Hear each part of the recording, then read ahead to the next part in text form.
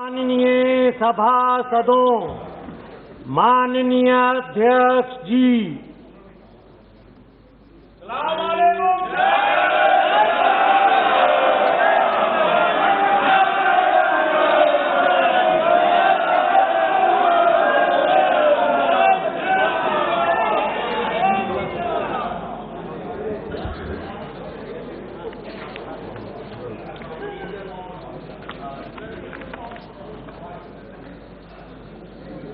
मुझे बेहद प्रसन्नता है कि हमारे आमंत्रण पर ऑस्ट्रिया की राष्ट्रीय परिषद के प्रेसिडेंट महामहिम मिस्टर वुल्फ गेंग सोबोत्का और ऑस्ट्रिया की संघीय परिषद की प्रेसिडेंट महामहिम मिस क्रिस्टिन श्वार्ज फुक्स के साथ ऑस्ट्रिया का एक संसदीय शिष्टमंडल भारत दौरे पर आया है।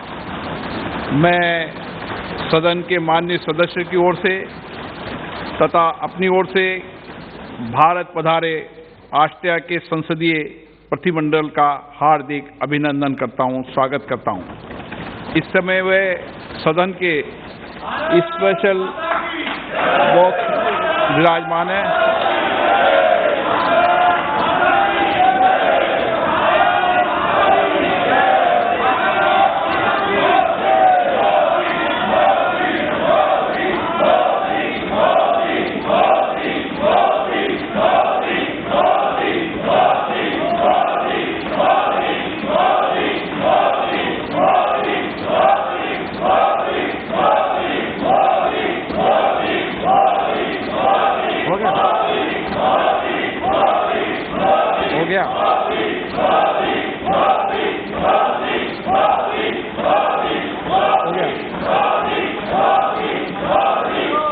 ऑस्ट्रिया की संसदीय शिष्टमंडल रविवार 13 मार्च 2022 को भारत पहुंचा। उसी दिन उन्होंने आगरा का भ्रमण किया। गुरुवार 17 मार्च 2022 को भारत से प्रस्थान करने से पहले वे हैदराबाद की यात्रा भी करेंगे। हम अपने देश में उनके सुखद और सफल प्रवास की कामना करते हैं। हम उनके माध्यम से ऑस्ट्रिया की राष्ट्रीय परिषद, संघीय परिषद, सरकार और ऑस्ट्रिया की मैत्रीपूर्ण जनता को अपनी ओर से तथा सभा की ओर से बधाई एवं शुभकामनाएं देते हैं।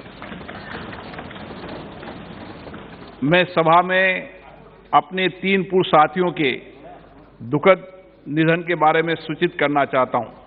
श्री एस सिंगर वादीवेल तमिलनाडु के तंजावुर संसदीय निर्वाचन क्षेत्र से 6ठी, 7वीं, 8वीं और 9वीं लोकसभा के सदस्य थे।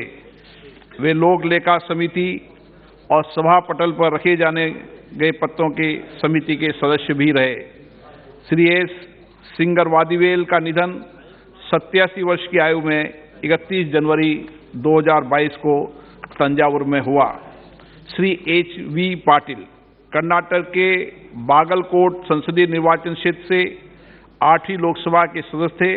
श्री पाटिल याचिका समिति के सदस्य रहे। श्री H.P. पाटिल का निधन 82 वर्ष की आयु में 1 फरवरी 2022 को बागलकोट में हुआ। श्री हेमानंद बिस्वाल ओडिशा के सुंदरगढ़ संसदीय निर्वाचन क्षेत्र से 15वीं लोकसभा के सदस्य थे। उन्होंने श्रम संबंधी समिति के सभापति के रूप में तथा सामान्य प्रयोजन समिति के सरकारी क्षेत्रों के उपकरण समिति के सदस्य के रूप में कार्य किया। एक सक्रिय सामाजिक और राजनीतिक कार्यकर्ता श्री हेमानंद बिस्वाल उड़ीसा के मुख्यमंत्री और उप मुख्यमंत्री रहे। वे 6 कार्यकालों तक ओडिशा विधानसभा के सदस्य भी रहे। श्री हेमानंद बिस्वाल का निधन 82 वर्ष की आयु में 25 फरवरी 2022 को भुवनेश्वर में हुआ।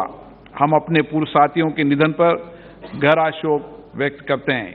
ये सभा शोक संतप्त परिवार के प्रति अपनी संवेदना व्यक्त करती है।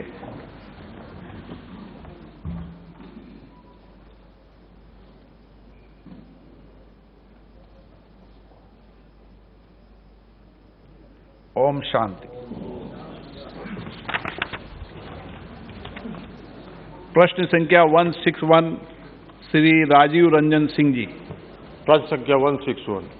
माननीय मंत्री महोदय, माननीय सदस्य। माननीय अध्यक्ष महोदय, मैंने अपने प्रश्न में 15वें वित्त आयोग की जो सिफारिशें हैं उनका ब्यौरा मांगा था।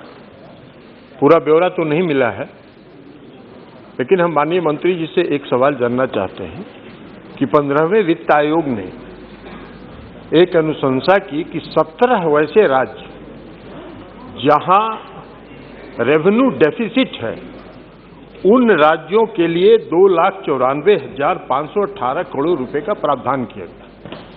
अब रेवेन्यू डेफिसिट वहां होता है जहां वित्तीय कुप्रबंधन है। जिन राज्यों में वित्तीय कुशलता है और फाइनेंशियल मैनेजमेंट बेटर है, उन राज्यों को इस स्पेशल ग्रांट से वंचित कर दिया गया, जो हमारी समझ से फाइनेंशियल मिसमैनेजमेंट को बढ़ावा देता है। लेकिन फिर भी हम ये जानना चाहते हैं माननीय मंत्री जी से कि कोविड काल में आदरणीय प्रधानमंत्री जी ने सभी राज्यों को भरपूर मदद किया और जितना संभव था प्रधानमंत्री जी के हाथ में इन्होंने मदद किया, लेकिन उसके बावजूद भी जो विकासशील राज्य हैं उन पर आर्थिक बोझ पड़ा। बिहार जैसे प्रदेश में भी 2019-20 और 20-21 में फाइनेंस रेवेन्यू डेफिसिट हुआ। तो हम माननीय मंत्री जी से ये जानना चाहते हैं कि क्या उसी तर्ज पर बिहार का जो रेवेन्यू डेफिसिट है 2 वर्षों का 19-20 का और 20-21 का, उस पर आप स्पेशल ग्रांट देने पर विचार करेंगे?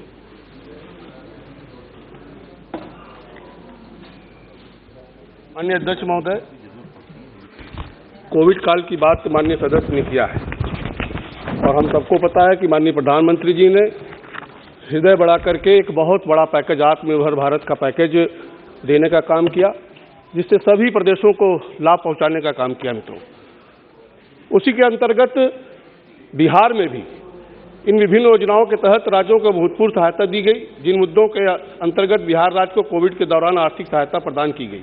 प्रधानमंत्री गरीब कल्याण योजना, प्रधानमंत्री गरीब अन्न योजना, उज्ज्वला योजना, पीएम किसान, पीएम जन धन योजना, राष्ट्रीय सामाजिक योजना, कर्मचारी भविष्य निधि अंशदान योजना, जिला खनिज योजना और उसके अतिरिक्त स्वास्थ्य के लिए 21-22 में बिहार में लगभग 1136 करोड़ का अनुदान दिया गया। और माननीय प्रधानमंत्री जी का हमेशा चिंता बिहार के प्रति रहता है। इसके पूर्व में भी 1.25 लाख करोड़ का एक पैकेज दिया गया था, जो कि अगर पिछली सरकारों की तुलना करें, 2014 से 19 की तुलना करें, 2009 से 14 की तुलना और 2014 से 19 की अगर तुलना करें तो टैक्स ट्रांसफर में करीब 160% की वृद्धि हुई है। वहीं पे वित्तीय अनुदान की अगर बात करें तो 119% की वृद्धि हुई है। कुल मिलाकर मोदी जी की सरकार ने बिहार के आर्थिक विकास के पिछड़ेपन को समाप्त करने के लिए बिहार के चहुमुखी विकास में कोई कसर नहीं छोड़ा है। अध्यक्ष महोदय, माननीय मंत्री जी ने मेरा सीधा सवाल था और पॉइंटेड सवाल था रेवेन्यू डेफिसिट पर। आदरणीय प्रधानमंत्री जी बिहार को मदद कर रहे हैं और कोविड काल में भी उन्होंने मदद की, ये हमने खुद ही कहा और भरपूर मदद उन्होंने की। हमने सिर्फ रेवेन्यू डेफिसिट का सवाल पूछा था कि जो 16 फाइनेंशियल मिसमैनेजमेंट वाले स्टेट्स है 17, उनको जब आपने 2,94,514 करोड़ रुपए का स्पेशल ग्रांट इंसेंटिव आपने उनको दिया, तो बिहार जैसा प्रदेश भी जो सारी मदद के बावजूद भी आज बिहार अगर विकास दर दोहरे अंक में है तो वो अपने संसाधनों के बल पर है और आदरणीय प्रधानमंत्री जी ने जो मदद की है उसके बल पर है। लेकिन हमारा सीधा सवाल था कि आप फाइनेंशियल मैनेजमेंट जो रेवेन्यू डेफिसिट कोविड काल में हुआ उसके लिए आप उसी तरह तर्ज पर व्यवस्था करेंगे, उसका उत्तर नहीं मिला। खैर, मेरा दूसरा सवाल है कि 15वें वित्त आयोग ने ही अनुशंसा किया है state specific grants. State specific grants में बिहार के 8 सेक्टर को आइडेंटिफाई किया और लगभग 2200 करोड़ रुपए का प्रावधान उसमें अनुशंसा किया है। हम माननीय मंत्री जी से जानना चाहते हैं कि जो पहले प्रश्न का मेरा उत्तर नहीं मिला, आप उस तर्ज पर बिहार को भी स्पेशल इंसेंटिव देंगे कि नहीं, और दूसरा कि जो 8 परियोजनाएं पर जो अनुशंसा किया है वित्त आयोग ने, 15वें वित्त आयोग ने, उन योजनाओं की स्वीकृति और राज्य सरकार को कब उपलब्ध कराएंगे? माननीय मंत्री जी। माननीय अध्यक्ष जी, 15वें वित्त आयोग ने बिहार सहित सभी राज्यों को विभिन्न प्रकार की निधियों का हस्तांतरण करने के बारे में इन राज्यों की पात्रता के आधार पर सिफारिश की है। 15वें वित्त आयोग 21-22 से 25-26 की अवधि के लिए सिफारिश की गई धनराशि को 4 मुख्य हिस्सों में बांटा जा सकता है, जो इस तरह राज्य आपदा जोखिम प्रबंधन, शहरी स्थानीय निकाय अनुदान, ग्रामीण स्थानीय अनुदान, स्वास्थ्य क्षेत्र में संबंधित अनुदान, और राष्ट्र में जब आपदा पड़ती है उसके लिए जोखिम भरा जब होता है तो डिमांड के आधार पर सहायता की जाती है। Question number 162 Shri Sadashiv Lokhande. प्रश्न क्रमांक 162। माननीय मंत्री, माननीय सदस्य।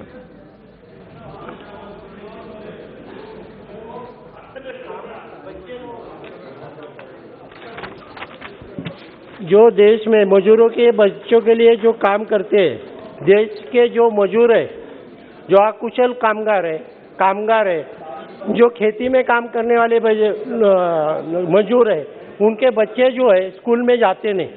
उसका एकमेव कारण है, जो मजदूर है, अकुशल कामगार है, उनके जो पिताजी है दिन भर काम करते हैं और जो पैसा मिलता है वो शराब में गुजार जाते हैं। इसके लिए वो बच्चे स्कूल में नहीं जाते। तो मेरा एक ये है कि ये जो बच्चे अकुशल कामगार है, खेती में काम करने वाले हैं, ये बच्चे के लिए शासन कुछ काम करने वाला है क्या? एक पहला देश में जो पहला प्रश्न मेरा ये है, जो अकुशल बच्चे के लिए अनुरोध है, ये जो बच्चे के लिए साधन और ये इसके लिए क्या शासन कुछ करने वाले है क्या उसके लिए? माननीय अध्यक्ष महोदय, जो अकुशल क्षेत्र में जो हमारे कारीगर काम कर रहे हैं उनके बच्चों के लिए सर्व शिक्षा जो समग्र शिक्षा अभियान है उसके अंतर्गत वैसे ही कार्रवाई की जा रही है, और उनके परिवार की स्थिति को देखते हुए मिड डे मील से लेकर स्पेशल ट्रेनिंग कोर्स से लेकर और हॉस्टल की व्यवस्था भी समग्र शिक्षा कार्यक्रम के अंतर्गत शिक्षा विभाग द्वारा की जाती है।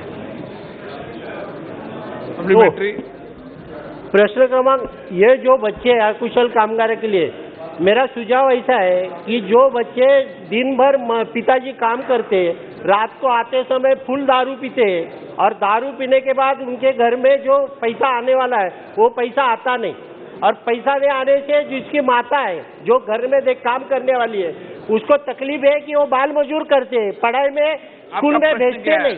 इसके लिए मेरा पहला प्रश्न है, जो स्कूल के लिए जो जाने वाले जो बच्चे हॉस्टल में रखना चाहते हैं उसके लिए अपन शासन के तरफ से जो बाल मजबूर नहीं होके वो देश के मुख्य धारा में आने के लिए शासन उसके लिए कोई प्रावधान करने वाले है क्या? वो मजदूरी के लिए बाल कामगार नहीं होके वो देश के मुख्य धारा में आने के लिए शासन प्रयत्न करेंगे क्या? ये मेरा प्रश्न है।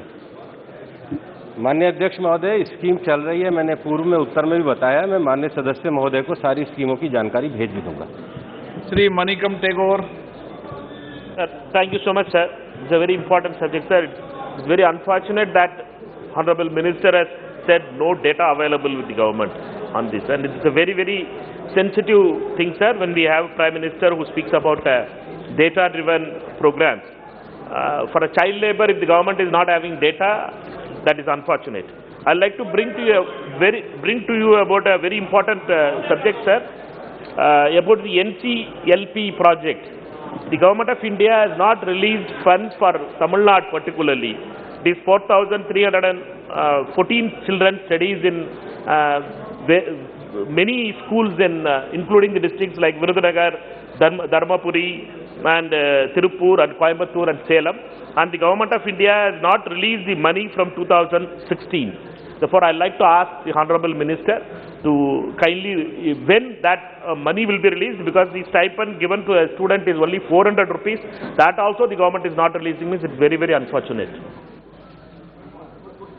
माननीय अध्यक्ष महोदय, मैं माननीय सदस्य को कहना चाहूँगा कि जो प्रश्न था वो मूल प्रश्न ये था कि जो बच्चे अपने परिवार में मजदूरी कर रहे हैं, क्या उनका डाटा अवेलेबल है? ये डाटा डायनेमिक डाटा होता है और इसलिए इस प्रकार का डाटा किसी भी सरकार के पास उपलब्ध नहीं होता है। कुछ बच्चे अपने पारिवारिक संस्थानों में भी कार्य करते हैं। ये बाल मजदूर के लिए डाटा नहीं था, समग्र डाटा था। जहां तक बाल श्रम के डाटा की बात है, बाल श्रम का जो डाटा है वो एनसीएबी की वेबसाइट के ऊपर भी उपलब्ध है और मैं माननीय सदस्य को उपलब्ध भी करा सकता हूं। जहां तक एनसीएएलपी प्रोग्राम की बात है, वह प्रोग्राम इस समय समग्र शिक्षा अभियान के अंतर्गत हस्तांतरित कर दिया गया है। भारत सरकार के द्वारा श्रम मंत्रालय में एक पेंसिल करके पोर्टल बनाया गया है, जिसमें पिछले 2 वर्षों में 3000 से ज़्यादा कंप्लेंट आई है, जिसके ऊपर कार्रवाई की जा रही है। लेकिन जो बाल श्रम में जो शिक्षा और बाकी के विषय है, वो सारा कार्यक्रम समग्र शिक्षा अभियान में दे दिया गया। श्री कल्याण बनर्जी जी। I have gone through the reply given by the Honorable Minister, written reply, and I must say with respect that it is a really evasive reply. And just now he said that the data is dynamic. Somewhere it is static, somewhere then it comes. Where is that data? You have not said so. Now, see, I tell you data. I tell you data. In 1 in 10 children now in child labor in India, and it's rising for first time in 20 years. 9 million more children are at risk of being pushed into child labor by the end of 2022 as a result of the pandemic. The closure of 1.5 million schools due to the pandemic and lockdowns in India has impacted 247 million children enrolled in elementary and secondary schools and added to the risk of them slipping into the child labor and unsafe migration. I understand there are acts. No doubt if the act is fully implemented, this child can't. But this child also needs a livelihood, at least child's parents. Now what is this scheme? What you want to do? Either if you want to stop the child labor and they should not go to the job at all, then you have to give a substitute things to that family. Now what you have done for that purposes, I want to know from you, sir. माननीय अध्यक्ष महोदय, जहां तक child labour का प्रश्न है और उसके रोकथाम की बात है, सरकार पूरी तरीके से उसके लिए प्रतिबद्ध है। हर डिस्ट्रिक्ट लेवल पर हमने एक टास्क फोर्स को बनाया है और टास्क फोर्स की जो अध्यक्षता है वो जिला कलेक्टर के द्वारा की जाती है। और जो चाइल्ड लेबर के जो केसेस होते हैं, वो केसेस जो रजिस्टर्ड होते हैं, उसका डाटा मेरे पास उपलब्ध है, जो हमने पूर्व में भी दिया गया है।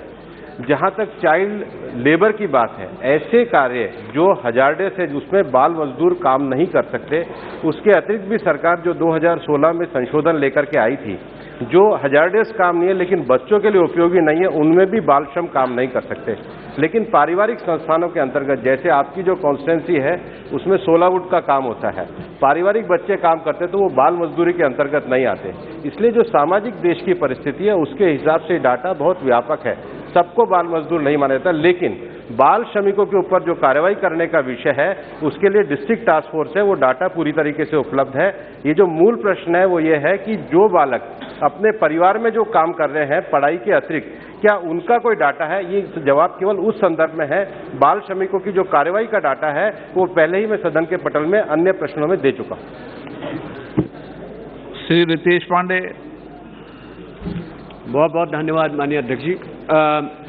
माननीय मंत्री जी ने अभी बताया कि ये डेटा उपलब्ध नहीं है, लेकिन अभी जैसा कि कुछ और सदस्यों ने अपनी बात यहाँ पे रखी है, ये बताते हुए कि कितने बच्चे जो है पैंडेमिक की वजह से बाल मजदूरी में उनको ढकेल दिया गया है उनकी मजबूरियों के कारण।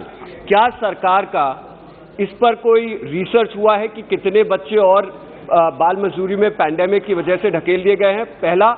और दूसरा, यदि उसका कोई डेटा है, सरकार ने कौन सी ऐसी स्कीम्स लॉन्च की हैं जिसके जरिए वो इन बच्चों को पुनः वापस स्कूलों की तरफ लेके जाएं, ताकि उनके जो पिछले 2 साल से शिक्षा का जो उनका लॉस हुआ है उसको फिर से जो है उसकी भरपाई की जा सके और उन्हें इस देश को आगे बढ़ाने के लिए वापस मुख्य धारा में जोड़ा जा सके। माननीय मंत्री जी से मेरा यही सवाल।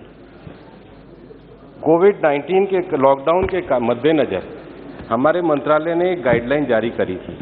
उस समय बल्कि एनसीएलपी के जो प्रोजेक्ट थे जिन्होंने पूरे मानदंडों का पालन नहीं किया था, उनको भी अतिरिक्त राशि को उपलब्ध कराया गया है और इसके लिए जिला अधिकारियों के अंतर्गत जिला टास्क फोर्स का गठन किया गया है, जिनको समय समय पर मंत्रालय के द्वारा निर्देशित किया जाता है।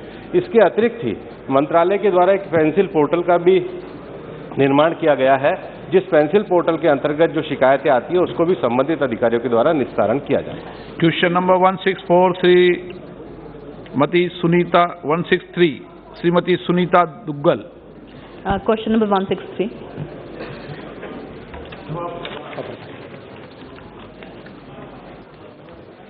माननीय सदस्य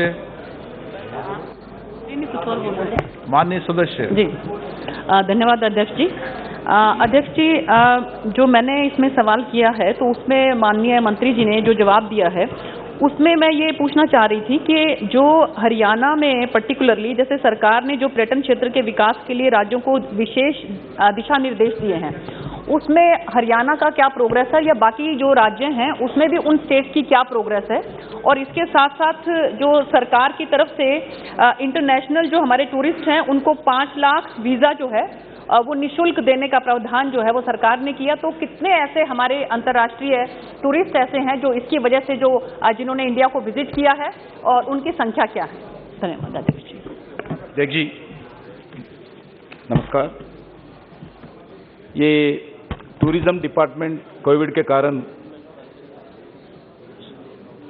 सबसे बड़ा सेक्टर है, उसमें इफेक्ट हुआ है, मगर अभी अभी भारत में दुनिया में कोविड के संदर्भ में जो वैक्सीनेशन के कारण अभी आपको मालूम है अध्यक्ष जी, देश में 180 करोड़ 14 लाख का वैक्सीनेशन, दुनिया में सबसे बड़ा वैक्सीनेशन का कार्यक्रम भारत में हुआ है। अभी अगर दुनिया का अगर कंपेयर किए तो अध्यक्ष जी 10% वैक्सीनेशन सिर्फ भारत में हुआ है। इसके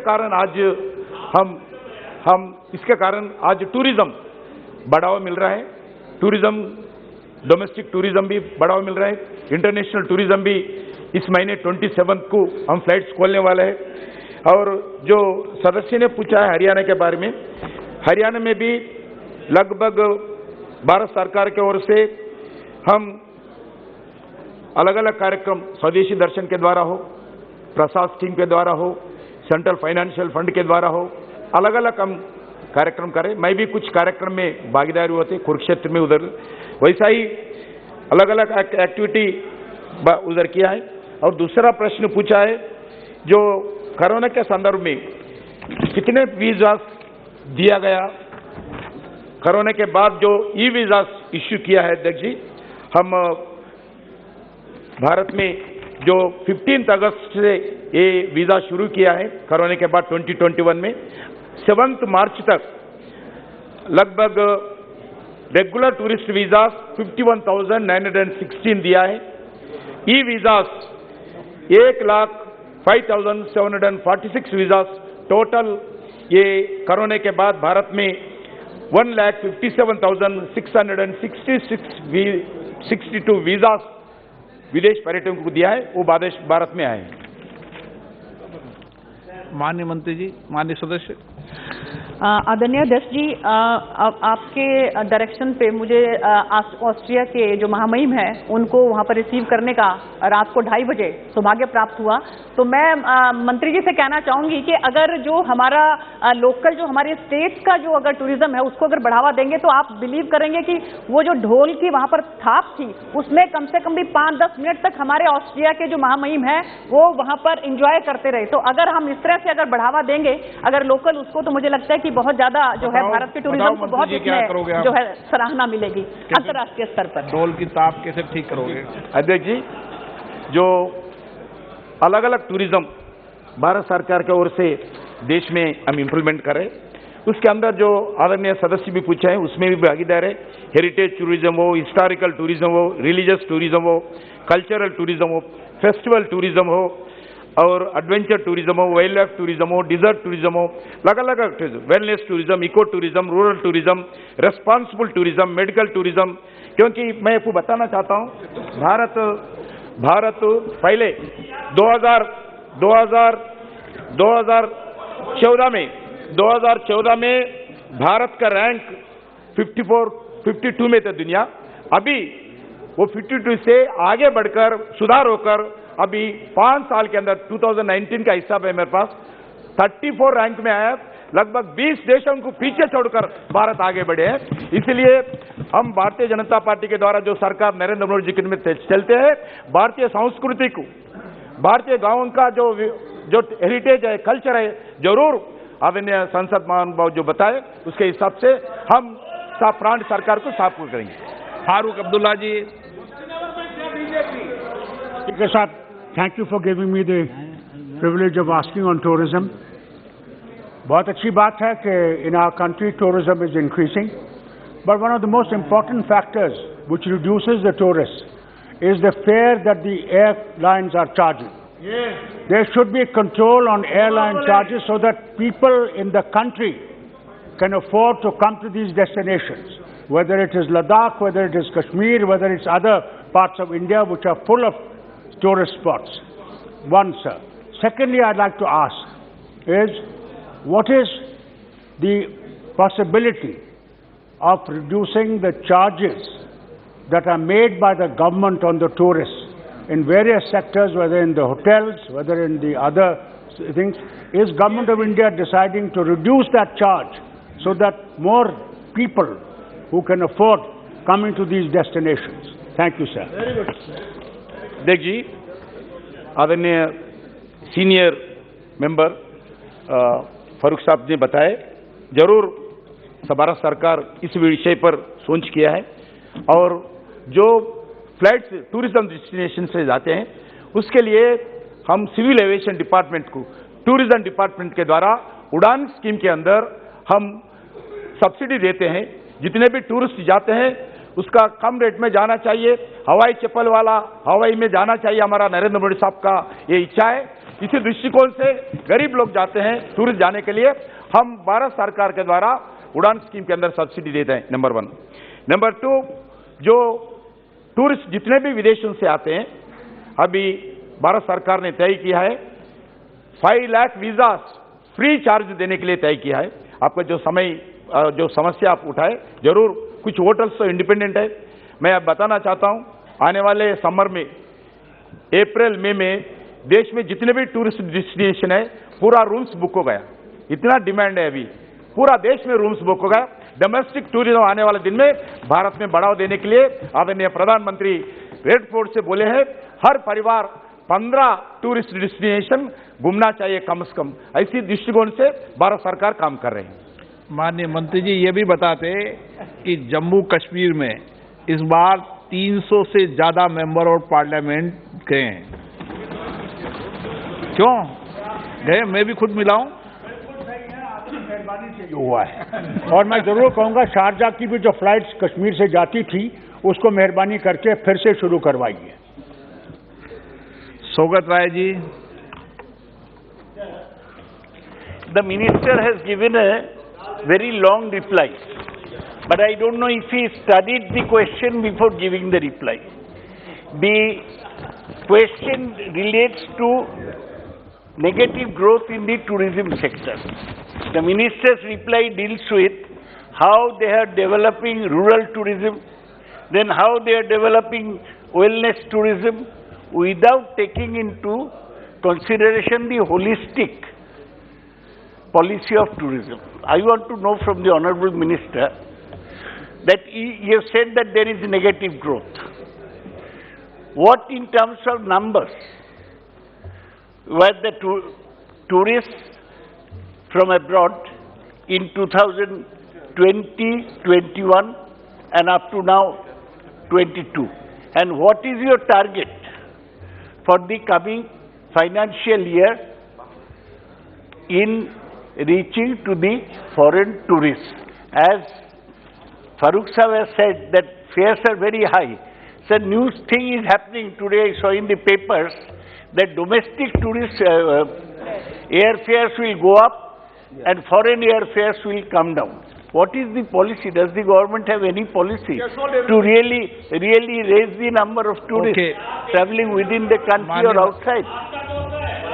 देखिए, मैं डिटेल भी समय दिए तो बताना चाहता हूँ। टूरिज्म इकोनॉमिक सही भी कोरोना के कारण, कोविड के कारण, not only in India, entire world lot of problems face कर रहे। टूरिज्म इकोनॉमी बहुत कम हुआ है। फर्स्ट फेज में 42.8% कम हुआ, सेकंड फेज में 15.5% कम हुआ इकोनॉमी, थर्ड फेज में 1.1% कम हुआ है। वैसा ही टूरिस्ट अराइवल्स विदेशों से फर्स्ट फेज में सिर्फ 93.3% कट हो गया, आए नहीं। सेकंड फेज में 79.5% कम हो गया, थर्ड फेज में 64.3% कम हुआ है।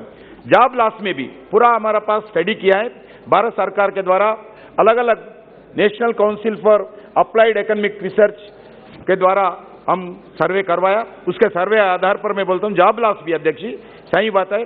पहला जो कोरोना के कारण not only in India, entire every country, every place, ये टूरिज्म दृष्टिकोण से जॉब लॉस हुआ है। उसमें 14.5 मिलियन जॉब्स लॉस हुआ है। सेकंड फेज में 5.2 जॉब्स लॉस हुआ है, मिलियन जॉब्स। वैसे ही थर्ड फेज में 1.8 मिलियन जॉब्स लॉस हुआ है। इसीलिए पहला अपना बिफोर पैंडेमिक भारत में 34.8 मिलियन जॉब्स इस टूरिस्ट में डिपेंड होते थे, उसका कम हो गया। इसीलिए भारत सरकार promotion of domestic tourism, diverting outbound tourist to domestic tourist trips, target to incentive to industries contributing most to tourism economy, provide tax benefits, subsidies and income to industry players. मैं यही बताना चाहता हूँ, ये टूरिस्ट डिवीजन जो है, जो मंत्री शाखा है, वो स्टेट गवर्नमेंट के पास है, सेंट्रल गवर्नमेंट के पास नहीं है। इसीलिए मैं आपके द्वारा सभी स्टेट गवर्नमेंट्स को रिक्वेस्ट करना चाहता हूँ, इसको इंडस्ट्रियल स्टेटस देना चाहिए। कर्नाटका कुछ स्टेट्स दिया है, मध्य प्रदेश भी दिया है, महाराष्ट्र भी दिया है। इसलिए मैं सभी स्टेट गवर्नमेंट के द्वारा इस टूरिज्म डिपार्टमेंट के एनकरेजमेंट करने के लिए, इंडस्ट्रियल स्टेटस देने के लिए मैं इस सभा के द्वारा सभी स्टेट गवर्नमेंट को रिक्वेस्ट करना चाहता हूँ। धन्यवाद। श्री शशि थरूर जी। क्या है, कब बढ़ेगा? नो, कोई उत्तर नहीं। खराब है। शशि थरूर जी। सर अब सुनिए कितना जॉब लॉसेस हो गया। Sir, I appreciate that the सारे minister वर्ड is में हुआ concerned- जॉब लॉस है। I appreciate that the minister is ज्यादा हुआ, सारे वर्ड में तो हुआ। I appreciate that the minister is concerned about the well-being of tourists, but he's also got to pay some attention to the well-being of the people in India who have to run the services that tourists use. For example, sir, in my state, the Contract Carriages Association, who run tourist buses, have been begging for the last 2 years of the COVID pandemic to please reduce their tax, reduce it by 30%. Nothing has been done, neither by the state government nor by the central government. And now the result is, sir, these people are selling their tourist buses below price because they cannot make a living, sir. Now, we are talking about improving tourism. How about the Indians who need to be helped at a time when unemployment is high, economy is going down, and we are not doing enough, sir, to support our people in order to be able to welcome tourists more effectively? जी, जो corona के कारण जो effect हुआ है tour and travels, उनके लिए भारत सरकार हर tourist travellers को जो भी भारत सरकार के रिकग्निशन रहते हैं, उन सभी लोगों को 10 लाख रुपए, करोड़ रुपए विदाउट इंटरेस्ट देना चाहते हैं। उसके साथ साथ और जो टूरिस्ट गाइड्स है, उनको भी 1-1 लाख रुपए देने के लिए भारत सरकार ने किया है। मैं पहले ही बता चुका हूं, ये स्टेट गवर्नमेंट का सब्जेक्ट है। फिर भी भारत सरकार जितना हो सकता है उतना स्टेट गवर्नमेंट को कोऑपरेशन करने के लिए कर रहे हैं। इसलिए मैं स्टेट गवर्नमेंट से रिक्वेस्ट करना चाहता हूं, इसी दृष्टिकोण में और आगे आकर टूरिज्म को बढ़ावा देने के लिए स्टेट गवर्नमेंट में अलग अलग पॉलिसी होना चाहिए। Question number 164 Shri Ravinder Kushwaha. Question number 164। माननीय मंत्री जी। उत्तर सदन की पटल पर रखा गया है। माननीय सदस्य। मैं सबसे पहले माननीय शिक्षा मंत्री धर्मेंद्र प्रधान जी का अभिनंदन भी करना चाहता हूं और उन्हीं से प्रश्न भी है, क्योंकि हमारे उत्तर प्रदेश के प्रभारी के रूप में अभी प्रचंड बहुमत से भारतीय जनता पार्टी चुनाव जीत के आई है। इसके लिए मैं उत्तर प्रदेश की जनता के तरफ से आपका और आदरणीय प्रधानमंत्री जी का अभिनंदन करता हूं और एक पूछना चाहता हूं कि ये IIT वाराणसी और नाइगाटा यूनिवर्सिटी जापान, ये दोनों विश्वविद्यालयों में संयुक्त अनुसंधान शिक्षा पर संगोष्ठियों के लिए छात्रों या संकाय सदस्यों के चयन हेतु क्या किसी समिति या बोर्ड का गठन कर दिया गया है? यदि हाँ, तो उसका विवरण क्या है?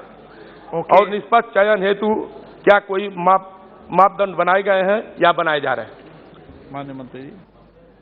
अध्यक्ष जी, आदरणीय सदस्य की जानकारी सही है। पिछले 1 फरवरी 2022 में BHU की IIT और निगाटा यूनिवर्सिटी जापान के अंदर रिसर्च की सेक्टर में एक MOU हुई है। विशेष करके जो पोस्ट कोरोना चैलेंजेस सबके सामने आई है, बायोमेडिकल इंस्ट्रूमेंटेशन, मटेरियल साइंस के ऊपर ऑप्टिक्स इंस्ट्रूमेंटेशन, ऐसे सारे फ्रंटियर एरिया में हर एक साल 3-3 विद्यार्थी 1 साल की अवधि के लिए दोनों यूनिवर्सिटी की जो तयशुदा मानक दोनों ने बनाई है, ऐसे साल भर के लिए जाएंगे। दोनों की खर्चा दोनों यूनिवर्सिटी उठाएंगे। इसमें Japan science and technology sector में, इकोनॉमिक सेक्टर में हमारी बहुत भरोसामंद मित्र है। ये MOU और विशेष करके हमारी जो NEP बनी है, NEP में दुनिया की क्वालिटेटिव इंस्टीट्यूशंस के साथ भारत की रिसर्च को ग्लोबल स्टैंडर्ड तक ले जाने के लिए हमारी इनिशिएटिव है। यूनिवर्सिटीज सारे स्वतंत्र हैं अपना MOU करने के लिए। उस दिशा में पूर्वांचल के और भारत के एक महत्वपूर्ण इंस्टीट्यूशन BHU IIT जापान के साथ MOU किया है। ये भारत की विद्यार्थियों के लिए आने वाले दिनों में मील की पत्थर साबित होगा। माननीय सदस्य, आप बहुत देर तक खड़े होकर बात कर रही हो। मैं सभी माननीय सदस्यों का आग्रह करता हूं कि सदन में बातचीत न करें। माननीय सदस्य जी, माननीय मंत्री जी से मैं आपके माध्यम से ये प्रश्न पूछना चाहता हूं कि खास करके पूर्वी उत्तर प्रदेश में, पूर्वांचल के इलाके में, हमारे यहाँ जब से उत्तर प्रदेश में यशस्वी योगी जी के नेतृत्व में जब सरकार बनी है, शिक्षा के क्षेत्र में बहुत अच्छा काम हुआ है। और हम ये चाहेंगे कि क्या मदन मोहन मालवीय प्रौद्योगिकी विश्वविद्यालय गोरखपुर, जो पूर्वी उत्तर प्रदेश का बहुत बड़ा शिक्षा का केंद्र है, जिसमें ये विश्वविद्यालय अनुदान आयोग से 12B स्टेटस मिल चुका है, और किसी अन्य देश के ऐसे ही विश्वविद्यालय के साथ ऐसा ही कोई समझौता करने का विचार सरकार रखती है, जिससे कि गोरखपुर एवं निकटवर्ती जनपदों के छात्रों को भी वैश्विक ज्ञान का लाभ मिल सके? यदि हाँ, तो क्या विवरण है? अध्यक्ष जी, ये एक अलग प्रश्न है, लेकिन अगर आपकी अनुमति है तो मैं थोड़ा इसके एक विस्तार से उत्तर देना चाहूँगा। अध्यक्ष जी, उत्तर प्रदेश एक बहुत बड़ा प्रांत है। उत्तर प्रदेश हमारी देश की 1/5 पॉपुलेशन की आबादी रखता है और भौगोलिक इलाका भी इतना बड़ा है। जिस क्षेत्र से माननीय सदस्य आते हैं, सलेमपुर से, पूर्वांचल से, वहाँ गोरखपुर की उन्होंने नाम लिया मदन मोहन मालवीय टेक्निकल यूनिवर्सिटी के साथ। वहाँ कई मामले में इन दिनों में भारत सरकार की इनिशिएटिव रही है, एम्स पहुंची है। बहुत सारे बेसिक वहाँ की जो स्वास्थ्य, पर्यटन, अर्थनीति के बारे में बहुत अच्छे काम हो रहा है। रिसर्च की दृष्टि से हम निश्चित रूप में उत्तर प्रदेश की जो प्रतिबद्धता देश के है, उत्तर प्रदेश को आगे लेने के लिए शिक्षा उसमें एक प्रमुख अंश है। पहले से ही गोरखपुर एक हमारी पूर्वांचल की प्रमुख शिक्षा पीठ है, उसको 21वीं सदी की एक आधुनिक शिक्षा पीठ बनाने के लिए इस सदन की अपेक्षा को निश्चित रूप में भारत सरकार पूरा करेगी। श्री रवि किशन जी, श्री गौरव गोगोई। धन्यवाद अध्यक्ष महोदय। यूक्रेन से बहुत से भारत के छात्र आज भारत वापस आए हैं और हम सभी को उनके भविष्य के बारे में चिंता है, विशेष रूप से कि वे बच्चे जो आज अपने शिक्षा में 5वीं या 6ठे सेमेस्टर में हैं, तो उनके भविष्य की शिक्षा के लिए भारत सरकार वर्तमान में मेडिकल एजुकेशन देखेगा। सर मेडिकल भी है और दूसरे भी है, अगर इनके पास डिटेल्स है तो वो बता सकते हैं। तो उनके भविष्य के लिए भारत सरकार आज भारत के अंदर या विभिन्न प्रदेशों में जहां से वो आए हैं, यूक्रेन के निकट प्रदेशों में जो सेंट्रल यूनिवर्सिटीज़ है, क्या उनके साथ कोई नीति या कोई वार्तालाप सोच रही है ताकि इन बच्चों का भविष्य में अंधकार न आए और इनकी जो शिक्षा है वो पूरी तरीके से संपूर्ण हो? शायद इसमें स्वास्थ्य विभाग भी जुड़ा हुआ है क्योंकि शिक्षा मंत्री है और ये सभी का चिंता है। मेरी आशा है कि इस पे शिक्षा मंत्री कुछ बोल पाएंगे। धन्यवाद। आप अध्यक्ष जी, आपने सही फरमाया, एक अलग प्रश्न है, लेकिन गौरव जी बड़े हमारे अच्छे मित्र हैं।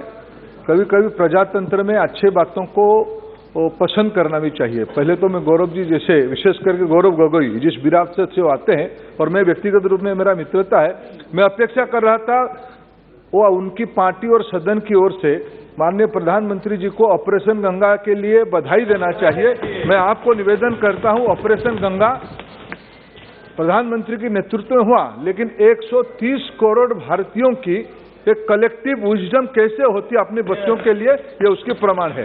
जब ले ही आए हैं उनको, उनके भविष्य में भारत सरकार सामूहिक रूप में उनको डॉक्टर बनाने के लिए जो जो व्यवस्था रहेगी उसकी चिंता करेगी। आप उसमें अस्वस्थ रहिए। आज तो उनको संभालने के लिए, उनको शौक से निकालने की टाइम है। आप उस सभी लोग हम उसी में लगे। Question number 165 Chinnilal Sahu. माननीय मंत्री महोदय। अध्यक्ष जी, उत्तर सदन की पटल पे।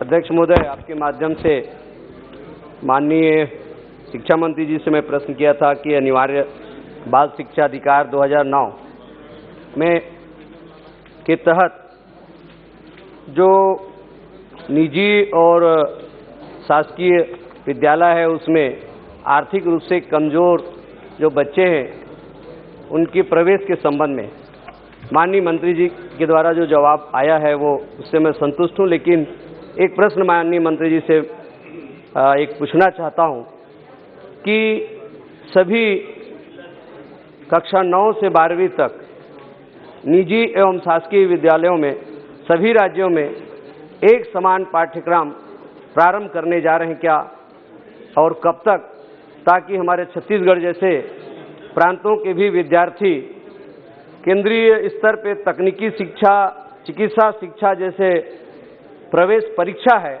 उसमें वो अन्य प्रांतों के विद्यार्थियों के साथ उनके प्रवेश में सक्षम हो सकें।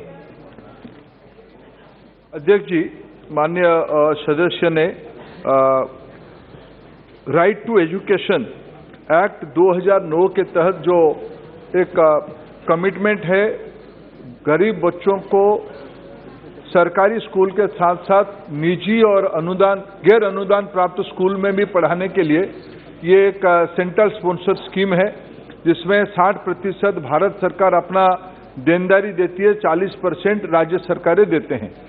ये बड़े सफलता के साथ देश भर में चली रहा है। उन्हीं की सदस्य जिस राज्य से आते हैं, छत्तीसगढ़ से, वहाँ भी लगभग 2,76,000 विद्यार्थी अभी 2 साल से पढ़ रहे हैं। ये धीरे धीरे भारत सरकार ऐसे जो विद्यार्थी है उनको डीबीटी के माध्यम से, हमारी सरकार की वित्त विभाग की एक प्रायोरिटी है, सारे भारत सरकार की जो लाभ है उसको डीबीटी में पहुंचाए, उसमें भी हम लोग काम कर रहे हैं। एक उन्होंने पूरक प्रश्न पूछा है, क्या देश भर में एक ही पाठ्यक्रम होगा क्या? शायद ये व्यवहारिक भी नहीं है, लेकिन जो मूल स्पिरिट है, अभी एनईपी में, राष्ट्रीय शिक्षा नीति में नेशनल कैरिकुलम फ्रेमवर्क बनाने की काम शुरू हो गया है। सारे राज्य भी अपना अपना कैरिकुलम बना ही रहे हैं। इसमें एनईपी की जो एक ग्रेटर फ्रेमवर्क है, पढ़ाई के साथ कमाई, वोकेशनल एजुकेशन को, स्किल को महत्व देना, इसी में समानता लाने के लिए काम शुरू हुई है। और फिर मैं आपकी अनुमति से सदन की ओर से माननीय प्रधानमंत्री जी और वित्त मंत्री जी को इस बार धन्यवाद दूंगा। पहली बार बहुत वर्षों के बाद भारत सरकार की शिक्षा विभाग की खर्चा 1 लाख करोड़ रुपया से ज्यादा हुआ है। ये सब इसी प्रकार की कल्याणकारी योजना में खर्चा हो रहा है। भारत सरकार भारत के बच्चों को 21वीं सदी में एक सक्षम नागरिक बनाने के लिए कटिबद्ध है। Manish Tiwari ji. Yes sir, yes Manish after. आपका बहुत बहुत धन्यवाद। अध्यक्ष जी, वर्ष 2009 में यूपीए की सरकार जब ये निःशुल्क और अनिवार्य शिक्षा का कानून लेके आई थी और जो प्राइवेट अनएडेड स्कूल्स हैं उसमें 25% आरक्षण का जो प्रावधान किया था, उससे करोड़ों करोड़ों बच्चों को इस देश में फायदा हुआ है, उनको शिक्षा मिल पाई है। अध्यक्ष जी, मैं आपके माध्यम से माननीय मंत्री जी से ये कहना चाहता हूं कि इसमें एक बहुत बड़ी प्रैक्टिकल समस्या आ रही है, और वो प्रैक्टिकल समस्या ये है कि ये जो कानून है ये 6 वर्ष से लेकर 14 वर्ष तक है।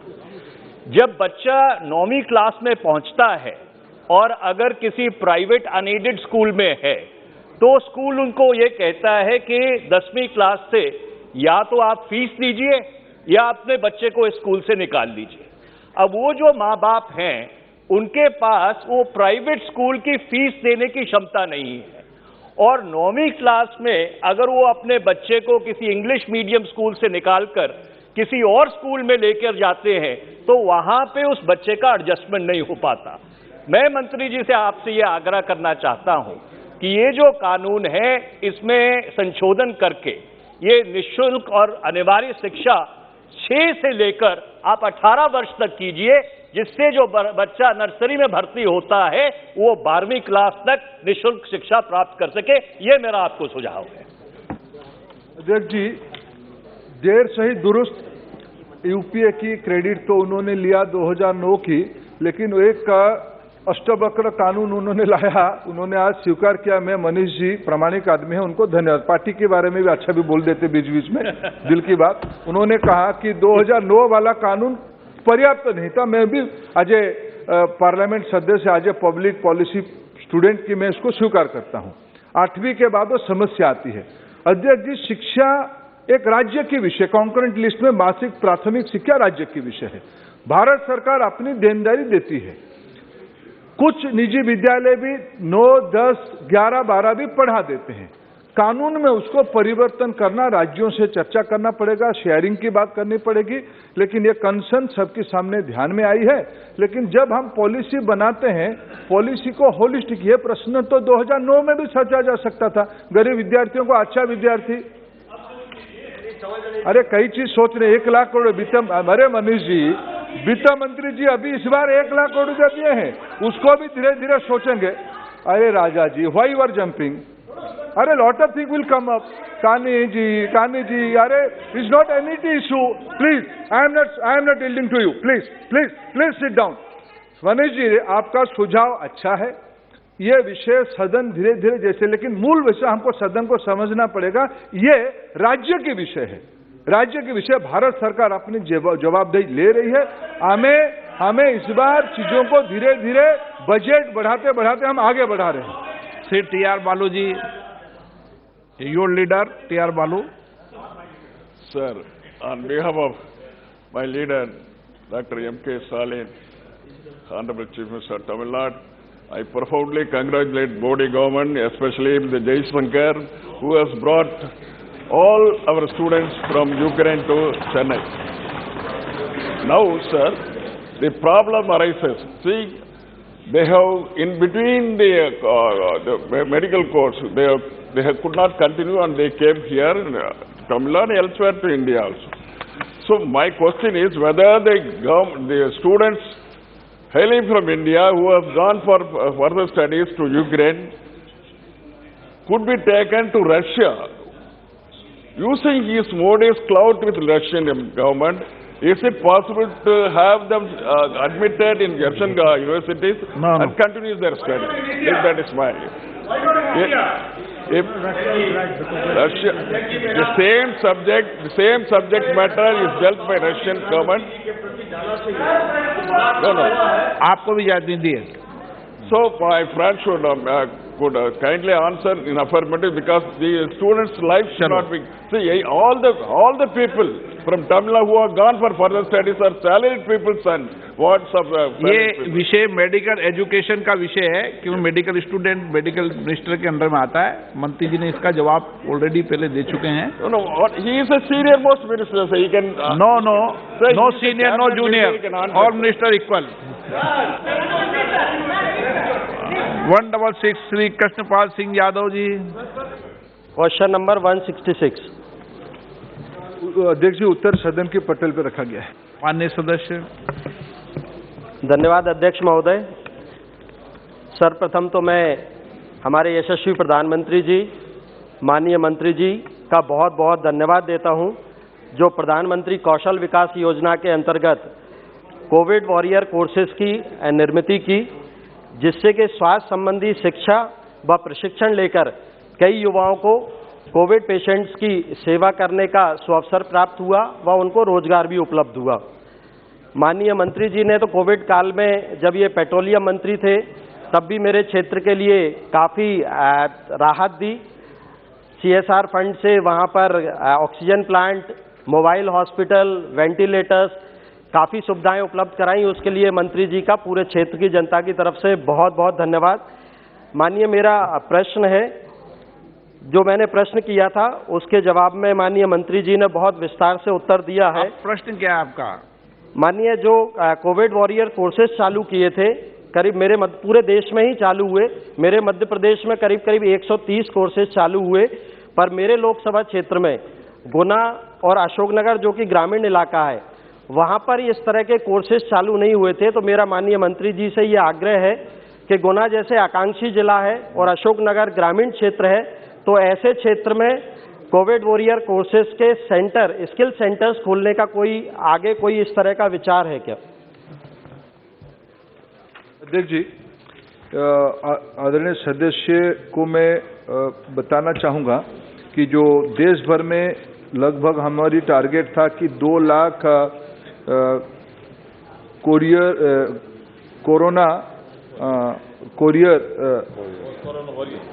Corona warrior course, cross course हम लोग शुरू करें। उसमें अंत तक ऑन जॉब ट्रेनिंग वाला ये कोर्स था। 1,18,386 कैंडिडेट सफलता के साथ ट्रेंड हो चुके हैं। उसमें मध्य प्रदेश में 130 सेंटर के अंदर 10,718, और माननीय सदस्य जो गुना जिले के बारे में बात कहा, गुना जिले में 2 सेंटर में 208 नौजवानों को ऑन जॉब ट्रेनिंग दिया गया है। वो तो एक इमरजेंसी की व्यवस्था के लिए था। आगे धीरे धीरे हम लोग एक डिस्ट्रिक्ट स्किल कमेटी बना के उस जिले की जो आवश्यकता है और जिले से लोग जहां काम करने थे उस प्रकार की स्किलिंग सिस्टम डेवलप कर रहे हैं। आपका सुझाव सही है कि इसमें डिस्ट्रिक्ट काउंसिल बनाकर उनके सुझाव के आधार पर ही काउंसलिंग कराएंगे तो ज्यादा बेटर रहेगा। हाँ, माननीय सॉल्यूएंट पूछना चाहते हैं? जी, माननीय मंत्री जी, कौशल विकास, जो प्रधानमंत्री कौशल विकास योजना है, इसके तहत वाकई में कई युवाओं को उनकी प्रतिभाओं को निखारा गया है। कई कोर्सेज से उन्हें रोजगार भी उपलब्ध हुआ है और ऐसे रोजगार मेले हर जिले में लगातार लगते हैं और शायद सभी सांसद उन मेलों में जाते हैं। मैं अपने क्षेत्र के युवाओं की तरफ से माननीय मंत्री जी का धन्यवाद देता हूं। इसके साथ साथ माननीय, मैं एक प्रश्न पूछना चाहता हूं। अभी सरकारी अस्पतालों और कोविड सेंटर्स में सेफ्टी ऑडिट की शायद बहुत ही ज़रूरत है।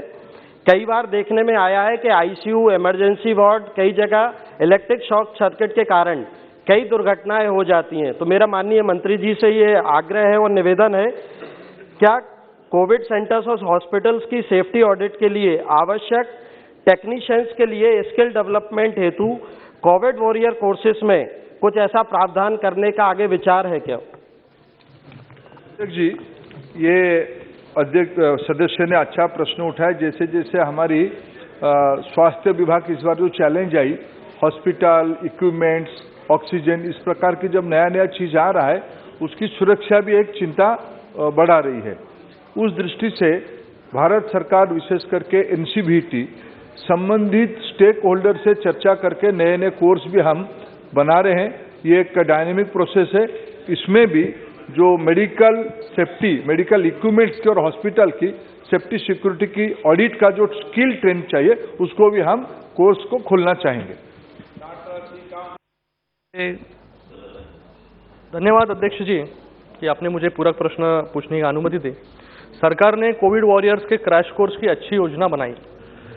हमने पिछले 2 वर्षों में ये भी देखा है कि कोविड वॉरियर्स के साथ साथ आशा वर्कर्स ने भी अच्छा काम किया है और उनकी संख्या पूरे देश में मुझे लगता है कि 10 लाख से भी ज़्यादा है और आज वो सब एडॉक बेसिस पर कार्यरत है और बहुत वर्षों से रेगुलराइजेशन और पे स्केल बढ़े, इसके लिए मांग कर रहे, आंदोलन कर रहे। मेरे मंत्री जी से ये प्रश्न है कि इस कोर्स में कितने आशा वर्कर्स ने एनरोल किया और क्या सरकार इस कोर्स के माध्यम से आशा वर्कर्स के लिए एक डेडिकेटेड रीस्किलिंग या अपस्किलिंग के लिए कोई प्रावधान करेगी क्या, जिससे उनको गेनफुल एम्प्लॉयमेंट मिल सके? अध्यक्ष जी, इसकी जो लगभग 1,18,386 ऑन सर्विस ऑन जॉब जो ट्रेन किए, उसमें आशा कितने हैं अभी तो तथ्य मेरे पास नहीं है, मैं सदस्य को बता ही दूंगा। लेकिन ये बात सही है, सारे कामों में जो मैन पावर लग रहा है उसकी अपस्किलिंग रीस्किलिंग की निरंतर आवश्यकता है। भारत सरकार की योजनाएं उस दिशा में काम कर रही है। श्री 167 श्री मोहन भाई कुंडारिया। माननीय मंत्री जी, सर सभा पटल पे रखा है। राजेश चुड़ासना जी। माननीय अध्यक्ष जी, मैं आपके माध्यम से माननीय मंत्री जी से पूछना चाहता हूं कि वन्य जीवों द्वारा फसलों और किसानों को और फसलों मवेशियों को नुकसान पहुंचाए जाने की संख्या में पिछले काफ़ी समय से वृद्धि हुई है। सरकार द्वारा किसानों और उनके परिवार को नुकसान का मुआवजा तो दिया जाता है, लेकिन मैं आपके माध्यम से ये जानना चाहता हूं कि इस समस्या के समाधान और मुआवजा की राशि में वृद्धि के लिए राज्य सरकार की तरफ से कोई प्रस्ताव प्राप्त हुआ है कि नहीं? यदि हाँ तो उसका ब्यौरा क्या है?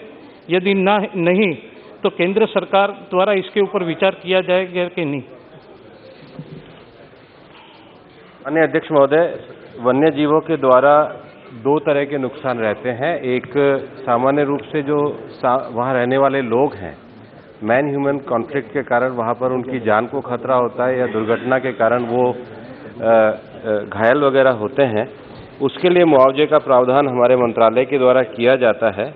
और ऐसी स्थिति में अगर किसी की मृत्यु होती है तो 5 लाख रुपये, और अगर ग्रेवियस इंजरी होती है तो 2 लाख रुपये, माइनर इंजरी होती है तो वो उस घटना के हिसाब से दी जाती है। अन्य राज्य सरकारों के द्वारा इस पर अन्य एडिशन राशि को भी दिया जाता है। लेकिन जहाँ तक फसलों के नुकसान की बात है, फसलों के नुकसान के लिए प्रधानमंत्री फसल बीमा योजना के अंतर्गत फसलों के नुकसान की राशि प्रदान की जाती है, जो मुख्यतः राज्य सरकारों के द्वारा ही वितरित की जाती है। श्री ए राजा जी। In my constituency, the human-animal conflict is a big issue in Nilgiris.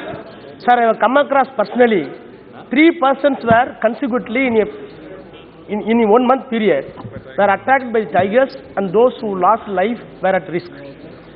Sir, what happened administratively as per your advisory? Any direction or any disposal or final decision has to be taken. If your chief wildlife warden of the concerned state has to go to the area and he has to discuss with the collector and Gram Panchayat and the district forest officer. For this, numerous days are being taken to have a final decision. Meanwhile, we have to lose the loss of life. Sir, my humble suggestion is, if any new advisory is going to be issued in such a manner, the local district collector, district magistrate and the district forest officer with the consultation with Gram Panchayat, the final decision has to be taken whether such animal has to be removed or they have to be taken care of somewhere, shifted to somewhere else. Final, relocated. Final decision is now with the government. The government has to go to the remote area.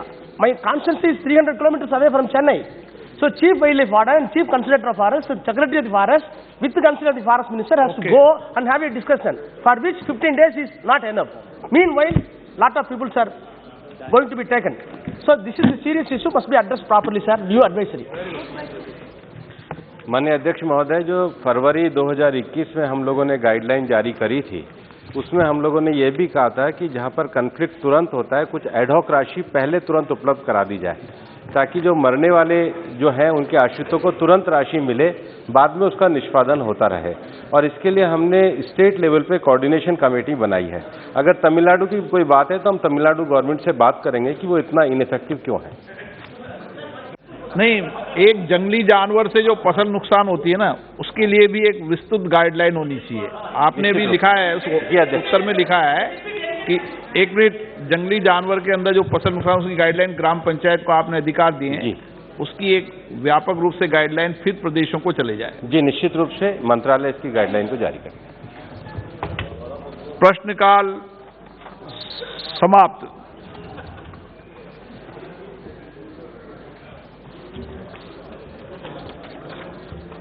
जी, माननीय सदस्यगण, स्थगन प्रस्ताव की किसी भी सूचना के लिए माननीय अध्यक्ष महोदय ने अनुमति प्रदान नहीं की है।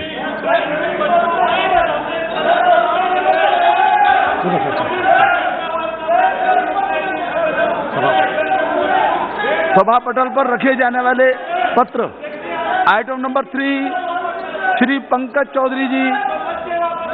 मैं आपकी कार्यसूची में मेरे नाम के सामने उल्लिखित कागजात आपकी अनुमति से सदन के पटल पर रखता हूँ।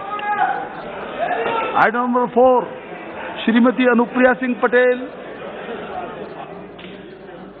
With your permission, I rise to lay on the table of the House papers mentioned against my name as serial number 4 in today's list of business. Item number 5, Shri Bhanu Pratap Singh Verma ji.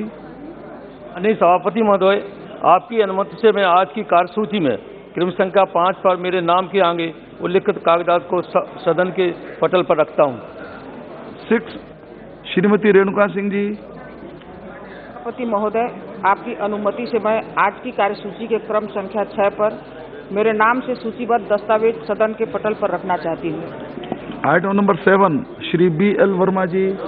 आदरणीय अध्यक्ष महोदय, मैं आपकी अनुमति से आज की लोकसभा की पुनरीक्षित कार्यसूची में क्रम संख्या 7 पर अपने नाम के सम्मुख अंकित प्रपत्र क्रमांक हिंदी और अंग्रेजी में सभा पटल पर रखता हूँ। आइटम नंबर 8, डॉक्टर सुभाष सरकार जी। महोदय, आपकी अनुमति से आज की कार्यावली सूची की क्रम संख्या 8 पर मेरे नाम के सामने उल्लिखित दस्तावेजों को मैं सभा पटल पर रखता हूँ। Item number 9, doctor Bhagwat Karad ji. Sir, I rise to lay the papers mentioned against my name in the list of business for today. Thank you. Item number 10, Shri Meghwal ji. धन्यवाद, honourable chairperson sir. With your kind permission, I present the 29th report of the Business Advisory Committee. Thank you. Item number 11, Shrimati Jaskaur Meena ji. माननीय सभापति जी, आपकी आज्ञा से मैं आज की कार्यसूची के क्रम संख्या 11 पे मेरे नाम के सामने यथा सूचीबद्ध रेल संबंधी स्थायी समिति के 11वें प्रतिवेदन हिंदी व अंग्रेजी संस्करण को सभा पटल पर रखती हूँ। आइटम नंबर 12, श्रीमती रमा देवी जी। माननीय सभापति महोदय, मैं सामाजिक न्याय और अधिकारिता संबंधी अस्थायी समिति 2021-22 के जनजातीय कार्य मंत्रालय से संबंधित अनुदानों की मांगे 2022-23 पर 30वां प्रतिवेदन हिंदी और अंग्रेजी संस्करण जैसा कि आज की कार्यसूची में मेरे नाम के सामने क्रम संख्या 12 पर सूचीबद्ध है, मैं प्रस्तुत करती हूँ। Item number 13, Shri Dulal Chandra Goswami ji. धन्यवाद सभापति महोदय, मैं गृह संबंधी अस्थायी समिति के निम्नलिखित 2 प्रतिवेदनों को एक एक प्रति हिंदी और अंग्रेजी सभा पटल पर रखता हूँ। 1, गृह मंत्रालय के अनुदान मांग 2022-23 संबंधी 138वां प्रतिवेदन। 2, उत्तर पूर्व क्षेत्र विकास मंत्रालय के अनुदान मांग 2022-23 के 239वां प्रतिवेदन सदन पटल पर रखता हूं। धन्यवाद। नंबर 14, श्री सुनील मेडे जी।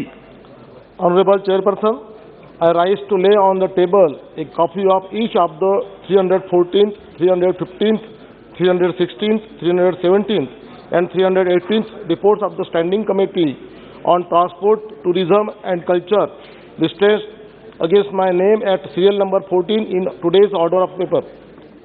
Number 15, Dr. Subhash Sarkar ji. आदरणीय सभापति महोदय, आपकी अनुमति से आज की क्रम संख्या 15 पर मेरे नाम के आगे उल्लिखित कार्य में श्री गोपाल जी ठाकुर माननीय सांसद द्वारा 7 फरवरी 2022 को पूछे गए अतारांकित प्रश्न संख्या 905 मैथिली भाषा में CTET परीक्षा के उत्तर में शुद्धि करने के बारे में वक्तव्य देता हूँ। संशोधित उत्तर CTET को सलाहकार और कार्यान्वयन समिति ने 24/4/2014 को आयोजित अपनी चौथी बैठक में केवल उपरोक्त भाषाओं के साथ यह परीक्षा जारी रखने का निर्णय लिया। नमस्कार। आइटम नंबर 16, श्री धर्मेंद्र प्रधान जी। अध्यक्ष महोदय, आपकी अनुमति से आज की कार्यसूची की क्रमांक संख्या 16 पर उल्लेखित मेरे नाम के सामने दिल्ली विश्वविद्यालय की कोर्ट के लिए सदस्यों के रूप में कार्य करने हेतु लोकसभा की 2 सदस्यों की निर्वाचन प्रस्ताव में सभा पटल पर प्रस्तुत करता हूं। प्रश्न यह है कि श्री धर्मेंद्र प्रधान जी द्वारा प्रस्तुत प्रस्ताव को स्वीकृत किया जाए। जो सदस्य प्रस्ताव के पक्ष में है वो हाँ कहें, जो सदस्य प्रस्ताव के विरोध में है वो ना कहें। मेरे विचार में निर्णय हाँ वालों के पक्ष में हुआ, हाँ वालों के पक्ष में हुआ, प्रस्ताव स्वीकृत हुआ। Item number 17, Shri Brajendra Singh ji. I beg to move that this House do extend up to the 3rd of June 2022 the time for the presentation of the report of the Joint Committee on the Biological Diversity Amendment Bill 2021. प्रश्न यह है कि श्री ब्रजेंद्र सिंह जी द्वारा प्रस्तुत प्रस्ताव को स्वीकृत किया जाए। जो सदस्य प्रस्ताव के पक्ष में है वो हाँ कहें, जो सदस्य प्रस्ताव के विरोध में है वो ना कहें। मेरे विचार में निर्णय हाँ वालों के पक्ष में हुआ, हाँ वालों के पक्ष में हुआ, प्रस्ताव स्वीकृत हुआ। Item number 18, Shrimati Nirmala Sitharaman ji. Sir, I rise to present a statement in Hindi and English, both versions, of estimated receipts and expenditure of the Union Territory of Jammu and Kashmir for the year 22-23. Number 19, again, Madam. Sir, I rise to present a statement, Hindi and English versions, showing the supplementary demand for grants in respect of the Union Territory of Jammu and Kashmir for the year 21-22. Item number 20, G. Sir, I rise to again present a statement, Hindi and English versions, showing supplementary demands for grants, third and the final batch for 21 and 22. Item number 21, Shrimati Nirmala ji. Sir, I rise to present a statement again in Hindi and English versions, showing demands for grants, excess grants for 18 and 19. माननीय सदस्यगण, नियम 377 के अधीन मामलों को सभा पटल पर रखा जाएगा। जिन माननीय सदस्यों के 377 के अधीन मामले स्वीकृत किए गए हैं वह कृपया निर्धारित समय में उनको पटल पर पहुंचा दें। Item number 23, Shrimati Nirmala Sitharaman ji. So this is a motion. I rise to move that this House do suspend Rule 205 of the Rules of Procedure and Conduct of Business in Loksabha, which provides that there shall be no discussion of the budget on the day it is presented to the House in its application to discussion of the budget for 22-23 and supplementary demands for grants for 21-22 of the Government of Union Territory of Jammu and Kashmir to enable the same day presentation of and discussion on the budget. Shri Manish Tiwari ji. Mr. Chairperson, sir, I rise to oppose this motion. If we look at Rule 205, Rule 205 says there shall, the word used is shall, be no discussion of the budget on the day on which is presented in the House.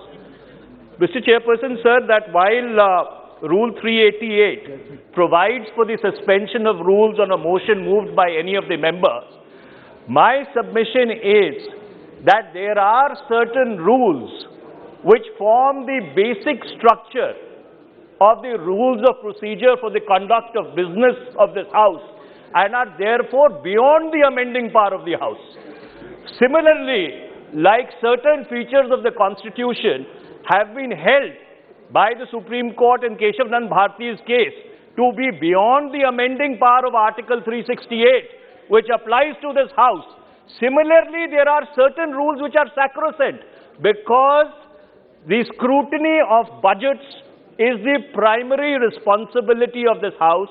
And in the case of Jammu and Kashmir, which does not have an elected legislature, and this House substitutes itself for the legislature of Jammu and Kashmir, that duty becomes even far more compounded.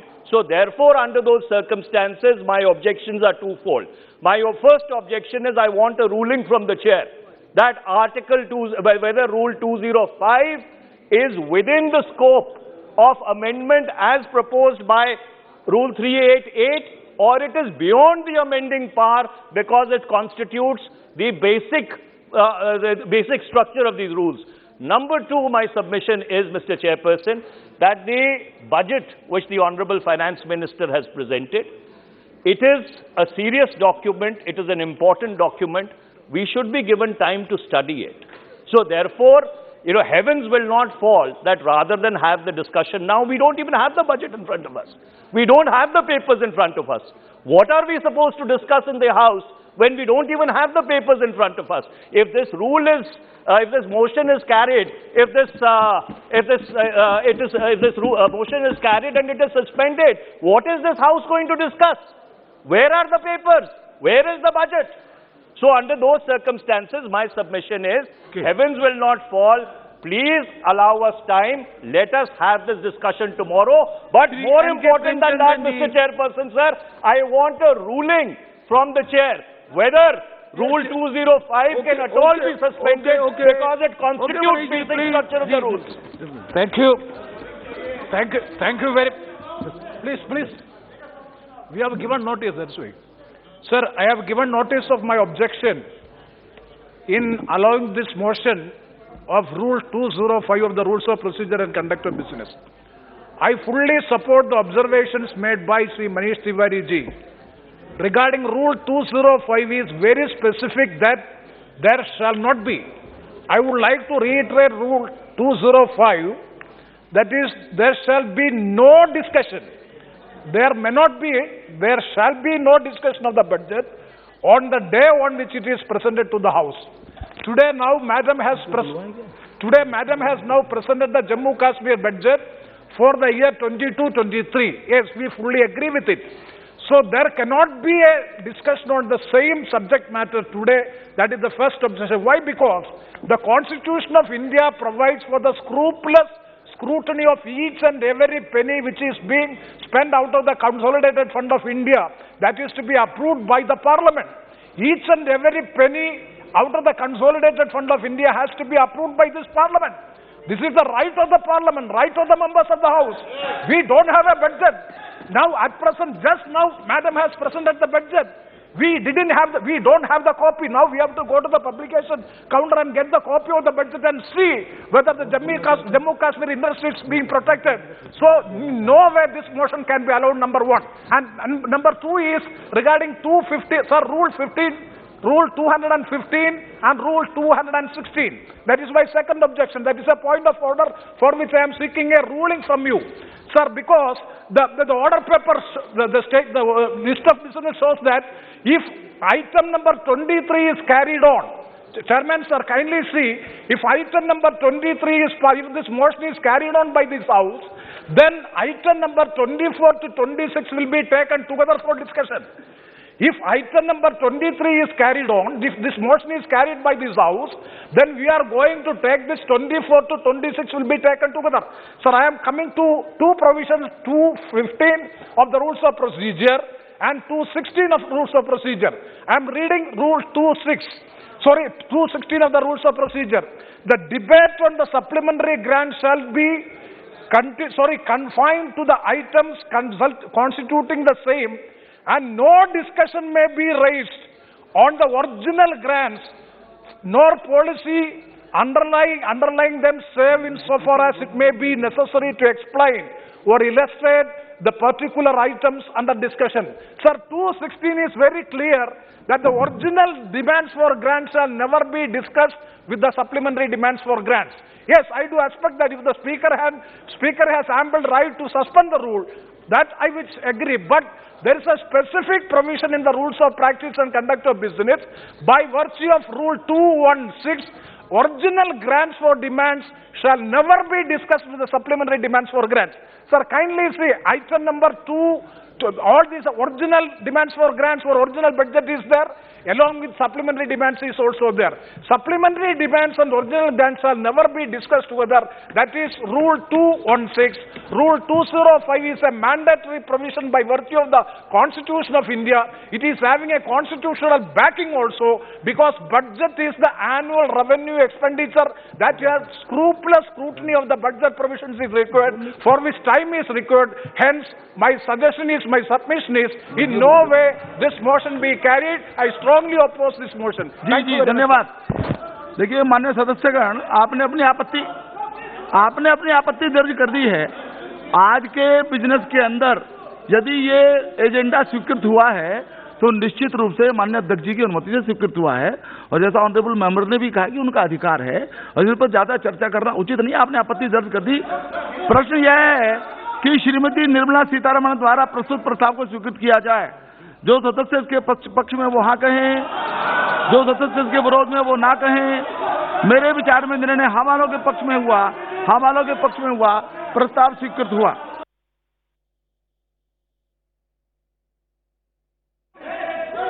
आदरणीय बालू जी, 0 hour begins now, please.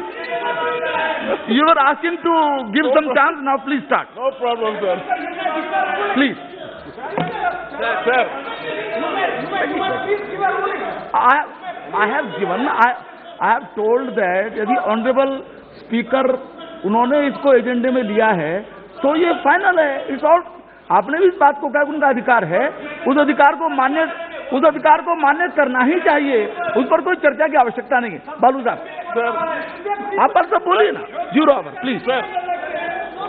Sir, Government of India is the largest employer of the country. Government of India is the largest employer. Sir, more than 22.55 crores organized. इसके बाद चर्चा होगी तब बोलिए। Employees are there in this country. And they are contributing EPF. Sir, in 2016, according to 7th Pay Commission, the employees are entitled to get 18,000 rupees as minimum wages.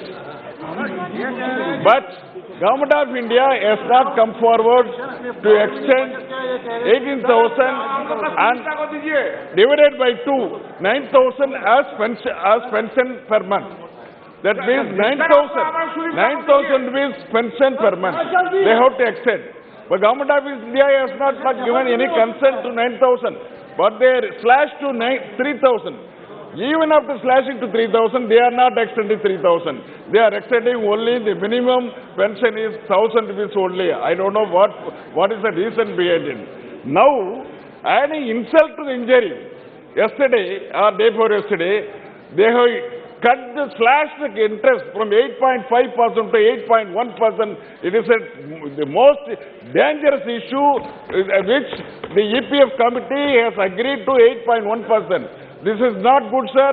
I demand the EPF committee should restore 8.5% interest on EPF, and at the same time they should give a minimum pension of 3,000 what they have agreed during the discussion with the laborers. Thank you, sir. Sir हमारे सुदीप्ता को बोलने दीजिए sir. 0 hour में बोलना चाहते हैं क्या Sudipta? 0 hour में कोई विषय रखना चाहते हैं क्या? वो विषय पूर्ण हो चुका। कल्याण साहब बैठिए, आप प्लीज बैठिए। कल्याण साहब, 0 hour में कोई सबमिशन आपका हो, नहीं केवल 0 hour में कोई सबमिशन हो तो please. Yes, issue which was raised by Manish Tiwari. Sir, today this issue was discussed on the advisory committee meeting. In the BSc.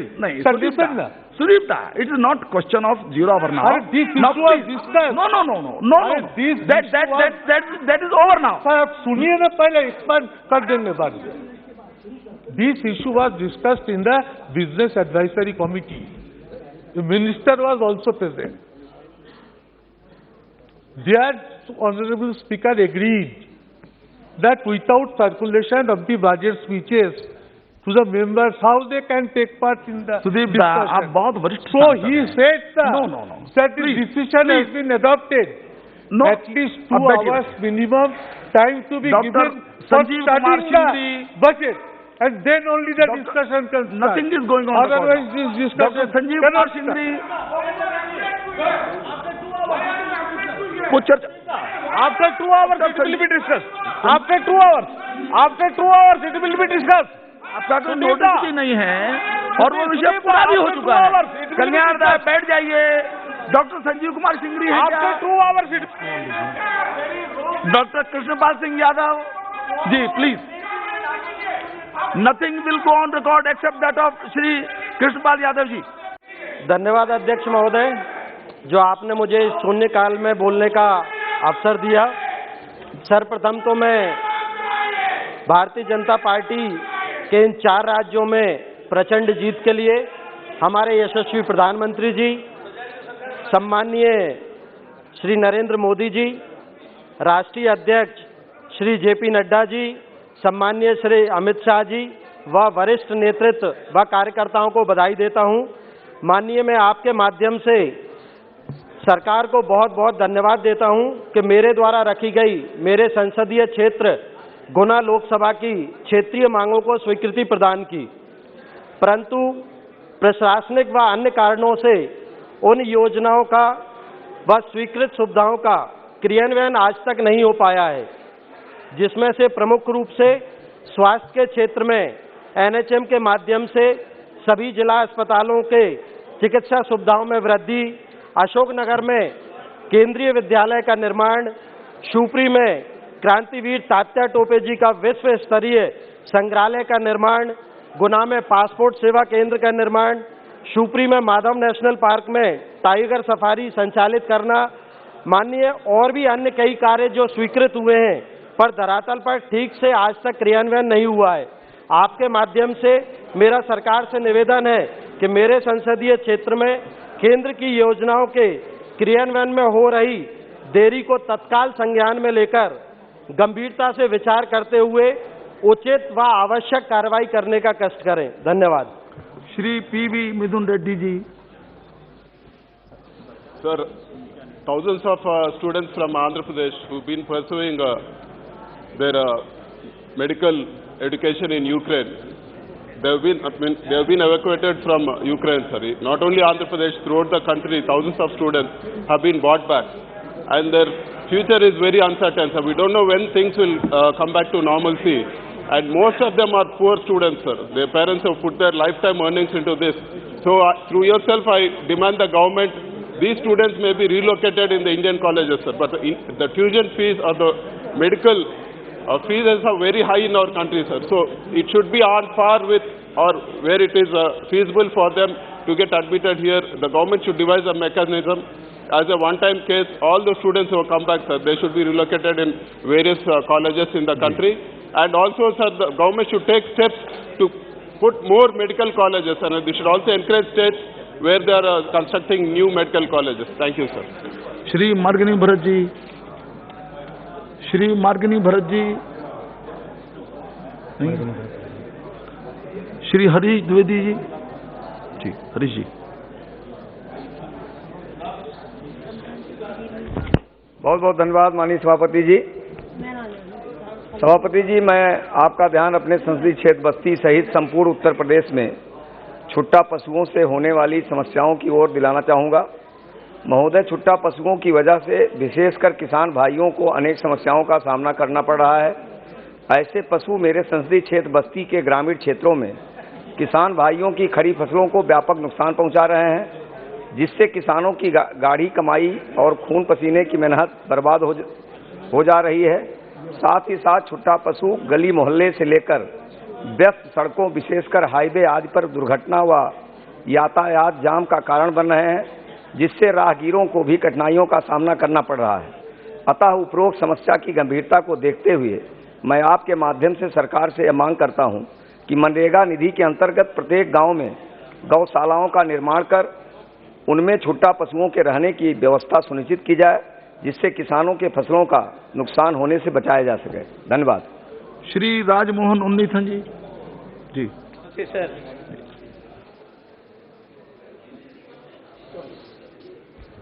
while we are rightly focusing on saving lives in Ukraine, I would like to take this opportunity to remind about the living. The incidents that unfolded in Ukraine on 25th February 2022 have left the whole dumbstruck. The crisis is one that Indians cannot ignore owing to sizable population of Indians who live in Ukraine. According to the data tabled by the Ministry of External Affairs in 2021, India had over 18,000 students enrolled in various universities in Ukraine. Almost a quarter of international students in Ukraine are Indians, more than Russia and France. The government of India claimed that over 15,920 Indian nationals have been brought back to India on 76 flights under the evacuation mission Operation Ganga. However, more than 1,000 students, mostly Keralites, are still trapped in Sumy. They are waging a grim battle for survival with supplies depleting, fast exit routes to safety blocked by fierce fighting. So I request the Honourable External Minister to take necessary and quick steps to bring back the Kerala students stranded in Sumy. As all we know, their life is at stake in Ukraine. It is also a fact that thousands of Indian students returning from war-torn Ukraine are facing the issue of rehabilitation. The course of events in Ukraine has dashed their hopes and dreams. It is difficult to predict how long it will take for things to return to normalcy in the country and how long it will take for the stranded students at various stages of education to complete their education. So I request the government of India to let the Indian students from the Ukraine complete their MBBS and pursuing other streams in Indian universities. If they are accommodated in Indian colleges, their careers won't be geo-paradise. If not, their future will be in peril. Thank you very much, sir. Shri N.K. Premchandran ji. Thank you, Chairperson, sir. Sir, I would like to draw the attention of the Honourable Labour Minister, Bhupendra Singh Yadav ji, regarding the ESI ceiling limit. Sir, ESI Corporation, that is Employee State Insurance Corporation, is one of the major social security schemes, which is benefiting lakhs and lakhs of workers in our country, both in the organized sector as well as in the unorganized sector. But it is quite unfortunate to note that the wage ceiling limit for the entitlement of ESI benefit scheme is rupees 21,000 per month. This 21,000 per month was fixed in the year 2017, January 1. Subsequent to 2017, January, so many revision of wages have took place, so many long-term agreements have come to place, and the living index has also increased like anything. But because of the salary has been enhanced, wages has been enhanced, lakhs and lakhs of workers were now out of the purview of the employees' state insurance scheme. So there is a proposal which is pending before the Labour Ministry that the ceiling limit, wage ceiling limit, has to be enhanced up to an amount of 50,000 or whatever it may be. So I urge upon the Honourable Minister to kindly respond whether the government is thinking to enhance the wage ceiling limit of ESI entitlement. If that be, please respond to this. I urge upon the government to enhance rupees 21,000 per month to 50,000 so that lakhs and lakhs of workers in the organized as well as unorganized sectors will be benefited by means of the ESI scheme. Now ESI scheme is one of the best scheme prevailing in our country, getting super specialty treatment, even liver transplantation, everything is being getting. So kindly enhance the ceiling limit, wage ceiling limit up to 50,000 rupees. Please respond, sir, because this is a very important issue as far as the workers are concerned. Sir, please. Sir, Chairman, sir. सरकार के द्वारा नया social security code आया है और हम ये जानते हैं कि सोशल सिक्योरिटी कोड जो सरकार नया लेबर कोड पास किया है उसमें ईएसआईसी का दायरा और स्कोप बढ़ने वाला है और विभिन्न राज्यों में सोशल सिक्योरिटी कोड के अंतर्गत नियम बनाने का काम जारी है। केवल सोशल सिक्योरिटी कोड आने के बाद संगठित क्षेत्र नहीं, असंगठित क्षेत्र, गिग वर्कर और प्लेटफॉर्म वर्कर जैसे जो लोग हैं वो भी स्कीम में व्यापक रूप से स्वीकार किए जाएंगे। श्रम मंत्रालय द्वारा इसके फ्यूचर कैपेसिटी बिल्डिंग के लिए विभिन्न सब कमेटियों का गठन किया गया है, विभिन्न निर्णय बोर्ड के द्वारा लिए गए हैं और हम जानते हैं कि माननीय सदस्य महोदय ने भी जिस प्रकार कहा है कि one of the best scheme है, हम इसको सोशल सिक्योरिटी कोड के अंतर्गत विस्तृत करने का वैसे ही कार्य कर रहे हैं। डॉक्टर सुजय राधाकृष्ण जी, डॉक्टर सुजय राधाकृष्ण विखे पाटिल नहीं, श्री बालू भाई धानोरकर जी। धन्यवाद अध्यक्ष महोदय। महाराष्ट्र के चंद्रपूर जिला मध्यवर्ती सहकारी बैंक में संचालक मंडल का कार्यकाल 2012 से 2017 तक खत्म होने के बावजूद 2021 तक 2 बार नौकर भर्ती में आर्थिक घोटाले होने पर 2 क्रिमिनल केसेस दर्ज है। हाल ही में मार्च 2022 को महाराष्ट्र सरकार के सहकार विभाग ने 165 पदों को नौकरी भर्ती की मंजूरी दी है। माननीय सुप्रीम कोर्ट ने कोर्ट के जून 2021 के जारी आदेश में जिन जिला बैंकों के संचालक मंडल का कार्यकाल पूरा हुआ वहाँ प्रशासक नियुक्त करे और चुनाव हो, लेकिन सीडीसीसी बैंक पर प्रशासक नियुक्त नहीं किया। इसी बैंक ने जनरल मैनेजर पर धोखाधड़ी के 2 क्रिमिनल केसेस दर्ज होने पर भी रिजर्व बैंक, नाबार्ड और सहकार विभाग के गाइडलाइन की अवहेलना करके 2021 को जीएम नियुक्त किया। इन सब बातों पर कंप्लेंट होने पर भी महाराष्ट्र सरकार के सहकार विभाग ने कोई कार्रवाई सीडीसीसी बैंक पर नहीं की है। अध्यक्ष महोदय, एपीजी सीपीआर घोटाला देश के सबसे बड़ा बैंकिंग घोटाला है। 2014 के बाद 5 लाख करोड़ रुपए से अधिक की बैंक धोखाधड़ी हुई है। मैं किसी का नाम नहीं लूंगा, लेकिन हम सभी जानते हैं कि गुजरात राज्य से एक विशेष व्यवसायी है जिसे 2014 से सत्ता परिवर्तन के बाद एबीजी समूह को सबसे अधिक लाभ बैंकिंग धोखाधड़ी से हुआ है और इसी समूह को विशेष सुविधा के साथ जमीन भी दी गई थी। फिर भी सीबीआई के उनके खिलाफ मामला दर्ज करने के लिए 2 साल से अधिक समय लगा। मेरी सरकार से दरखास्त है कि सरकार और सहकार मंत्री जी क्या इसकी जांच के आदेश देंगे? धन्यवाद। Shri Saugata Rai ji. Sir, in the 0 hour I rise to oppose the privatization and disinvestment policy of the Government of India. The government should not take whatever victories the ruling party has had in assembly election to ride roughshod on the workers. Already it has shown its teeth by reducing the interest rate in Provident Fund from 8.5% to 8.1%. Now, our fear is that with this victory the government will go for indiscriminate privatization of public sector in selling the family silver. The Finance Minister mentioned in her budget speech that Air India has already been disinvested. Neelachal Ispat Nigam has been selected. The public issue of the LIC is expected shortly. 2 banks, nationalized banks, are soon to be privatized.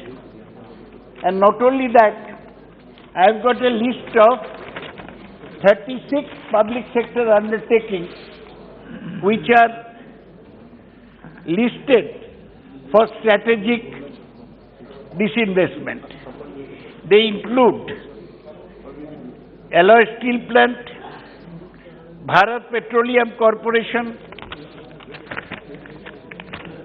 BEML Project Development, Ferroscrap Nigam, Bhadravati Steel, Bengal Chemical, ITDC, Hindustan Antibiotics and all that. So the government is planning to sell all the airports to private parties.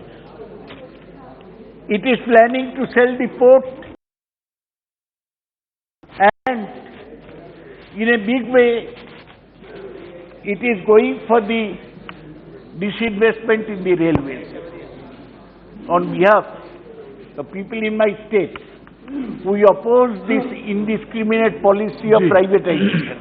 This is anti-labor, and corporations built up with people's money over the year is going to be given to private sector, who include Adani's, Ambani's and now Tata's, who are the new favorite of the government. I totally oppose the disinvestment of public sector undertakings, including banks, railways, LICs, airports, ports and big industries in the public sector. राजन बाबूराव विचारे जी। अध्यक्ष महोदय, मैं आपको धन्यवाद देता हूँ। मेरे लोकसभा क्षेत्र के अंतर्गत आने वाला ठाणे रेलवे स्टेशन के पूर्व की ओर मल्टी मॉडल ट्रांजिट हब का निर्माण, जिसकी परियोजना की लागत 260 करोड़ रुपए है, जिसमें 50% राशि ठाणे स्मार्ट सिटी लिमिटेड द्वारा और 25% राशि राज्य सरकार और 25% राशि ठाणे कॉरपोरेशन खर्च करेगी। ठाणे रेलवे स्टेशन स्थान पूर्व दिशा में 2.4 किलोमीटर की लंबाई का उन्नत एलिवेटेड बस मार्ग, 18,000 स्क्वायर मीटर उन्नत बस डेक का निर्माण ठाणे स्मार्ट सिटी लिमिटेड द्वारा किया जा रहा है। मैं उन्नत बस डेक के ऊपर मध्य रेलवे के भविष्य में 16,000 स्क्वायर मीटर की व्यावसायिक इमारत का निर्माण करने, जिसका फायदा रेलवे को मिलेगा। इस परियोजना में 110 कार व 130 टू व्हीलर वाहनों का पार्किंग की सुविधा भी उपलब्ध होगी। सेटिस के निर्माण से यातायात की भीड़ कमी के साथ पैदल चलने वाले की बस पकड़ने में भी आसानी होगी। इस परियोजना तक का 40% कार्य पूरा हो चुका है और 39% राशि भी मिल चुकी है। इस परियोजना 2 अक्टूबर 2022 तक पूरा करने का लक्ष्य है। मैं आपके माध्यम से माननीय रेलवे मंत्री जी से निवेदन करता हूं कि इस परियोजना के बचे हुए काम को समय से पूरा करें और परियोजना में आवास और शहरी विकास मंत्रालय के अंतर्गत आने वाले ठाणे स्मार्ट सिटी लिमिटेड द्वारा मिलने वाली 50% निधि जल्द से जल्द उपलब्ध करने हेतु और परियोजना से संबंधित रुकावटों को भी जल्द से जल्द पूरा करने की संबंधित मध्य रेलवे विभाग को जरूरी दिशा निर्देश देने की कृपा करें। धन्यवाद। श्री के Suresh ji. Thank you, sir. Sir, the impact of the raging war in Ukraine on the lives of Indian students and other citizens remain a humanitarian and ethical issue to be dealt by the government, as they have survived a war and are victims of the war due to loss of education, abrupt halt in studies and uncertain future, compounded by looming debt traps of families who took loans from securing the future of their children. Sir, the government must devise and establish a comprehensive policy for ensuring the future of students and guarantee their education to be unaffected and compensation granted to the students for their losses and their emotional, physical well-being restored. Thus, the government announcement that students who return from the Ukraine will be able to complete their education in India after screening test, and this entire process must be constricted in a student-friendly manner, where the condition of students who are suffering trauma must be given consideration. The majority of students who have returned from Ukraine, their families are staring the significant debits, and by taking note the situation that is an act of war, which neither the student nor their families could foresee and is absolutely unexpected. By taking this fact into consideration, their education loan must be waived. The students who have faced emotional trauma must be provided with a specialized care to help them overcome the terrifying experience they had to face the battle zone. The students must also be given supporting hand by the government to find their own livelihood. By sensing the shortcoming in coordination and evacuation mission, the government must appoint a student welfare wing in every embassy and consular office of Indian foreign country that will be function round clock and master control room to be set up the External Affairs Ministry headquarters as policy intervention mechanism for every eventuality arising against the Indian students. So, therefore, I would like to request through you, sir, Honorable External Affairs Minister, come forward the House to make a statement in this regard. Thank you, sir. Shri बेलनाना Chandrashekhar ji. Ji. Thank you, Honorable Chairperson, sir. I stand here to raise the important issue pertaining to Pundur Khadi, sir. The Pundur town is located in the Srikakulam district of Andhra Pradesh. For several decades, the Weaver families belongs to backward Padmasali and Devanga communities in Pundur have been spinning Khadi. Therefore, the Khadi is popularly known as Pundur Khadi. The Pundur Khadi has shown its mark during the Indian freedom movement. The Khadi became the favorite handmade garment of Mahatma Gandhi. Fabrics and Pundur village are spun using the special variety of indigenous red and hill cotton. This cotton is mostly brought from Nimalavalsa village in the Laver Mandal of Srikakulam district. Moreover, weavers used to single spindle for spinning the fabrics. The usage of both red cotton and a single spindle for spinning the fabric makes Pundur Khadi garments unique in terms of quality and quantity. The geographical indication could help the Pundur Khadi gain prominence in the domestic and international market and boost exports of the fabric while providing legal protection. Further, I wish to inform that Srimati Nirmala Sitharaman, Honorable Minister for Finance, visited Pundur and conveyed her satisfaction about Pundur Khadi. Hence, I request the Minister of Commerce and Industry to take steps towards issuing a geographical identification tag for Pundur Khadi. The geographical identification will help promote the market to produce for the benefit of Pundur weavers and spinners. Thank you, sir.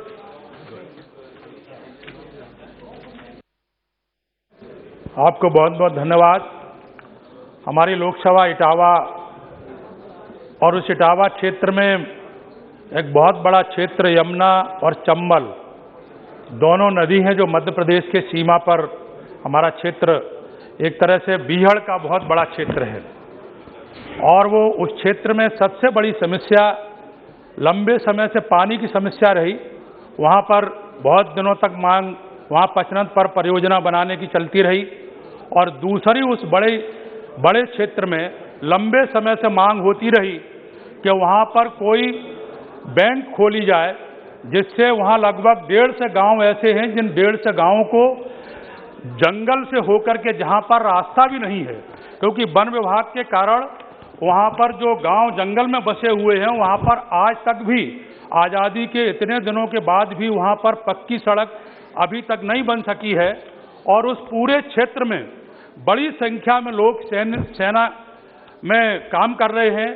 उनकी जो घर से जो महिलाएं हैं उनको एक लंबे दूरी पर बैंक में वहाँ जाना पड़ता है और इन्हीं सब मांगों को लेकर के वहाँ पर 1990 में वहाँ पर 2 बैंकें खोली गई, सेंट्रल बैंक खोली गई और ये दोनों बैंक हनुमंतपुरा चौराहे पर एक बैंक खोली गई और दूसरी पिपरौली गढ़िया पर यह बैंक खोली गई। महोदय, इसके बाद वहाँ पर दस्यु सम्राट बहुत सारे दस्यु वहाँ पर खड़े हुए और बड़े बड़े गिरोह जब हो गए तो उसके भय के कारण वो दोनों बैंकें वहां से लखनऊ शिफ्ट कर दी गई और चकन्नगर शिफ्ट कर दी गई।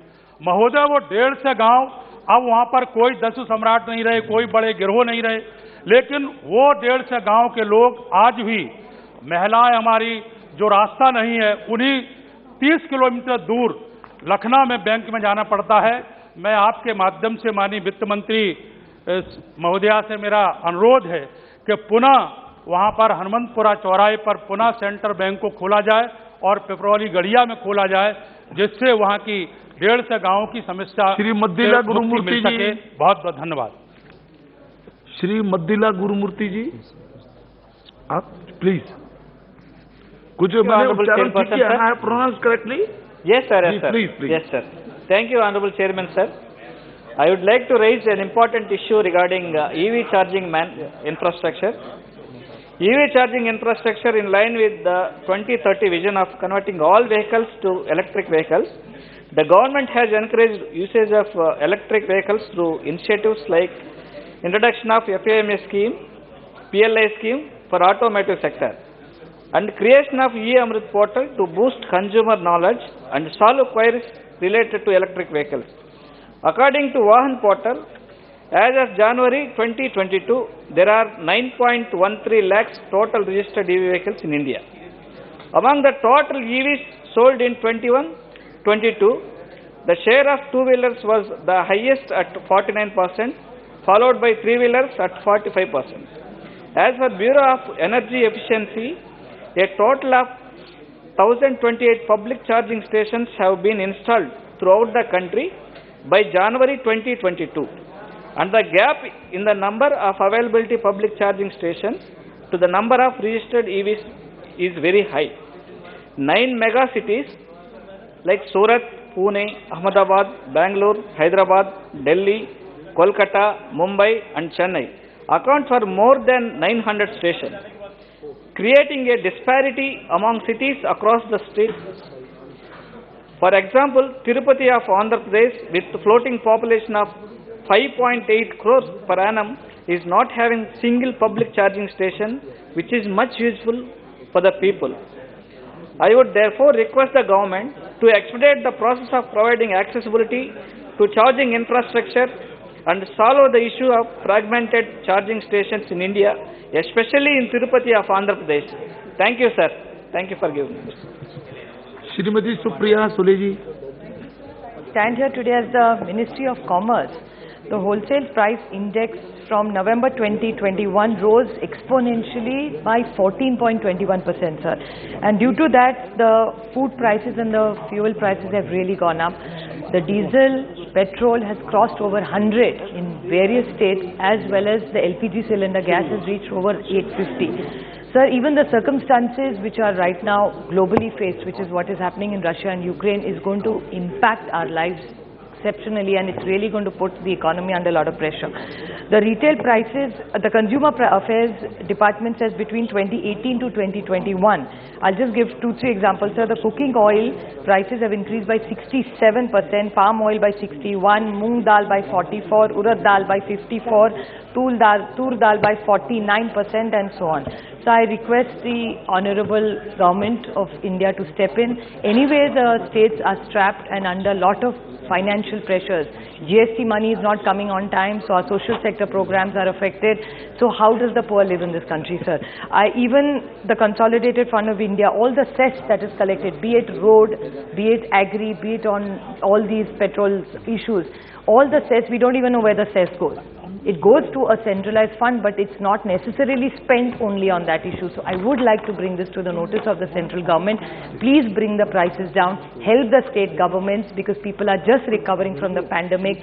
There is a problem with the economy and people are struggling to make ends meet. So we all need to collectively put our minds and discuss this and resolve this and reduce the cess on all these. Shri Abdul Khalik ji. We all are aware of the humanitarian crisis faced in Ukraine because of the war. Many Indians and Indian students are stuck in the hostile war zone for several days. The government could have acted beforehand to warn Indians to leave the country and guard them from Ukraine itself months before the start of the war.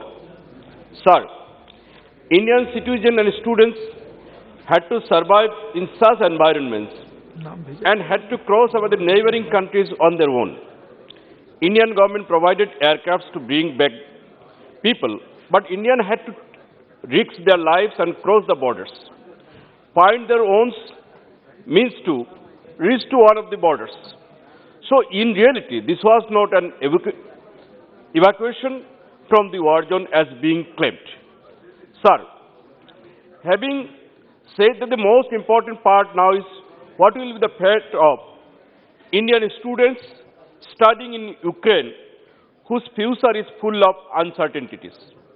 The students are from various batches or years of medical college in Ukraine.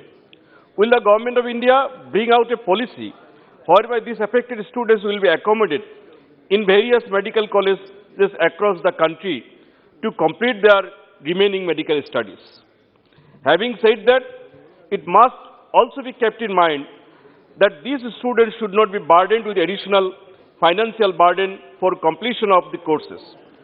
Along with the students, the interns should also be equally placed in various medical colleges and qualification degrees be awarded to them. Thank you, sir.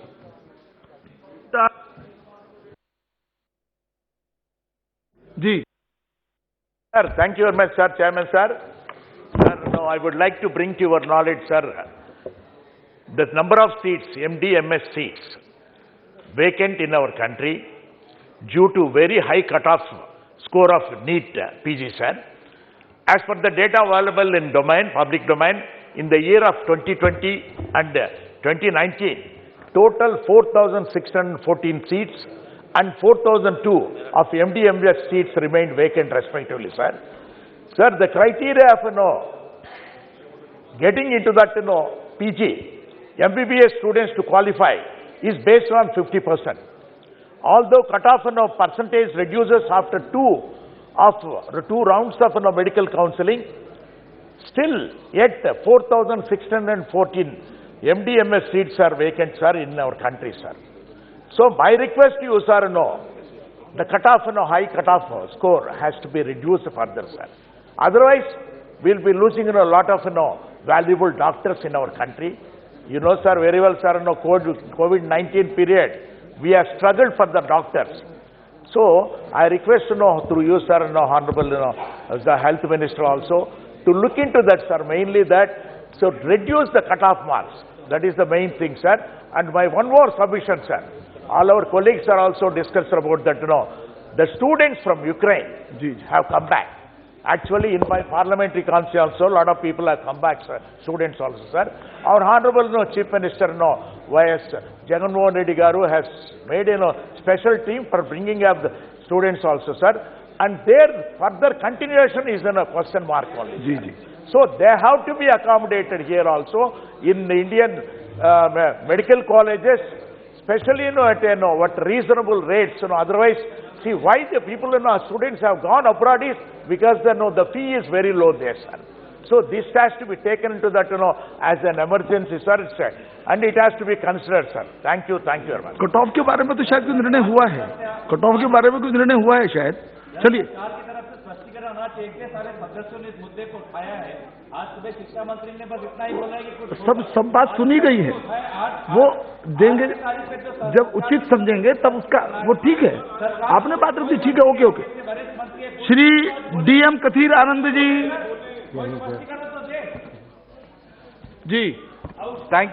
Thank you, Deputy Chairman, sir. Sir, Vellore city is known for prestigious educational and medical institutions, is one of the fastest growing cities in the country and enjoys a unique blend of rich heritage and culture to emerge as a model city. Upcoming defense corridor from Chennai to Bangalore adds more potential value to Vellore. Our Honorable Chief Minister Sri M.K. Stalin, after assuming office in May 2021, has swiftly swung into action, initiated several measures to give an impetus to the smart city and several infra development projects. Sir, the infrastructural and civic needs of the city need to be taken up at the earliest. Power, water, waste disposal are common problems. Vellore is an ancient city town with many monuments and temples. These needs to be developed as a tourist spot. Sir, Vellore is like a bridging city connecting South Andhra Pradesh, Tamil Nadu, extending from Vellore, Ambur, Vanimbadi, Valaja, Ranipet and Arcad, and some borders of Tiruvannamalai also. These are dedicated business centers and need civic infrastructure, road and rail connectivity, power, IT connectivity. And also a lot of leather industries and tanning units are also there. Groundwater recharge mechanism has to be built in, needs a great attention. Sir, and also the cost estimated around 4,500 crores is required. In the previous years, Vellore has been selected as one of the model city and money has been 1,000 crores has been put in and still only a 50, not even 25% has been completed in Vellore. Rest of the city has to be also developed. We need infra projects. Therefore, through you, I request the Honorable Finance Minister and also the Treasury bench to allocate nearly about 4 to 4,500 crores for the Vellore city project. And also, sir, I would like to ask through you, sir, from Chennai to Bangalore, if you are on the Nahai highway, whenever if you have any accidents happen on the road, there are no medical institutions on the road because lot of accidents are taking place. Therefore, through you, the need of the hour, I request the Nahai agency to install first aid mechanism on the road, sir. Thank you, sir. Shri Khagen Murmu ji. धन्यवाद सभापति महोदय, आपने जो मुझे अपने वक्तव्य को बांग्ला भाषा में रखने का अनुमति प्रदान किया है, इसके लिए मैं आपका आभार व्यक्त करता हूं। माननीय सभापति महोदय, আমি আপনার মাধ্যমে এই পবিত্র সদনে আমার নির্বাচন ক্ষেত্রের ব্যস্ততম মালদা টাউন রেলওয়ে স্টেশন, যেখান থেকে প্রতিদিন চিকিৎসার জন্য, ব্যবসা বাণিজ্যের জন্য এবং ব্যক্তিগত জরুরি কাজে সহস্রাধিক সংখ্যায় মানুষ দিল্লি, বেঙ্গালুরু, চেন্নাই সহ বিভিন্ন ভারতের বিভিন্ন স্থানে দক্ষিণ ভারতের বিভিন্ন স্থানে যাতায়াত করেন। মহোদয়, যাত্রী সংখ্যার তুলনায় মালদা টাউন স্টেশনের উপর দিয়ে যাতায়াতকারী ট্রেনের সংখ্যা ও বরাদ্দ অনুযায়ী আসন সংখ্যা অনেক কম। তাই যাত্রীদের কনফার্ম টিকিট না পাওয়ার ফলে খুবই অসুবিধার সম্মুখীন হতে হচ্ছে। তাই মাননীয় অধ্যক্ষ মহোদয়, আপনার মাধ্যমে রেলওয়ে বিভাগের মাননীয় মন্ত্রীর দৃষ্টি আকর্ষণ করে নিম্নলিখিত প্রস্তাব রাখতে চাই। মহোদয়, আমার প্রথম প্রস্তাব, মালদা টাউন স্টেশন থেকে দিল্লি, চেন্নাই, বেঙ্গালুরু নতুন সুপারফাস্ট প্রিমিয়াম এক্সপ্রেস ট্রেন চালু করা হোক। দ্বিতীয় প্রস্তাব, বন্দে ভারত এক্সপ্রেস ট্রেনের স্টপেজ মালদা টাউন স্টেশনে দেওয়া হোক এবং প্রতিটি শ্রেণীতে কমপক্ষে একটি করে কোচ মালদার জন্য বরাদ্দ করা হোক। এবং তৃতীয় প্রস্তাব, মালদা টাউন স্টেশনের উপর দিয়ে যাতায়াতকারী প্রত্যেকটি দূরপাল্লার ট্রেনগুলিতে বরাদ্দ আসন সংখ্যা বৃদ্ধি করা হোক। ধন্যবাদ মহোদয়। श्री सुनील बाबूराव मेढे। धन्यवाद सभापति महोदय, मैं आपके माध्यम से आदरणीय ग्रामीण विकास मंत्रालय का ध्यान महाराष्ट्र में हो रहे हैं मनरेगा के काम में जो अनुचित प्रकार है उस ओर आकर्षित करना चाहता हूं। जहां तक महाराष्ट्र की बात है, करीब 800 करोड़ रुपए की राशि अभी तक के मनरेगा की जो खर्च नहीं हुई है वो उन्हें स्किल काम के ऊपर खर्च करनी है, आवंटित करनी है।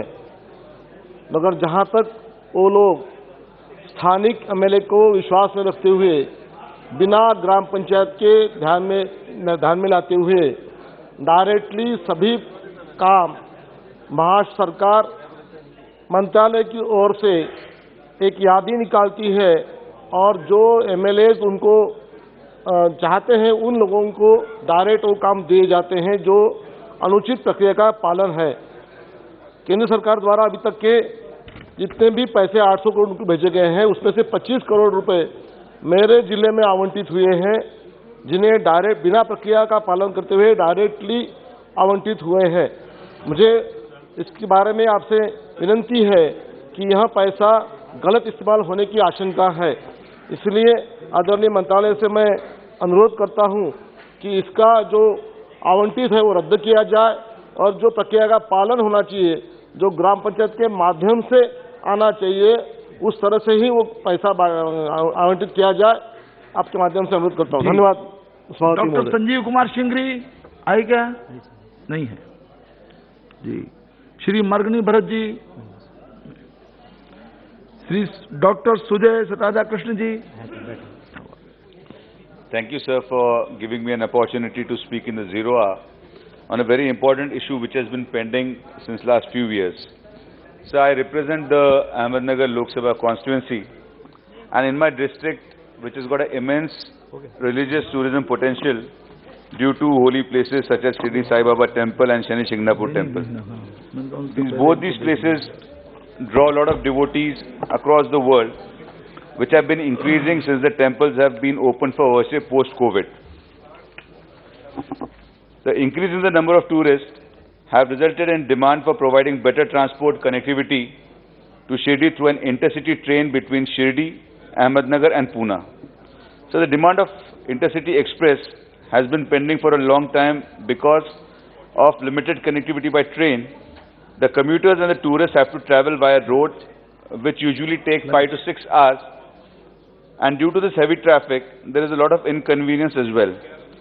So I would like to request the government through you, sir, to start an intercity train between Shirdi, Ahmednagar and Pune, which will not only benefit tourists traveling to Shirdi, but also provide relief to thousands of working professionals, students, businessmen and citizens who travel on this route frequently for work or educational purposes. Thank you, sir.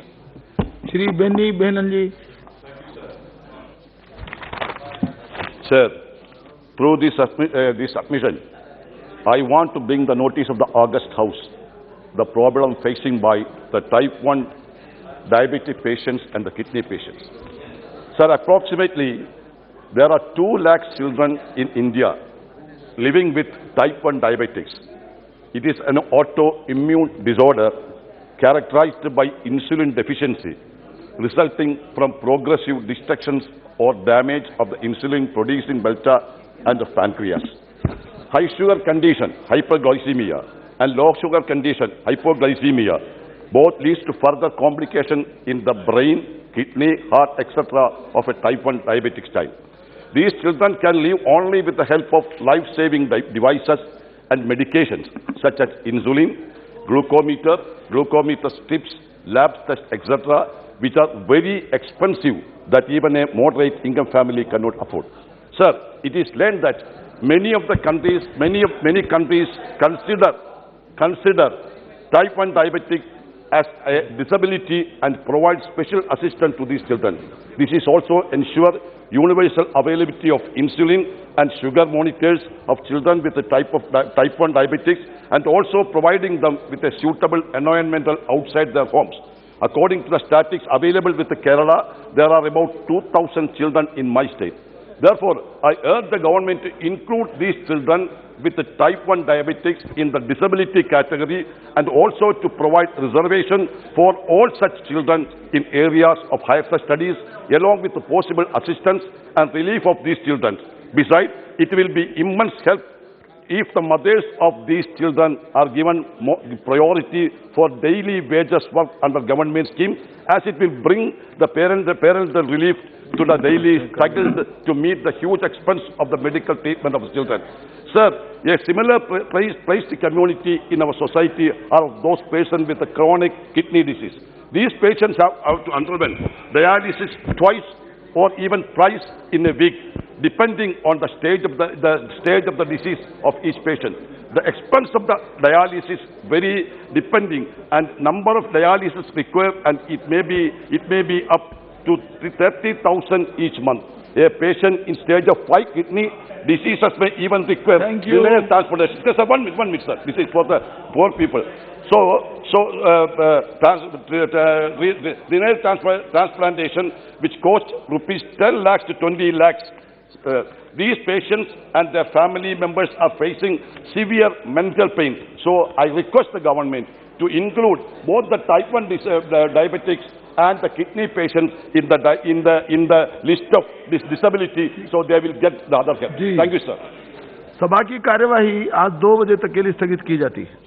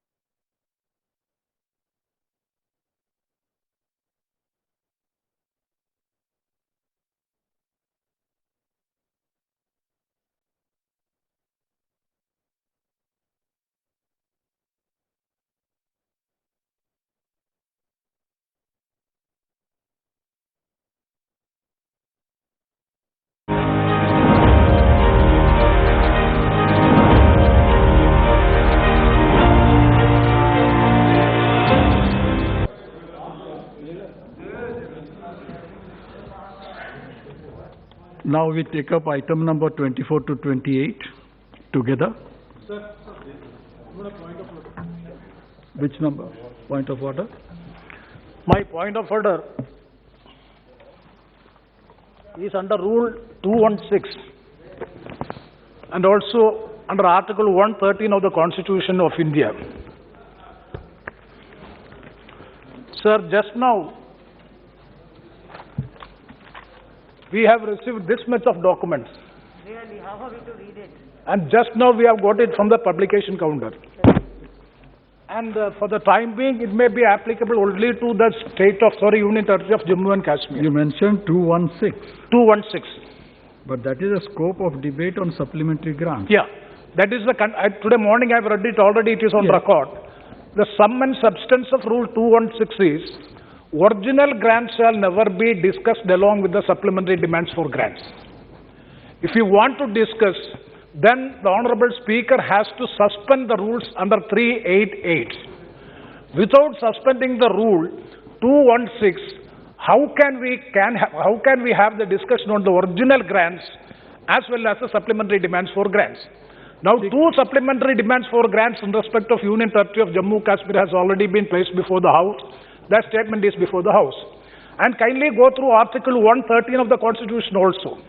113 of the Constitution is a constitutional right conferred upon the members of Parliament.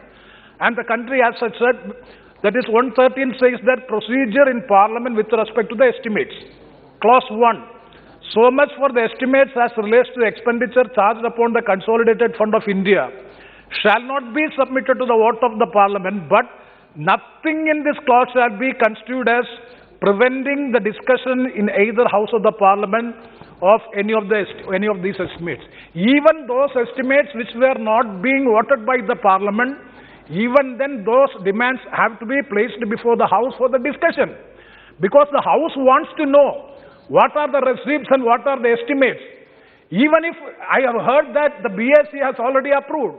Sir, my point is the Business Advisory Committee has no authority to float the rules. The rules are having paramount consideration. Ultimately, Mr. Honorable Member, ultimately, Business Advisory Committee, of course, takes decision. But the ultimate decision is taken by the Speaker. No, I am not questioning the direction or the decision of the Honorable Speaker. If the Speaker took the view, it's okay, fine. But no, your point has been taken. One thing that one more point. In this context, I would want to have one word said, if you permit me, sir. Yes. I'm not saying something which is done, which is against the law, which is against the rules of the House. We should repeat it if it was wrong. If it was wrong, it should not be done. I agree. But how is it in 2014? Yes. When Delhi government's National Capital Territories budget was presented, supplementary demands for grants was raised. That day, the same thing was allowed. The same thing was allowed. No. I knew this will come, and that's why I said, if wrongs were done earlier, we shouldn't repeat it. But it was not a wrong, and that was allowed by the chair then, is established. And therefore to say that was wrong, but you don't do wrong, itself is wrong. That time the chair allowed it, this time the chair kindly allow it is my appeal. And therefore to say that is wrong now, for a party which was in power and seated here at that time, is such a matter of shame. You'll do it, and the chair will allow it at that time, whereas it's not right now. How is that, sir? सभापति महोदय, मैं सुबह से opposition को सुन रहा हूँ. ये rule coat कर रहे हैं सर, लोकसभा का कोट करें. हम लोग सभी लोकसभा के सदस्य हैं, रूल से बाइंडेड हैं. लेकिन जो भारत का संविधान है सर, यही बाइबल है, यही रामायण है, यही महाभारत है. इसका 357 और 118 यदि पढ़ ले हमारे दोनों बड़े अच्छे वकील हैं सर, प्रेमचंद्रन साहब और मनीष तिवारी साहब, तो शायद मुझे नहीं लगता कि कोई बहस की गुंजाइश है. 357 कहता है कि यदि लेजिस्लेशन जो है वो फंक्शनल नहीं है तो पार्लियामेंट को अधिकार है. और 118 संविधान का आर्टिकल ये कहता है कि पार्लियामेंट को जल्दी इसको क्लियर कराने के लिए जो कुछ भी करना पड़े इमीडिएट करना चाहिए. फाइनेंशियल बिल के लिए पार्लियामेंट एकदम क्लियर है sir. Okay. I have not finished. One more. 1 One more, see, what is the hurry I can't understand. And even I have gone through the demands for grants. Let's not, let me give my direction now. Pardon? Let the chair be allowed to... No, demand number... General budget. Sir, demand number 5 is missing. Yes, it is in respect of Ladakh.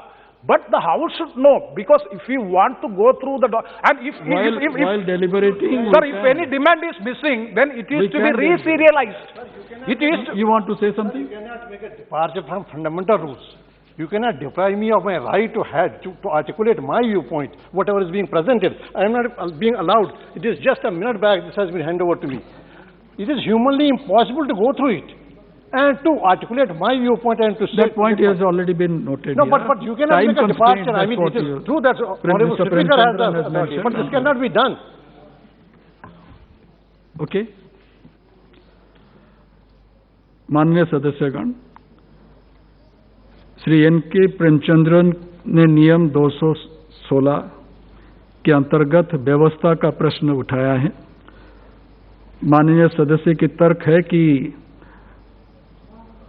Jammu तथा कश्मीर से संबंधित वर्ष 2022 और 23 के मूल मांगों के साथ वर्ष 2021 और 22 के अनुपूरक अनुदानों की चर्चा नहीं हो सकती है। इस संबंध में अध्यक्ष महोदय के तरफ से सदन को बताना चाहता हूं कि आगामी वित्तीय वर्ष के लिए अनुदानों की मांगे वित्त वर्ष के शुरुआत में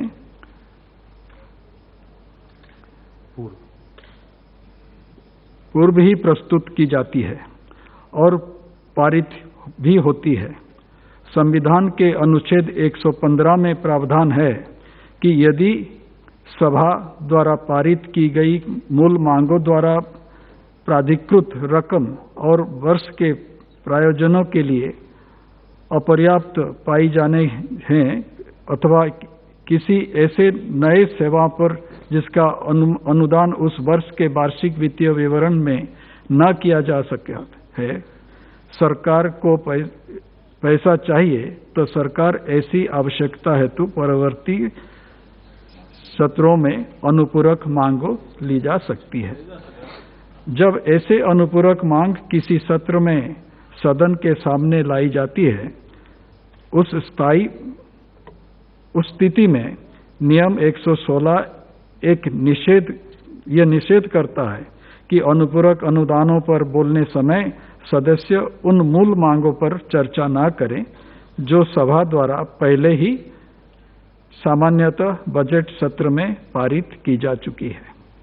अतः अनुपूरक मांगों पर बोलते समय सदस्य केवल उन्हीं मांगों पर बोलें जिनसे अनुपूरक मांग बनी है, सदस्य पहले ही पारित मूल मांगों की चर्चा में लाएं।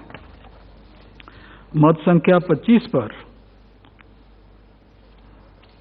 सूचीबद्ध मूल मांग आगामी वित्तीय वर्ष 2022-23 के लिए रकम का प्रावधान करने के बारे में है, जबकि मत संख्या 26 पर सूचीबद्ध अनुपूरक अनुदान वित्त वर्ष 21-22 से संबंधित है। वर्ष 1921-22 की मूल मांगे ये सदन पहले ही 18 मार्च 2021 को पारित कर चुका है।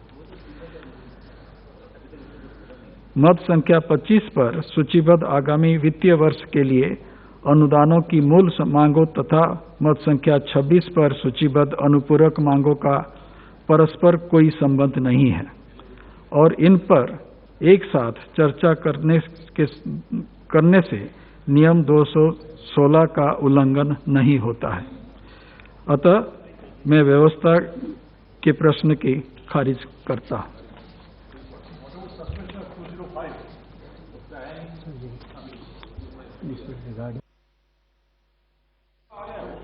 माननीय सदस्य, मैं आपको बताना चाहता हूं कि आपके द्वारा उठाए गए मुद्दे प्रक्रिया की संबंधित नहीं है। ये मुद्दा इसलिए व्यवस्था का प्रश्न नहीं है।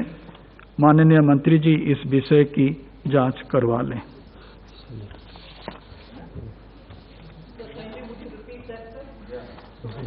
मिसिंग डिमांड नंबर 5, जो मिसिंग डिमांड नंबर 5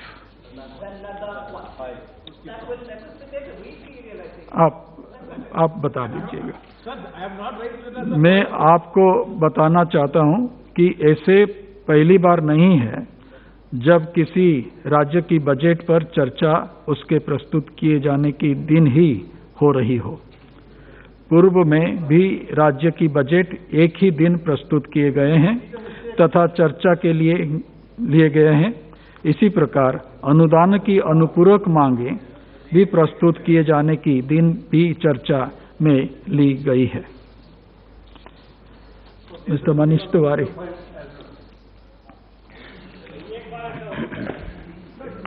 कई बार। Thank you very much, Mr. Chairperson. Before I commence the discussion on the budget and the demand for grants for Jammu and Kashmir, may I once again reiterate my objection that Rule 205 of the Rules of Procedure and the Conduct of Business of the Lok Sabha is a fundamental rule. It constitutes what could be called one of the pillars of the basic structure on which this temple of democracy runs. And so therefore, it is my contention, Mr. Chairperson, and I asked for a ruling on it in the morning, it cannot be amended using, or it cannot be waived using the amending powers or the suspension powers of Rule 388. I would, in all humility, request the Chairperson, the Chair, that a ruling on this particular point, where the word used in Rule 205 is not may, it is shall. And there are no extraordinary, exceptional circumstances why the debate has to be held on the same day as the budget documents have been tabled. And this, in my respectful submission, sets an extremely unhealthy precedent and may in future be extrapolated to situations which are far, far more serious than what we are confronting today.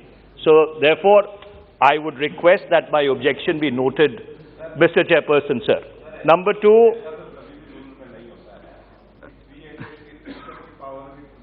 अंतर्गत हो जाए ऐसा interpretation गलत है। I have requested for a ruling because in my estimation 205 I'm not Yadav साहब I am not yielding. मैं आपको disturb नहीं करना चाहता हूं, पर 388 में पावर स्पीकर को है, उसको अंडरमाइन नहीं करना। मैं यही आपको कहना चाहता हूं कि कुछ ऐसे रूल्स हैं जो इस नियमावली का बेसिक स्ट्रक्चर है और मैं इसके ऊपर अध्यक्ष महोदय से रूलिंग चाहता हूं कि क्या वो रूल जिसमें शब्द इस्तेमाल किया गया है house shall not discuss can those rules be discussed? Why did you do it in 2014? That also you can explain. Well, you should have pointed it out in 2014. You were sitting here, you should have pointed it out. That is not an excuse. Mr. Parliamentary Affairs Minister, you were sitting here on these benches. If we were doing wrong, why didn't you point it out at that point in time? Honorable is that a defense? Sir, I'm sorry. That is not a defense. Sir, I would like to just say, you could have pointed out as one thing. No, he could have... Sir, let me say this. He could have pointed out as a very, very powerful line to say. But all of us will have to accept the chair's pronouncements. We followed that in 2014. Forgetting that, if you raise the question again, that the chair's ruling exists on this, even as far back as 2014. The issue shouldn't have been raised at all. There is a precedent. Mr. Chairperson, sir, I am asking for a ruling. In fact, I didn't yield to the Honorable Finance Minister, but notwithstanding that, if she wanted to make her point, well, she has that discretion.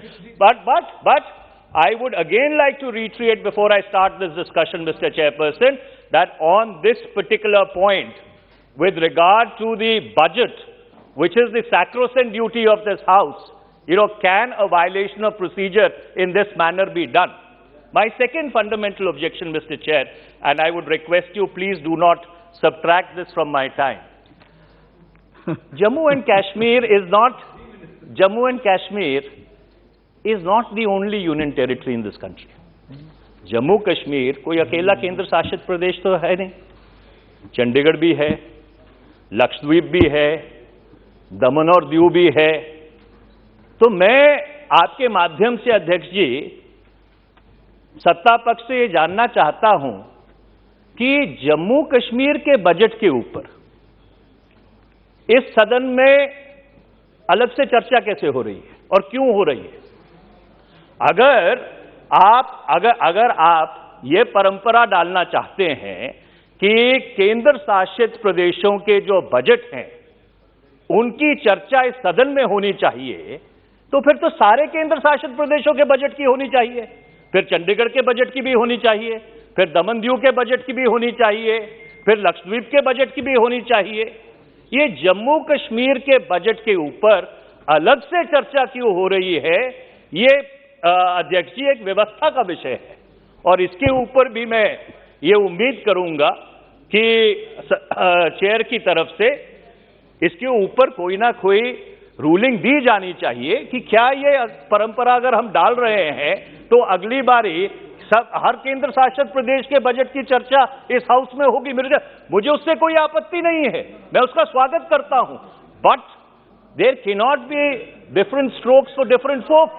Rules need to be applied in a uniform manner. एक चीज मैं स्पष्ट कर देना चाहता हूं, the record should be clear.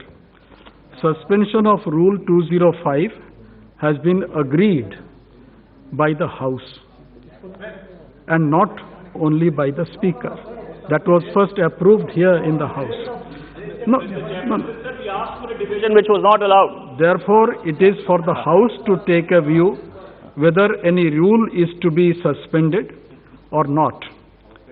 When any such motion for suspension is brought before the house by Honorable Minister or any other member, subject to permission of Honorable Speaker. And the other point which we want a ruling, I think the matter is clear now.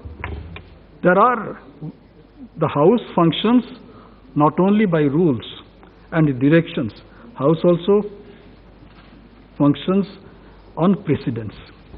And many a time, we have a rules committee. Rules committee can consider if there is some difference during implementation of certain rules, then the rules committee will take cognizance of it. So in that respect, I believe what is being raised by Honorable Member Mr. Tiwari can also be deliberated in the rules committee. But final say is of Honorable Speaker and also of the House. Budget of Union Territories, I would just like to mention here, without legislature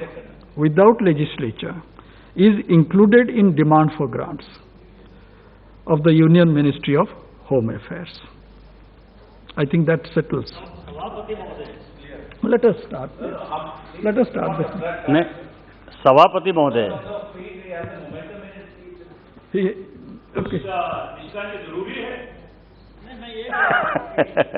नहीं है तो मैं बैठ जाता हूं। Manish ji senior member हैं और मैं उनकी बहुत रेस्पेक्ट करता हूं। मतलब जब वो अपनी सरकार में भी थे तो कई एक बार उन्होंने जो देश के लिए जेन्युइन चीज थी वो उठाया, इसलिए मैं उनकी रेस्पेक्ट करता हूं। संजोग से हम दोनों साथ ही इस पार्लियामेंट में आए।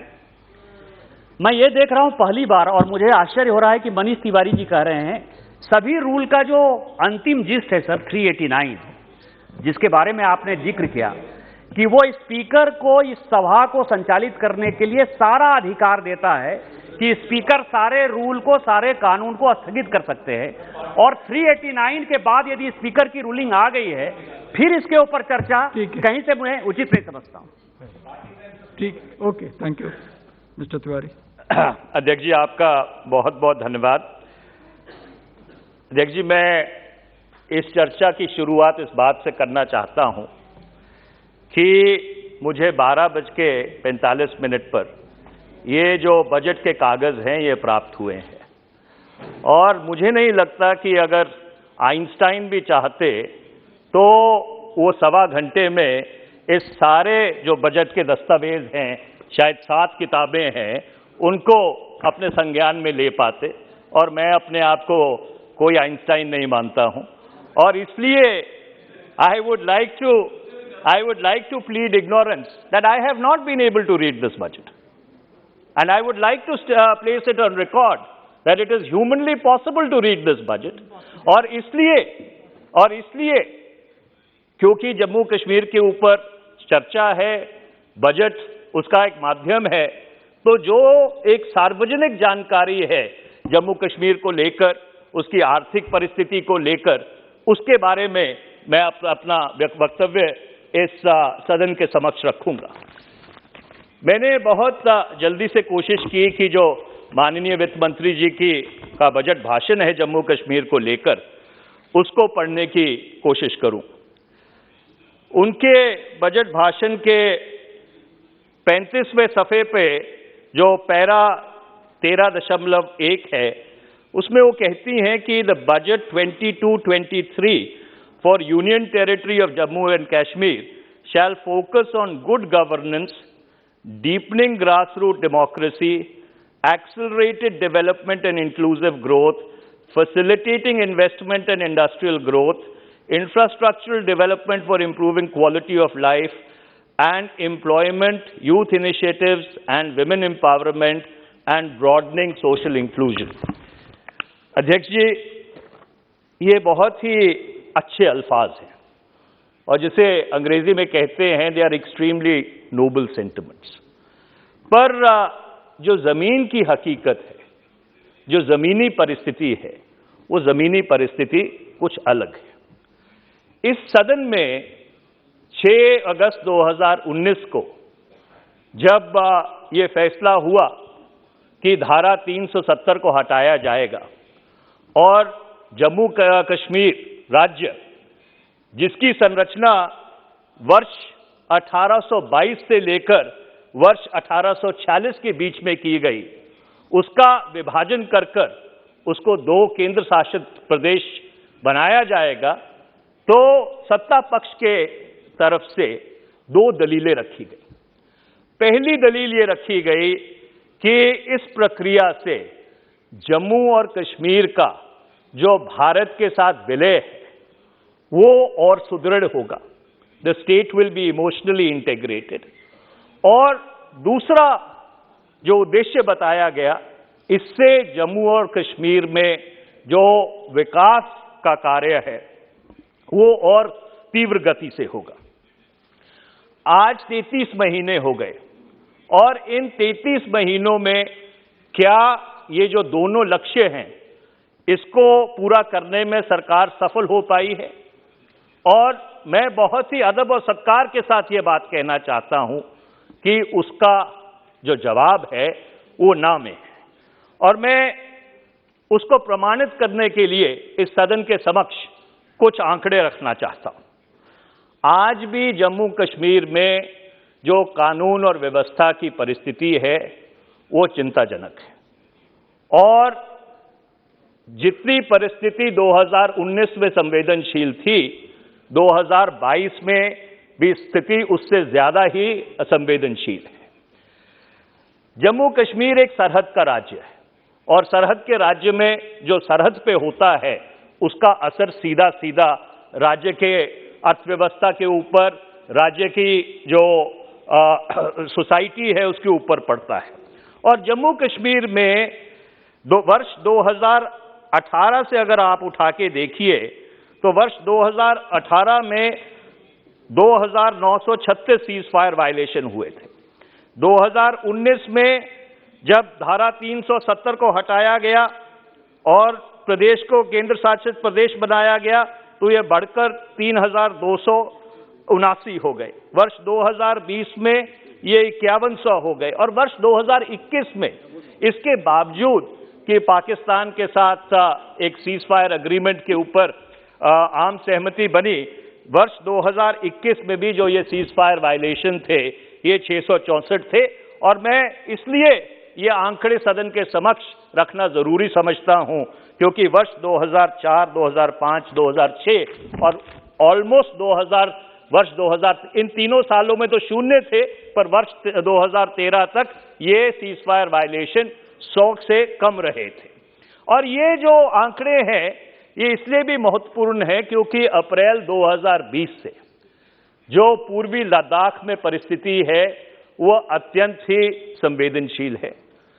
चीन की फौज उन इलाकों में घुसी हुई है जिनको भारत अपनी सरजमीन मानता है, और 2020 से लेकर आज तक जो परिस्थिति है वो और जटिल हो गई है, क्योंकि ये जो रूस और यूक्रेन का झगड़ा चल रहा है, इमरान खान का मॉस्को जाना, इस झगड़े के बीच में 4 फरवरी को जो अग्रीमेंट साइन हुआ है चीन और रूस के बीच, joint statement on international relations entering a new era, इससे परिस्थितियां पिछले और 3 साल में जटिल हुई हैं और उसका सीधा सीधा प्रभाव भारत के सरहद के सूबों पे पड़ता है, और मैं भी एक सरहद के सूबे की यहां पे नुमाइंदगी करता हूं। तो इसलिए इस सरकार को बहुत ही गंभीरता से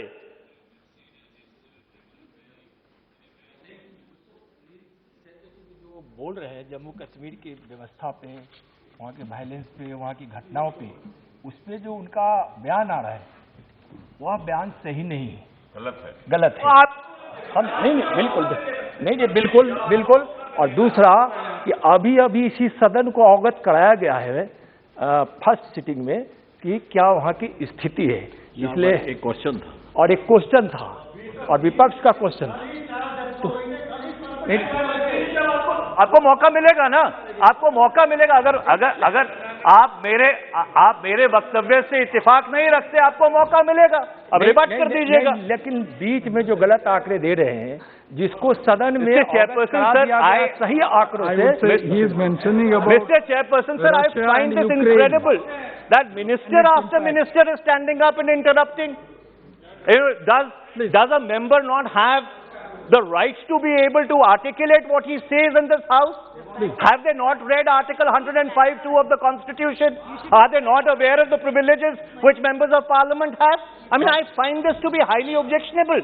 That you are not even allowing me to say, as a member of this house, what I have a constitutional right to say.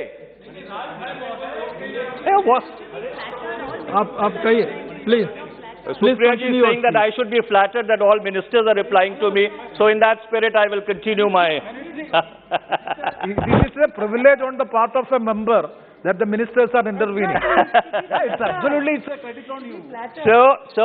So मैं अध्यक्ष जी बहुत ही जिम्मेवारी से ये बात कह रहा हूं कि सरकार को इस पे बहुत गंभीरता से चिंता करनी चाहिए कि 2019 में जो कदम उठाए गए उससे जो भारत की सरहद के ऊपर परिस्थिति है वो सुदृढ़ हुई, मजबूत हुई, कि उसके ऊपर जो चिंताएं हैं भारत की वो बढ़ी है।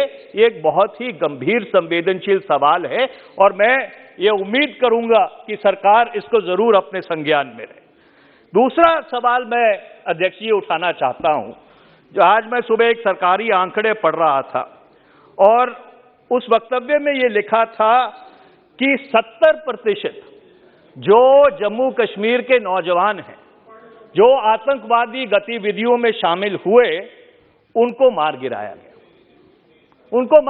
गया। 70% of those locals who had joined the militancy were neutralized.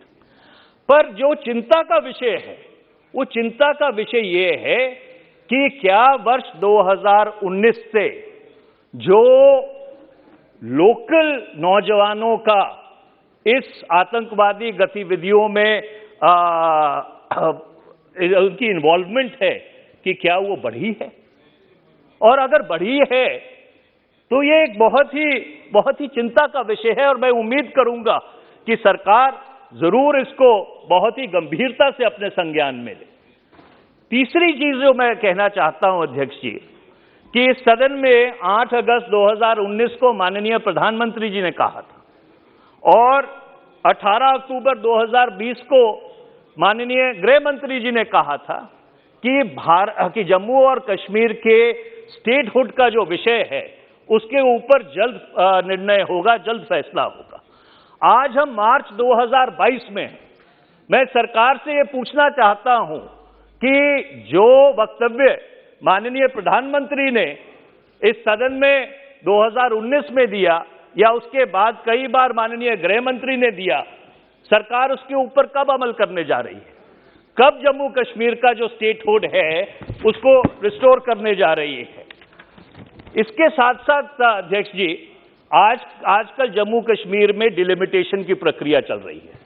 वहां पे नए विधानसभा के क्षेत्र बनाए जा रहे हैं और जहां तक मेरी जानकारी है कि उस प्रक्रिया से वहां की जो राजनीतिक पार्टियां हैं वो कुछ ज्यादा खुश नहीं है।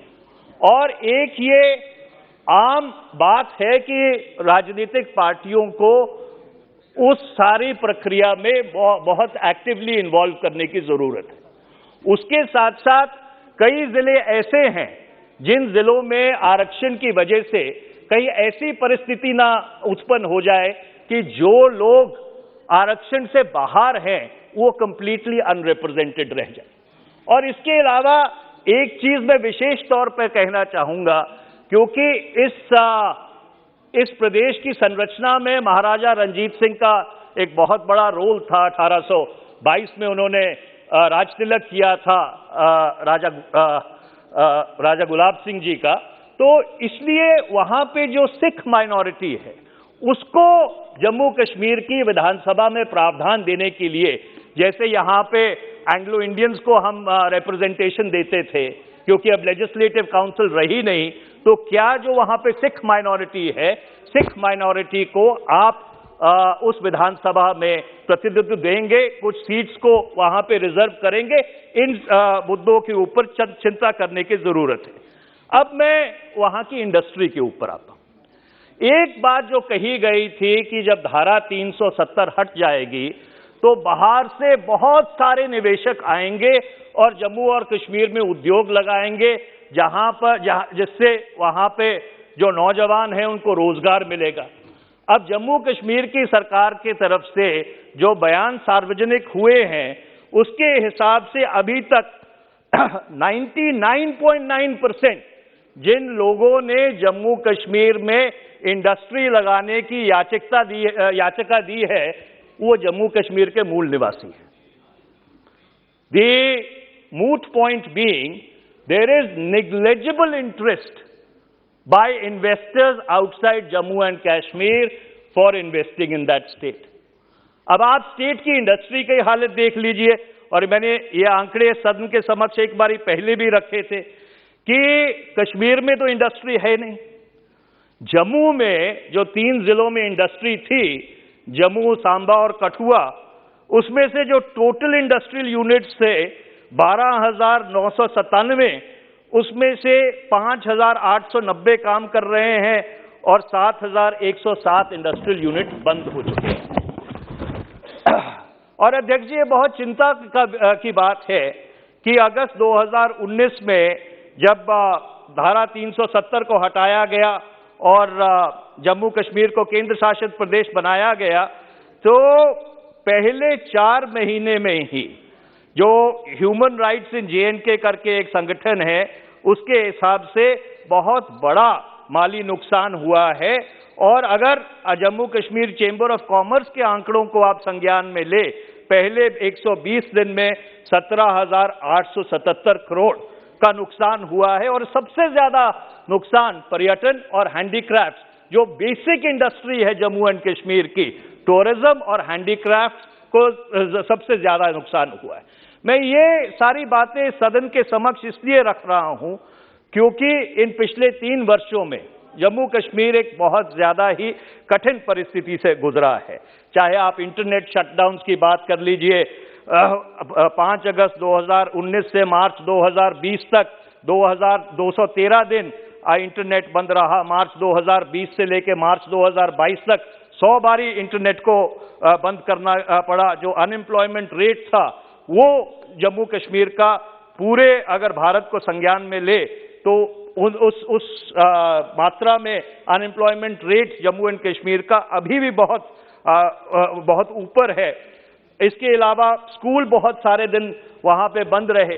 तो कहने का मेरा तात्पर्य ये है अध्यक्ष जी कि जिस विचारात्मक उद्देश्य को लेकर ये सरकार अगस्त 2019 में चली थी कि आर्टिकल 370 को, धारा 370 को धराशायी करके और जम्मू कश्मीर को केंद्र शासित प्रदेश बनाकर जम्मू और कश्मीर का विकास, तरक्की, उनके नौजवानों को रोजगार, उनके जो इंडस्ट्री है उसकी खुशहाली होगी, क्या उन उद्देश्यों में सरकार सफल हो पाई है?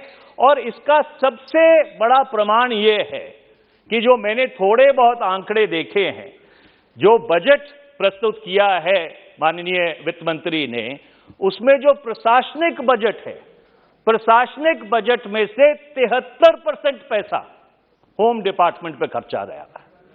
तो अगर 73% पैसा आप सुरक्षा पे खर्च रहे हैं, लॉ एंड ऑर्डर पे खर्च रहे हैं, तो ये अपने आप में प्रमाण है कि जो परिस्थितियां हैं वो सुधरी नहीं है। मैं अध्यक्ष जी आपका बहुत बहुत धन्यवाद करना चाहता हूं कि आपने मुझे समय दिया। धन्यवाद मिस्टर मनीष तिवारी जी। नाउ श्री जुगल किशोर शर्मा जी।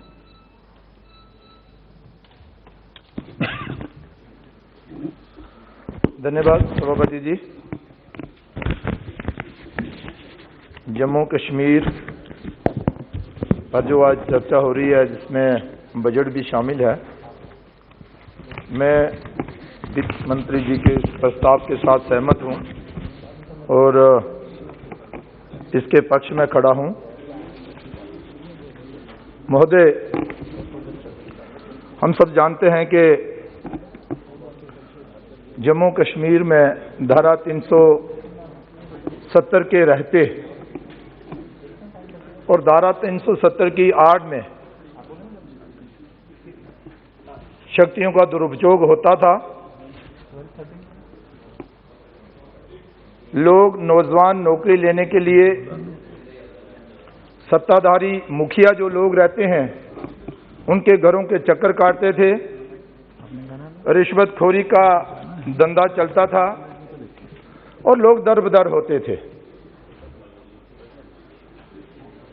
जहां पर जो विकास के लिए पैसा जाता था वो विकास पर ना लगते हुए इन्हीं परिवारों के आंगन के विकास में लगता था। और जो प्रोजेक्ट एक बार शुरू हो गया तो कई सालों तक वो प्रोजेक्ट जो है वो खत्म नहीं होते थे। लेकिन मैं महोदय बताना चाहता हूं कि आज नरेंद्र भाई मोदी देश के प्रधानमंत्री जी के नेतृत्व में और जम्मू कश्मीर के उपराज्यपाल मनोज सिन्हा जी के नेतृत्व में योग्यता के अनुसार रोजगार जो है वो प्रदान किया जा रहा है। जो पैसा विकास के लिए जाता है, जिस प्रोजेक्ट के लिए जाता है, उसी प्रोजेक्ट पर लगता है। और जो वर्षों पुराने प्रोजेक्ट अदर में लटके हुए थे वो प्रोजेक्ट पूरे हुए हैं। नए नए प्रोजेक्ट जो हैं वो शुरू हुए हैं। और इसमें भी कोई दो राय नहीं है कि विशेष तौर पर जम्मू और कश्मीर में अलग अलग मापदंड जो थे वो अपनाए जाते थे। जम्मू प्रोविंस जो है उसके साथ भेदभाव होता था और कभी भी अगर कोई बड़ा प्रोजेक्ट हो उसे लेने के लिए जम्मू प्रोविंस के लोगों को धरने, प्रदर्शन, एजिटेशन करना पड़ती थी। उसके बाद मिले ना मिले वो भी कोई पक्का नहीं होता था। लेकिन आज जम्मू कश्मीर का पूर्ण विकास हो रहा है और सामान्य विकास हो रहा है और बहुत सारे बड़े बड़े प्रोजेक्ट जो हैं वो जम्मू कश्मीर में चल रहे हैं। और विशेष तौर पर अगर मैं कहूं कि जब से केंद्र में नरेंद्र भाई मोदी जी की सरकार बनी है, जम्मू कश्मीर के भाग खुल गए हैं और जम्मू कश्मीर में विकास की गति जो है वो तेजी के साथ आगे बढ़ रही है।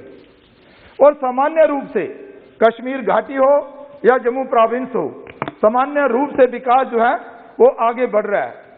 नरेंद्र भाई मोदी जी का ये जो नारा सबका साथ सबका विकास, वो कारगर सिद्ध हो रहा है और विकास भी चहुमुखी विकास जो है वो हो रहा है।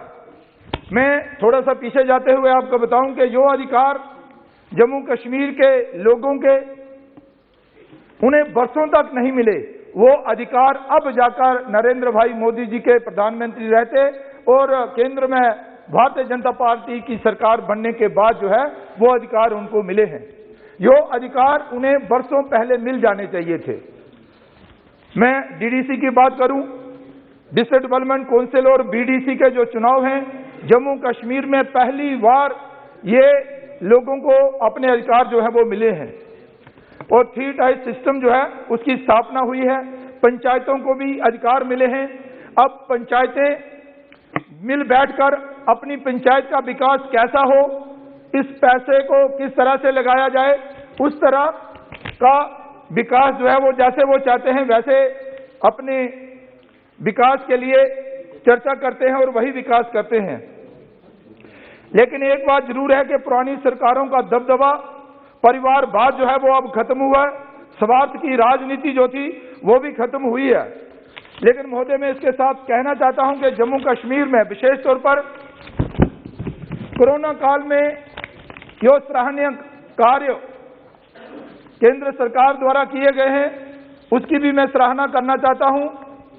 और कभी कभी मैं सोचता हूं कि अगर देश के प्रधानमंत्री नरेंद्र भाई ना होते तो इस कोरोना काल में देश के साथ साथ जम्मू कश्मीर का क्या हाल होता। लोगों को आज वैक्सीन मुफ्त में दी जा रही है और विशेष तौर पर वो जो गरीब लोग थे उन्हें फ्री में राशन भी जो मुहैया करवाया गया, ये बहुत बड़ा कदम जो था और सराहनीय कदम है।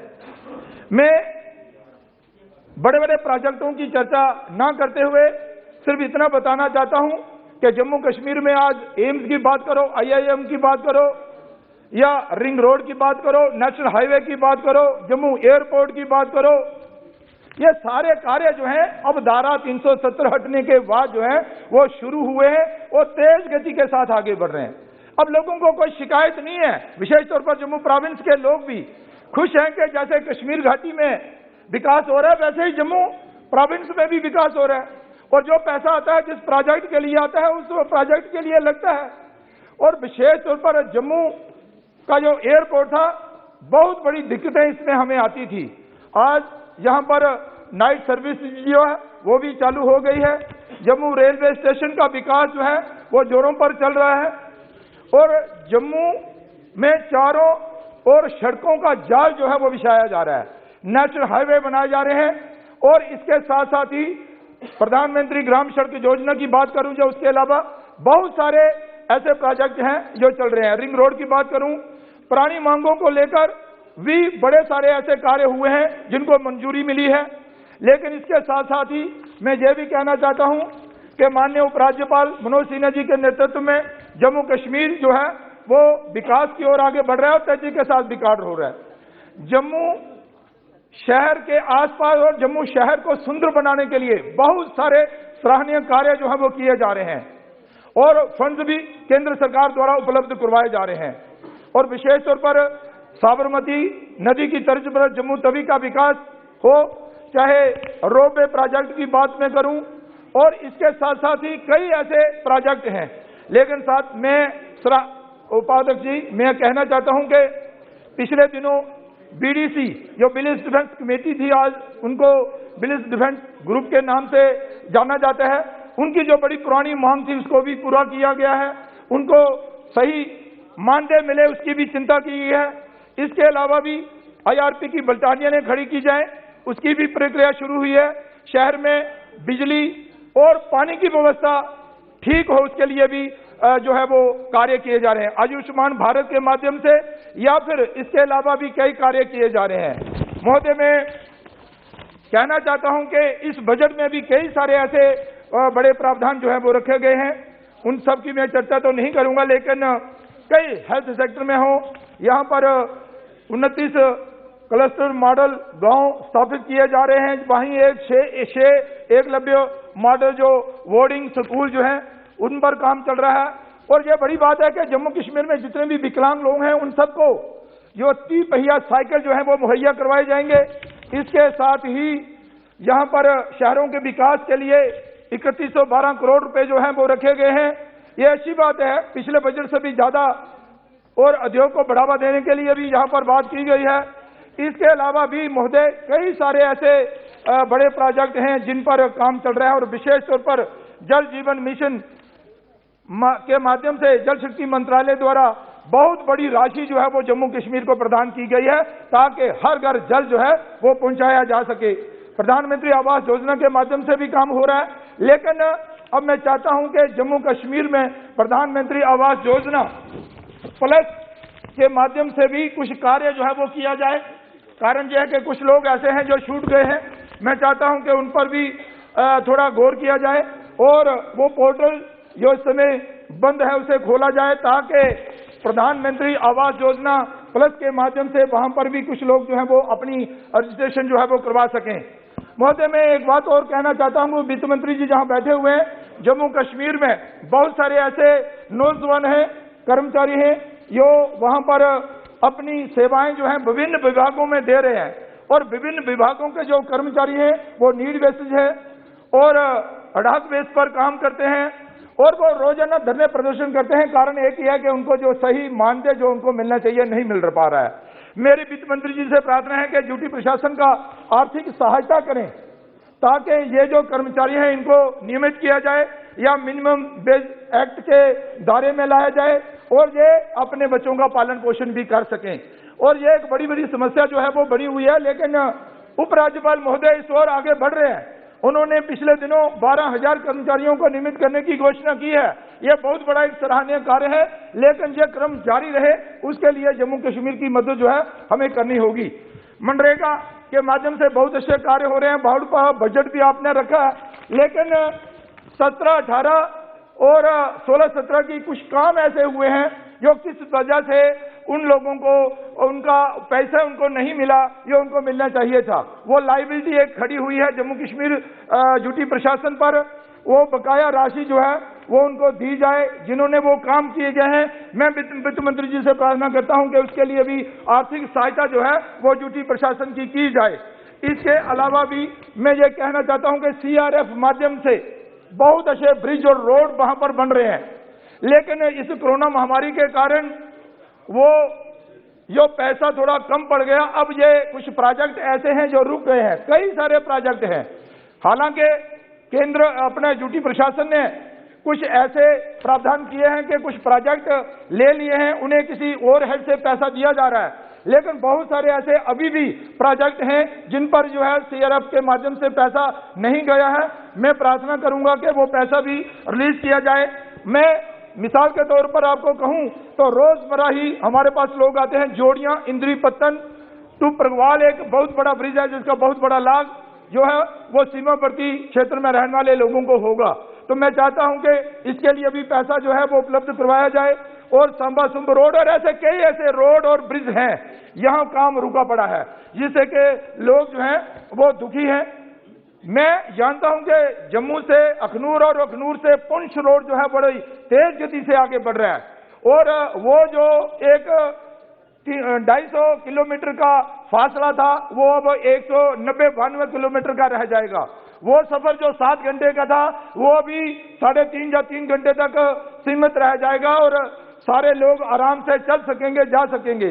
तो मेरी आपसे प्रार्थना है कि ये जो काम चल रहे हैं ये चलते रहे, ये जल्दी से संपन्न हो, लेकिन इसके साथ साथ ही वो सारे कार्य जो रुके पड़े हैं वो भी जल्दी से आगे बढ़े। कुछ IRP की बटालियन ने वहां खड़ी करने की बात हुई थी, कुछ बच्चे जिन्होंने इंटरव्यू दिया था उसमें पास भी हुए, उनके अभी रिटर्न होने थे, लेकिन मैं चाहता हूं कि उन बच्चों को भी थोड़ी रियायत दी जाए जिन्होंने वो रिटर्न पास किया है। ये जो सीमावर्ती क्षेत्र पर आप बटालियन खड़ी करने जा रही थी, बहुत बड़ा योगदान जो है वो रोजगार के लिए जम्मू कश्मीर सरकार के लिए केंद्र सरकार ने दिया था। उन बच्चों पर भी थोड़ा ध्यान दिया जाए, उनको भी मौका दिया जाए और नए जो लोग हैं उनको भी मौका दिया जाए।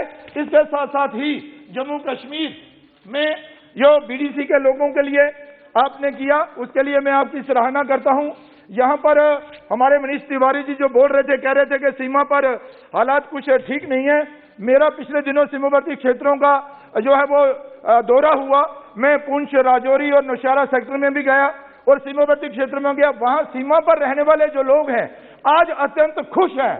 वो बहुत ही खुश हैं कि आज सीज फायर का पूरा पालन हो रहा है और वहां पर लोग जो हैं वो अपना घर बार छोड़कर मजबूर नहीं है, अपनी खेतीबाड़ी भी कर रहे हैं, रोजगार भी चला रहे हैं और अपने घरों में ही रह रहे हैं। रही बात डिलिमिटेशन की, यहाँ पर डिलिमिटेशन के बारे में कहा गया, वही पार्टियां नाखुश होंगी जिन्होंने शक्तियों का दुरुपयोग किया है। यह भेदभाव पहले होता रहा है, आज वो भेदभाव जो है वो नहीं हो रहा है। आज सामान्य रूप से जिसका जो हक बनता था डिलिमिटेशन ने उसे वो हक दिया है। इसलिए जम्मू कश्मीर की सरकार जो है, जम्मू कश्मीर के लोग जो हैं वो खुश हैं कि पहली बार डिलिमिटेशन कमीशन द्वारा इंसाफ जो है वो जम्मू कश्मीर की जनता के साथ किया गया है। आपने मुझे मौका दिया, आपका बहुत बहुत धन्यवाद। Thank you. Sri Sogodrai ji. Sir, I rise to speak on the Jammu and Kashmir budget. The budget is roughly about 1 lakh, expenditure is 1,12,000 crores, of which capital expenditure is 41,000 crores and revenue expenditure is 71,615 crores. This is a budget for bureaucratic expenditure. And as you know, sir, the expenditure is mainly on home, police, on which 9,588 crores are being spent. Now let me first start by saying that I was opposed to abrogation of Article 370 and I am still opposed to it. It was a wrong step for which the country will have to pay in future. I think apart from fulfilling BJP's agenda, it had no other meaning. The finance minister in a speech has mentioned the concept of one nation, one constitution and one flag has been adopted in the Union. This was Shama Prasad Mukherjee's slogan. Ek Nishan, Ek Vidhan. He was a good man, died unfortunately in Kashmir. But his slogan is being implemented by his successors. Presently, Srimati Nirmala Sitharaman. You have read a budget. What is the meaning of this budget being read in Parliament? Why could not Jammu and Kashmir's elected representatives, their finance minister, give this budget? What is there in this budget of Nirmala Sitharaman that representatives of Jammu and Kashmir could not speak on? This is deprivation of the people of Jammu and Kashmir, their rights to have their own government. I am totally opposed to this undemocratic step. Sir, one gentleman called Mr. Kakru, he has written in the Kashmir Times about the situation today in Jammu Kashmir. The per capita income in J&K is recorded less than average Indian. The literacy rate is recorded below the average in India. The unemployment among educated persons is recorded 22% against 7% in India. The electricity available to public for domestic purposes is this much. ये मेरा नहीं, ये तो अभी Kashmir Times 2322 is written by a Kashmiri. He is mocking you by saying that it's only 2 years interactive. He's mocking you. No, आपको तो post मिला है प्रोफेशनल हेकलर का. हम लोग ऑफिशियली दे देंगे, professional heckler mister Nishikant Dubey, ठीक है? तो sir, I want to ask, what is the finance minister seeking to achieve through this budget? Now let me also say that this budget is basically a revenue budget. Only 37% is capital. 63% is revenue. That means salary, establishment, similar expenditure. इससे तो Jammu and Kashmir will not change. See what Jammu and Kashmir people have to say about this. Sir, I was just reading some statements. The Jammu and Kashmir Chamber of Commerce, they said that budget has nothing significant for trade and industry. It's a big disappointment for traders and industrialists who are under mounting pressure due to restrictions and continuous setbacks in the last 2 years due to pandemic and its related problems. The government has announced certain benefits for overall development of the country. But what is missing in the budget is a big announcement for marginal traders He is not yielding. Who were hit by the pandemic and expecting a relief from the Modi government.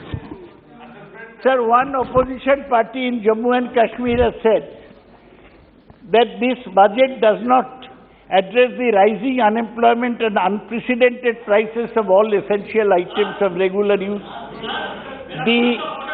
Due to lack of spending capacity, economy. Have I said anything wrong? Are you yielding? Are you yielding? No, I am not yielding at all. I am yielding, not yielding at all. No, sir. What rule? Let him speak after me. Sir, you give him, he is a professional heckler put up by the BJP to disturb anybody who speaks against them.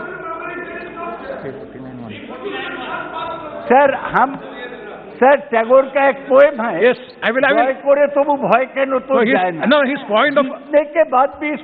No, Saugat Roy ji, his point. Saugat Roy ji, his point of order was in 349(1). Shall not read any book, newspaper or letter except in connection with the business of the house. This is absolutely the business of the house. No, business of the house क्योंकि budget आज पेश हुआ है sir, और वो budget को coat कर रहे हैं कि चैम्बर ऑफ कॉमर्स ने ये कहा, इस पार्टी ने ये कहा, बजट तो आज पेश हुआ ना, वो न्यूज़पेपर में कैसे छप गया सर? इसका मतलब ये पुराना स्टेटमेंट कोट कर रहे हैं. Factually correct or incorrect is not a matter of concern. Whether it may be correct or wrong. नहीं, बिजनेस ऑफ द हाउस नहीं है ना sir, business of the house budget है आज का, और बजट आज पेश हुआ है sir. See, what he is reading. एक minute, Nishikant Dubey, what he is reading is with me also. This is from the library. This is from the parliament. तो बजट तो वो गलत है ना सर, वो पुराने साल का बजट है ना, या भारत सरकार का लास्ट ईयर का है ना सर. बजट तो आज पेश हुआ, वो अखबार में कैसे छपेगा sir? No. Yes, please continue. और यदि leak I'll carry on.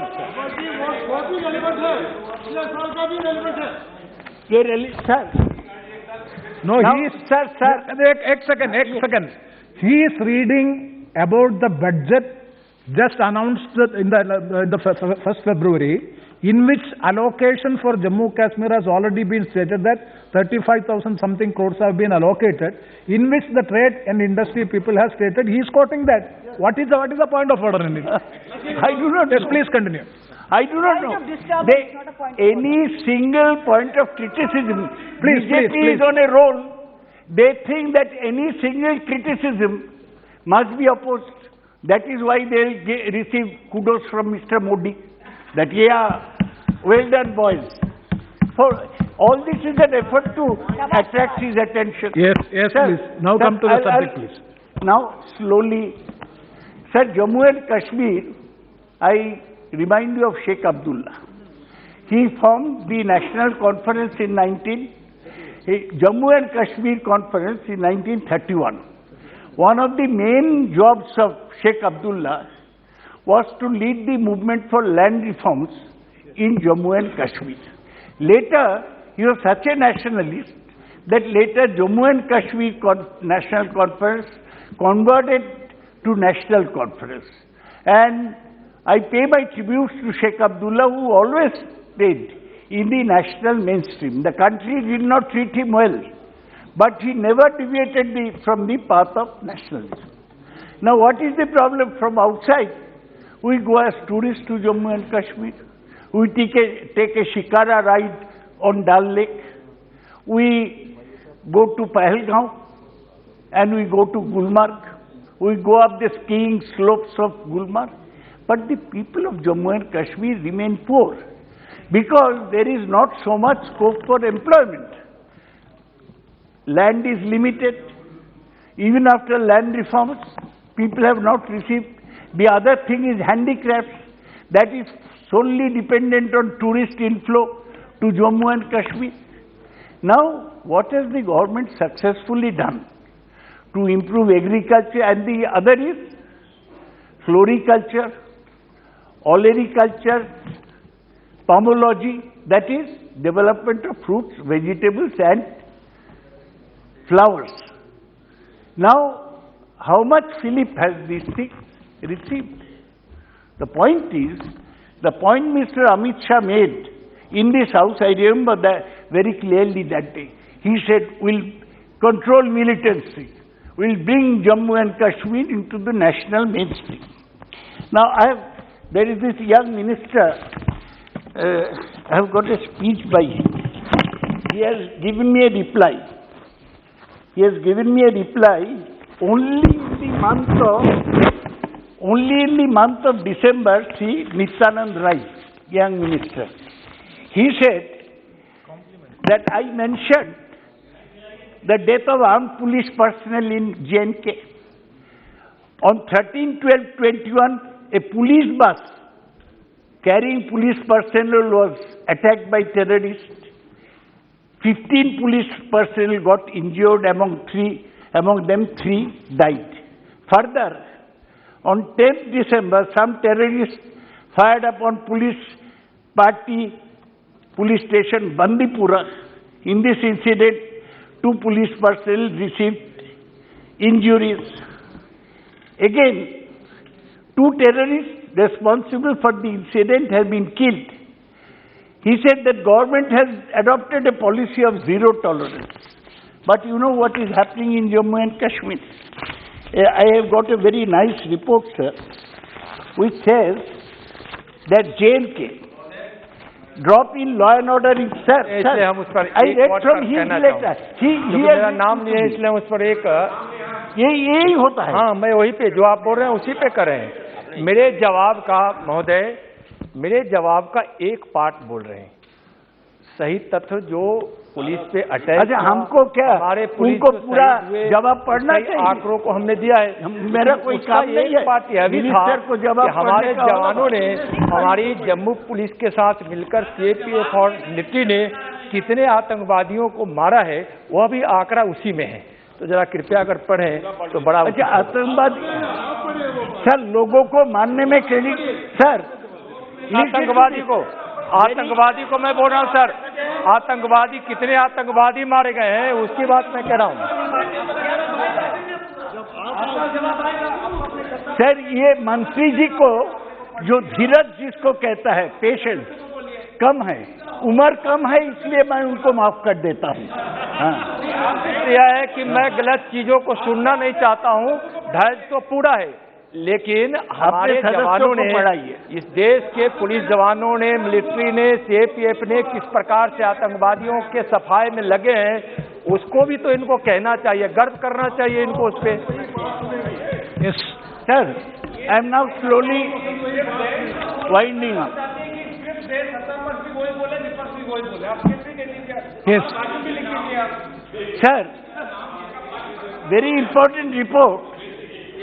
J&K, drop in law and order incident.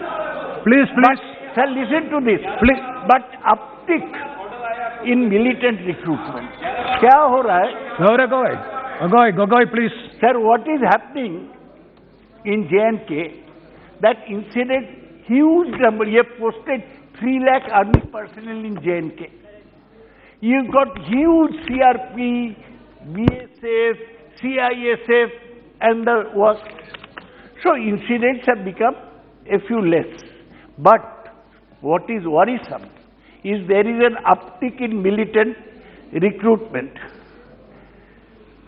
Sir, between January and December 2020, 225 militants were killed by security forces. 90 in Kashmir, 13 in Jammu. Sir, but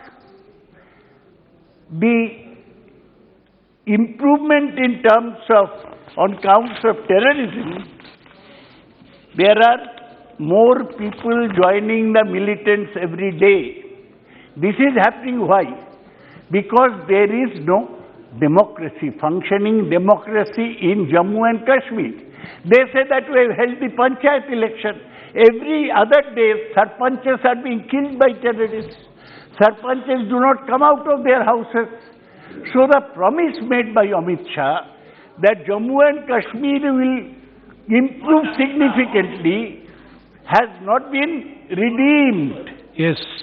Sir, I end with saying that you must, Nirmala ji, I know, is not the boss in this matter, Amit Shah is. She has only brought the, she has only brought the budget, but Jammu and Kashmir must have elections, assembly elections at the earliest. This excuse given that we are doing delimitation, that's a bogus. Yes. That's a bogus excuse. You must have elections to the assembly in Jammu and Kashmir. You must have a proper representative government in Jammu and Kashmir. And the way to win away militants from the young people from the path of militancy is to give them the offer of participating in open election and also in giving them jobs. Unemployment is the biggest problem in Jammu and Kashmir. Development is the biggest problem in Jammu and Kashmir. And this government had significantly, signally failed in providing unemployment, employment and jobs. Thank you. To the people also in ensuring development. They talk of big projects, sir. We'll build a road from Katra to Amritsar. We'll build a road via Jojila Pass to Ladakh. We'll build a road to Pahalgaon. No, that's not enough. Jammu and Kashmir live in small, small hamlets. Whether those hamlets are connected. That's how. And I want to ask them last of all, what happened to your promise of rehabilitating Kashmiri Pandits in the valley? They have not re-established one single Pandit family in the Kashmir valley. This is all tall talk. Ek nishan, ek vidhan. ये BJP का political slogan उसी का budget है. That's why I oppose the budget. Thank you. Thank you, Saugata Rai ji. Sri Srinivas Reddy ji. Thank you very much, sir. Chairman, sir, for giving me an opportunity to speak on this issue. The YSR Congress Party has always reposed our trust in the wisdom of Honorable Prime Minister and the Home Minister to bring Jammu and Kashmir closer to Delhi and the rest of the country. To a large extent, sir, this has been achieved. The expediting of connectivity projects like Chenani Nasri Tunnel and Navigo Tunnel has ensured this bridging doesn't remain mere talk, sir. Sir, it was a dream actually, sir, for all the South Indians, whether we can go to Srinagar or Leh, Ladakh or Pahalgam. But after the abrogation of Article 370, our Honorable Prime Minister and Honorable Amit Shah ji has brought the dream into true. That's why actually, sir, in my lifetime I have not gone to Kashmir any time. But no, sir, I went 2 months back on a committee tour. So it was so attractive that people have missed. I have missed for a long time, and that I have been actually educating all the South Indians to go and visit Srinagar or Pahalgam or Leh and Ladakh, sir. So now the development we are seeing there in that place, a lot of development is there. But actually for the tourists, budget tourists we'll have to promote there, sir. When we have gone there to that place, all the airports are also filled with the passengers, and the railway stations also filled with passengers and bus stations also. So that now, due to COVID, for almost 1.5 years, sir, the tourists they could not able to go to that place. Now it is actually slowly increasing and booming. The employment locally also, sir, it is people are getting employed there for all this because activities now. And my request to you, sir, to you also, to our Honorable Finance Minister, the budget tourists have to be encouraged, sir. It is not the luxury tourists. There will be only few people only can afford to go there means. It is not, the Kashmir has been shown to the entire country, sir. The foreigners, a lot of foreigners also have been coming also here to this place. Sir, I request through you, sir, Honorable Finance Minister, here, actually, sir, very shortage of, power is there. Even though, Ratil and Kiro hydroelectric projects, have been actually sanctioned, only, 500 crores have been given also for this Ratil and Kiro. Ratil projects, sir, about 820 megawatts, sir. Otherwise, 6,500 crores, JK and Jammu and Kashmir government is paying also for buying the power, sir, into the state.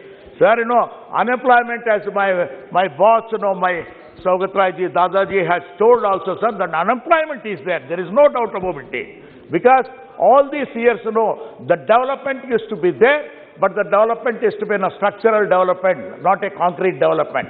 Now I request to you, sir, Honorable Finance Minister and Home Minister also, sir, the employment potential is there. If they go on, develop also, the industrial development is required, sir. Sir, especially if you see that, weavers community, sir, you know pretty well that Kashmir shawls are very famous also. And Kashmir shawls, now, for weaving that also, sir, hand-woven, people are there. But especially if you see that also, Pashmina shawls, very famous Pashmina shawls are there, sir, available. But there is no actually, sir, support from the central government or state government there for the weavers, sir. That is very much required, sir, so that it has got an international market, sir. Then only local people will get employment and it will give also revenue, sir. Not only that, sir, if you see that budget glance also, local revenue, own revenue is very, very less, sir. Center is supporting a lot actually for this J&K. How long you can support that also? Unless you develop locally the potentiality to earn the revenues, everything, then it is not possible for anybody also to support for a long time, sir. Sir, locally now, all these irrigation projects have to be also.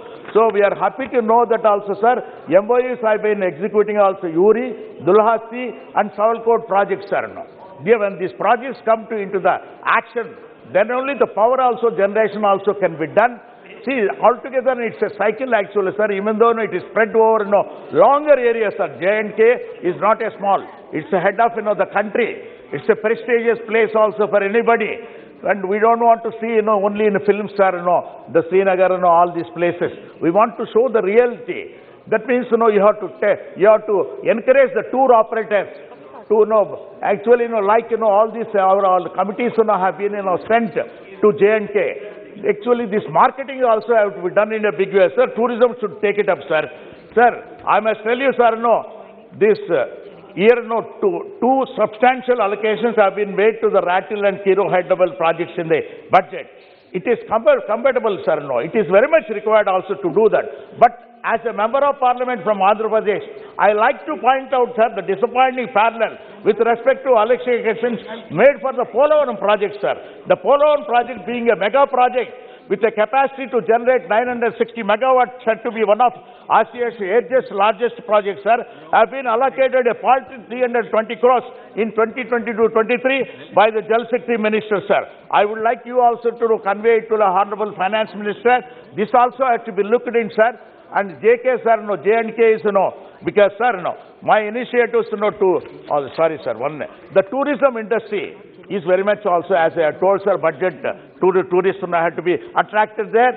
The 786 crores have been allocated also for this state. But actually, now, the 786 crores, in what form it is going also has to be also highlighted to all the members, sir. Then only, it can be seen. Sir, funds for reviving Nagdin Dal Lake, have been made in 2022, which will create a more conducive tourism ecosystem in Srinagar, sir. Sir, not only that, Dal Lake has to be encouraged, it has to be, maintained very clearly, sir. The ecosystem is very much required, and meager funds are not required, sir. Once for all, you have to create a big atmosphere there so that you can attract a lot of tourists, sir. And other efforts to improve the crowd management, Vaishnav Devi famous temple, sir. The temple, lakhs of people are also visiting the temple, sir. Some facilities have to be increased there in that place. But, during the 2-3 months period, heavy rush will be there, but pilgrims will not be provided also with much facilities, sir. Sir, the approved development, new trekking routes in various wildlife protected areas in a good move, and sustainable ecotourism should be promoted to help domestic and international tourists discover the beauty of the atmosphere. Sir, it is no wonder that, 80,000 tourists have already visited J&K in the 6 weeks since the reopening of the Omicron, sir. Sir, as our colleagues have mentioned about Kashmir Pandit, sir, post-abrogation of Article 370, less than 1,000 Kashmiri Pandits have returned to Kashmir for taking up the jobs that have been provided to them under the rehabilitation package framed in 2015, sir. Sir, the policy is not wholly sufficient to ensure rehabilitation and permanent rehabilitation facility.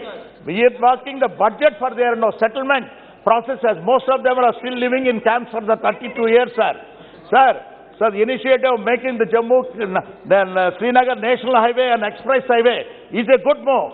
There has been a doubling of the blacktopping and mascading of roads in J&K in the last few years, sir. Sir, this government is doing a lot for J&K, sir.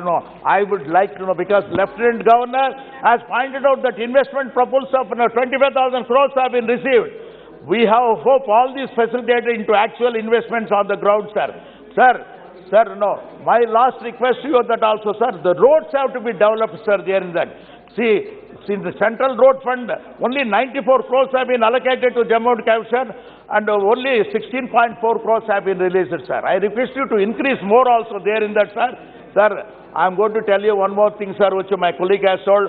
Kashmiriyat, Insaniyat, and Jamhuriyat will be realized when the peace is picked on achieving delimitation, sir. Sir, thank you very much, sir. Thank you very much, sir. Thank you, Srinivas Ulurudi. Now the Honorable Minister, Sri Jitendra Singh, would like to intervene. Please. Thank you.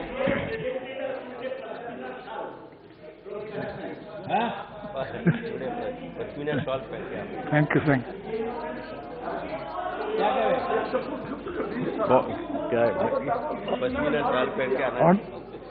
But next time I'll certainly present one to Dada. Yes, Minister. But Dada, next time I'll present one to you. Thank you, respected Speaker, sir. I think in the last couple of minutes, the most amusing part of this discussion is that we are virtually discussing everything but the budget. But nevertheless, I'm glad at least Dada hinted out to the amount of the budget that is going to be allocated for Jammu and Kashmir. But since I said everything else has been discussed but the budget, so I think sensing the sense of the House, some of those points also need to be responded. Dada is our senior, our guru, a veteran. But Dada, forgive me, I thought you were a reasonable Bengali intellectual. Yeah, I still believe. But, and yes, I appreciate you mentioned our founding member, Sama Prasad Mukherjee, in complimentary terms. But you would also appreciate that, and you also referred to the slogan, the mantra given by him, Ek Vidhan, Ek Kisan, Ek Pradhan.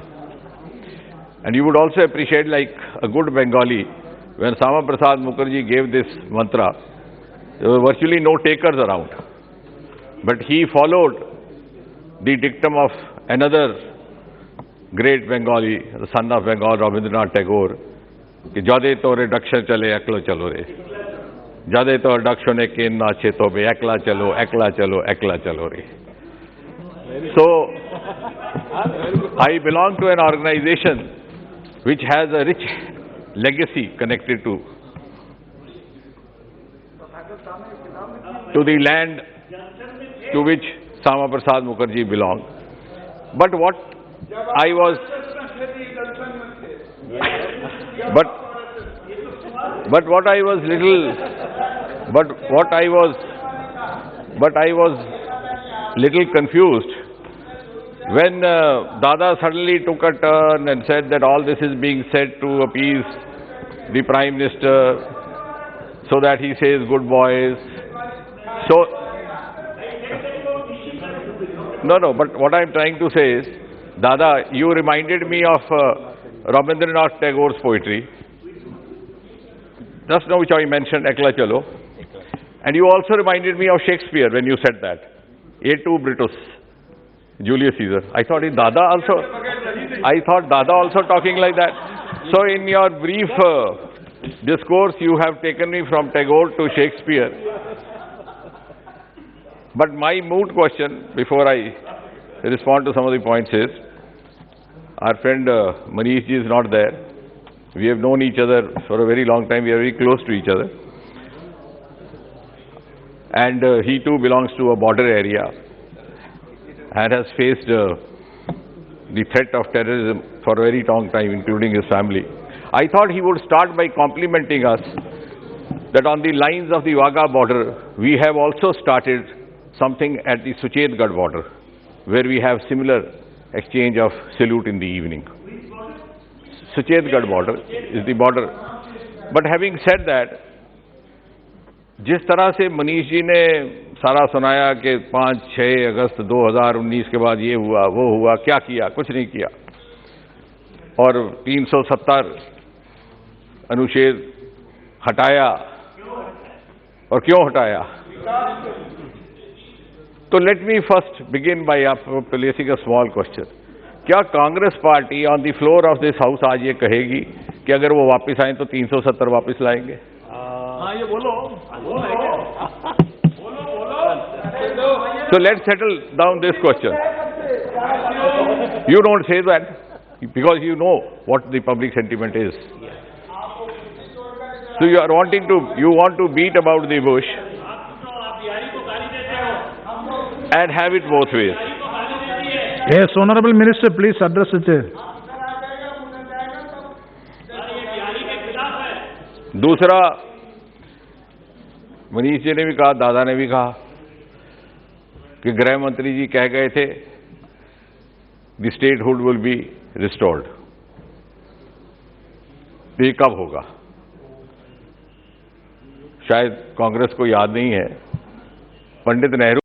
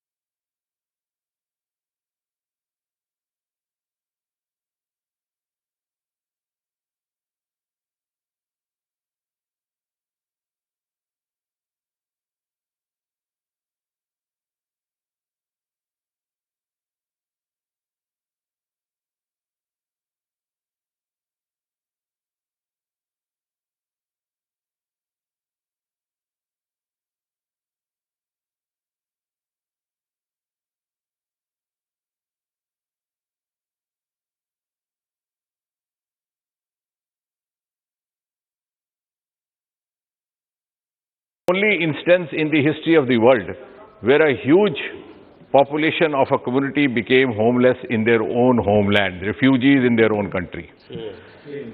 And the biggest exodus possibly that has happened after that of the 1947 partition, when there was exchange of Hindu and Muslims and the riots followed.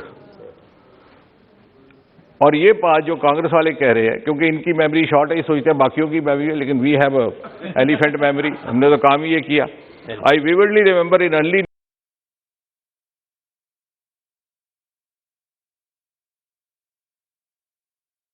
कि Jagmohan has generated this exodus because he wants Kashmiri Pandits to go and get free plots in Jammu and Delhi.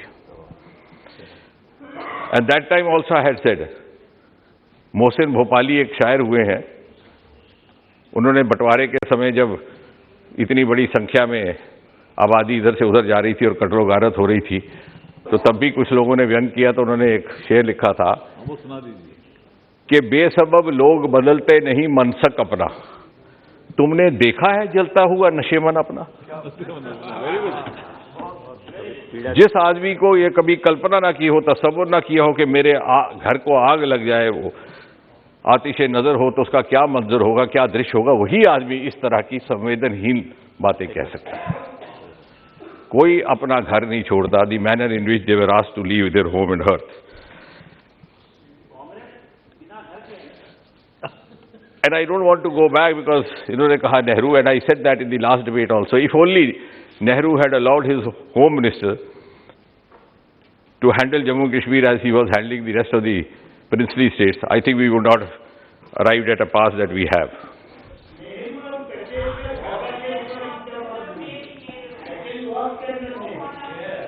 Yes, absolutely.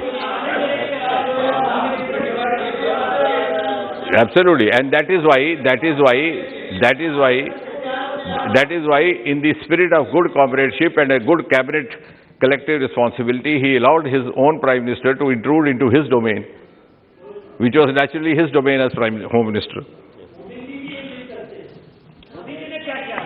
Modi ji ने सरदार पटेल को वो रुतबा दिया, वो दर्जा दिया जो ना कांग्रेस दे सकी, ना टीएमसी दे सकी. अब ऐसा है, गांधी जी भी इधर आ गए हैं, महात्मा गांधी, पटेल भी आ गए, बाबा साहब अम्बेडकर भी आ गए, सुभाष चंद्र बोस भी आ गए,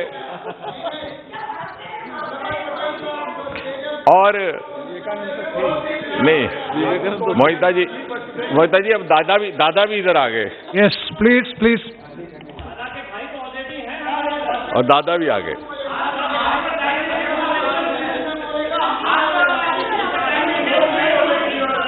The question is, yes, Minister.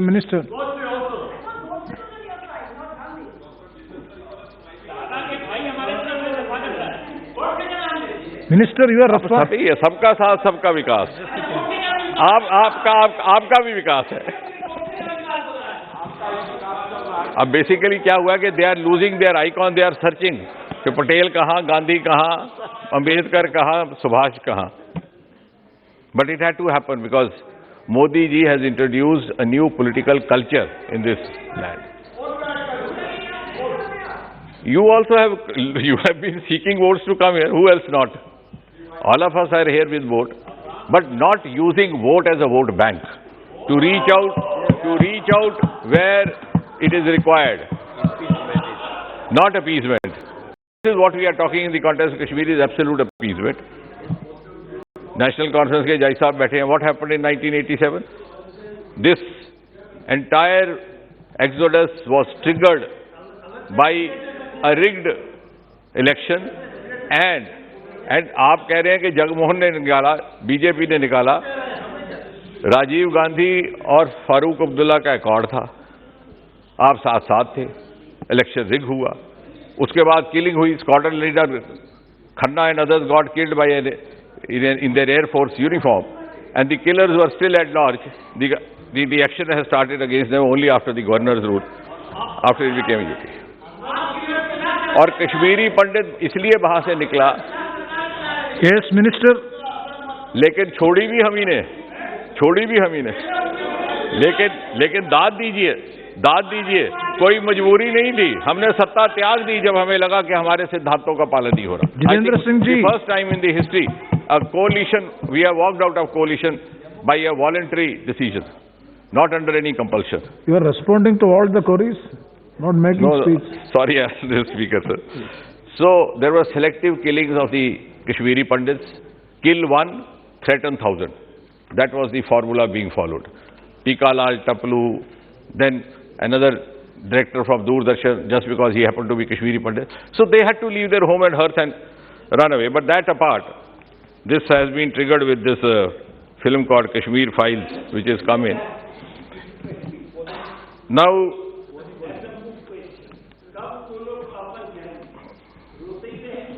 अगर वो जाएंगे भी तो भारतीय जनता पार्टी की सरकार के द्वारा ही जाएंगे। दादा, मुझे हैरत इस बात की होती है, अब जज साहब भी मुझे टोक रहे हैं, जज साहब भी टोक रहे थे, कांग्रेस भी। मैं ये कह रहा था कि अब तो सबक सीख लीजिए। जम्मू कश्मीर के कांग्रेस और नेशनल कॉन्फ्रेंस के सारे नेता धीरे धीरे एक एक करके बीजेपी में शामिल हो रहे हैं। सिर्फ हाई कमांड किसी बहम में है, and those who have not joined are waiting to join, and I think that's a vindication, huge vindication that the Bharatiya Janata Party led government under Prime Minister Modi is on the right course. We have redeemed Kashmir. We have done what Congress should have done. We have done what Congress promised to have done. It was the Congress stalwarts who in the Constituent Assembly also suggested and agreed to include the temporary clause phrase. They couldn't do it because over the years a vested interest developed. And they thought this was going to serve their advantage. अब एक एक करके 2-4 minute लेके जो मुद्दे उठाए गए हैं, incidentally the statistics has also been translated into political phrase while being presented in this house. Munish जी कह रहे थे कि he was very much concerned about the governance part of it, कि साहब गवर्नेंस का क्या हुआ 30 महीने में। Before 5th and 6th August, and before this area became a union territory, there were a host of such rules, laws, which I am sure no political party would have an objection to be implemented, not even Dada's party. For example, Prevention of Corruption Act 1988. Dada, why would you oppose? Nobody would oppose. It was not implemented in Jammu and Kashmir under the LAB of 370. So 370 was actually being used for guarding their own interests. And since I am also dealing with DOPT, it was DOPT law, and after 30 long years it was amended in 2018 through an amendment that we brought wherein we introduced certain modifications, improvisations. Even the bribe giver was made answerable for this crime. But in Jammu and Kashmir, this law was introduced only about 1.5 years back. Now, this has got nothing to do with the special status or identity or autonomy or all those tall claims. Similarly, Child Marriage Act.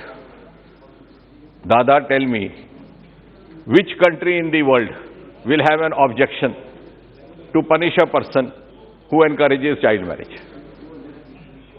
बाल विवाह तो एक पाप माना जाता है, गुनाह माना जाता है, धर्म कोई हो, मजहब कोई हो. What prevented the successive Congress and National Conference governments in Jammu and Kashmir for not allowing this law to be implemented? Dowry Act. I am sure our sisters on both the sides would bear me out. What was wrong in implementing Dowry Act? This has been implemented only 1.5 years ago. Today it is an era of evidence-based argument. Unfortunately, we don't cite arguments. ये गलत कैसे है? This is on record. This is on record. No, I'll tell you. जो आप कहना चाह रहे हैं वो बता. अब मैं आपको बताता हूँ. I'm not eating. मैं आपको समझाता हूँ. हुआ क्या है? To cover up for that, they had their own anti-corruption act. they had their, अरे मैं वही कह रहा हूँ जो आप कहना, they had their, but why? Sudhi ji, you can. बात ये है कि मेरी बात, Ministry is not yielding. You can counter your मैं argument. ये नहीं कह रहा. You had your own anti-corruption act. Why didn't you implement the Prevention of Corruption Act of India, which even West Bengal was implementing? Why couldn't you? Minister, if you are, Anyway, if you are responding, if you are responding to all the queries, then you have to yield. इन्होंने ऐसा act बनाया कि जिसको jail खाने में डालना है डाल दो, जिसको बरी करना उसके खिलाफ केस लगाओ, वो 25-30 साल नौकरी करके सेवानिवृत्त हो जाए, भगवान को प्यारा भी हो जाए, केस का फैसला न हो. That was the kind of anti-corruption act that they had. These are petty points. I am sorry, Dada, if Child Marriage Act issue is a petty point, it's a matter of shame. No. I think the nation, the whole country is watching you, Dada. Doesn't behove you saying so. If you say Dowry Act and SC/ST reservation, अरे साहब political reservation अभी ये दुनिया सारी जानती है. It's part of the records. What do you think, Jai Sahab? You can counter in your speech. जय साहब मैं जानता हूँ आप कानून साज हैं, लेकिन मार्क ट्वेन एक बात कह गए थे इकोनॉमी के बारे में, economy too serious a subject to be left to economist. We saw happening this in this country also. So I think law too serious to be left to जज alone. Let the members of the house deal with this. It is a matter of fact, it's on record. RTI act आपका अपना था, वो नहीं था जो बाकी हिंदुस्तान में था. ये सारे पिछले 2 सालों में लगे, हिंदुस्तान वाला ही लगाया है. 73-74 अमेंडमेंट जिसकी अभी जुगल किशोर जी बात कर रहे थे. What prevented you? And you know something who brought in 73-74? Gaurav Gangohi ji, you will be happy and I compliment you that. It was Rajiv Gandhi government. और इससे क्या था? Let's have a fair debate. No, I compliment you. अरे I am complimenting you. इसी दी fact उससे क्या था कि जो राशि केंद्र से निर्धारित की जाए स्थानीय इकाइयों के लिए सीधा निर्वाचित प्रतिनिधि तक पहुंचे, पंच, सरपंच, बीडीसी, डीडीसी. जम्मू कश्मीर ने क्यों नहीं लगाया? वहां तो कांग्रेस की सरकार गठबंधन में थी, अपना ही लाया हुआ एक्ट नहीं लगाया. National Conference and Congress were ruling the state and still not implementing what they cherished as Rajiv Gandhi hallmark. हमने लगाया ना, अब लग चुका है. And now 10,000 crore is directly going to the kitty of the local body. Earlier, why it was not implemented? So that the central grant would go to the chief minister office or go to the parliamentary minister office, and then he or she would decide how much to give whom and when. Interview समाप्त करने का कार्य 6 महीने पहले हुआ. प्रधानमंत्री मोदी ने 2016 में लाल किले से अपने स्वतंत्रता दिवस के संबोधन में कहा था कि क्या इस प्रथा को समाप्त नहीं किया जा सकता, क्योंकि शिकायतें आती थी कि 100 अंक लेता था कोई रिटन टेस्ट में, उसको इंटरव्यू में फेल कर दिया जाता, और जो रिटन में कम लिए होते उसको 100 अंक इंटरव्यू में देकर किया जाता. भाई भतीजा बात होता, पक्षपात होता, कहीं लेन देन के भी इल्जाम आते. सारे देश में खत्म किया गया. डीओपीटी का हमारा विभाग था, मैंने स्वयं पत्र व्यवहार किए एक के बाद एक respective heads of the state in Jammu and Kashmir, sometimes chief minister, sometimes, but it didn't happen. It was possible, it could be done only after the Lieutenant Governor took over. The interviews have been abolished. Like in the rest of the country, Prime Minister Modi gave a level playing field in job recruitments. फिर आई बात delimitation की. I'll not go into that because I'm sure at least for that Judge Sahab would appreciate me, because it's a constitutionally constituted body, so we respect its integrity. We don't have to question its motives. Now industry. I think Manish ji would appreciate if I just correct his figures. वो कह रहे थे कि बाहर से कोई निवेश नहीं हुआ. Officially, more than rupees 50,000 crore has already been invested in Jammu and Kashmir. And leading houses, including the Apollo corporate in the medical sector, Haldiram, and so many leading houses have already put in their investments over there, and it's in the process of acquirement of land, etc. Lulu, yes. अब आ गया employment का. See, there, like rest of the country, have been issues of employment. But no government in the world can give a salaried government job to each and every individual. But yes, I agree. For a responsible government, the duty is to prepare means of livelihood. And now the question is why these means of livelihood were not made available.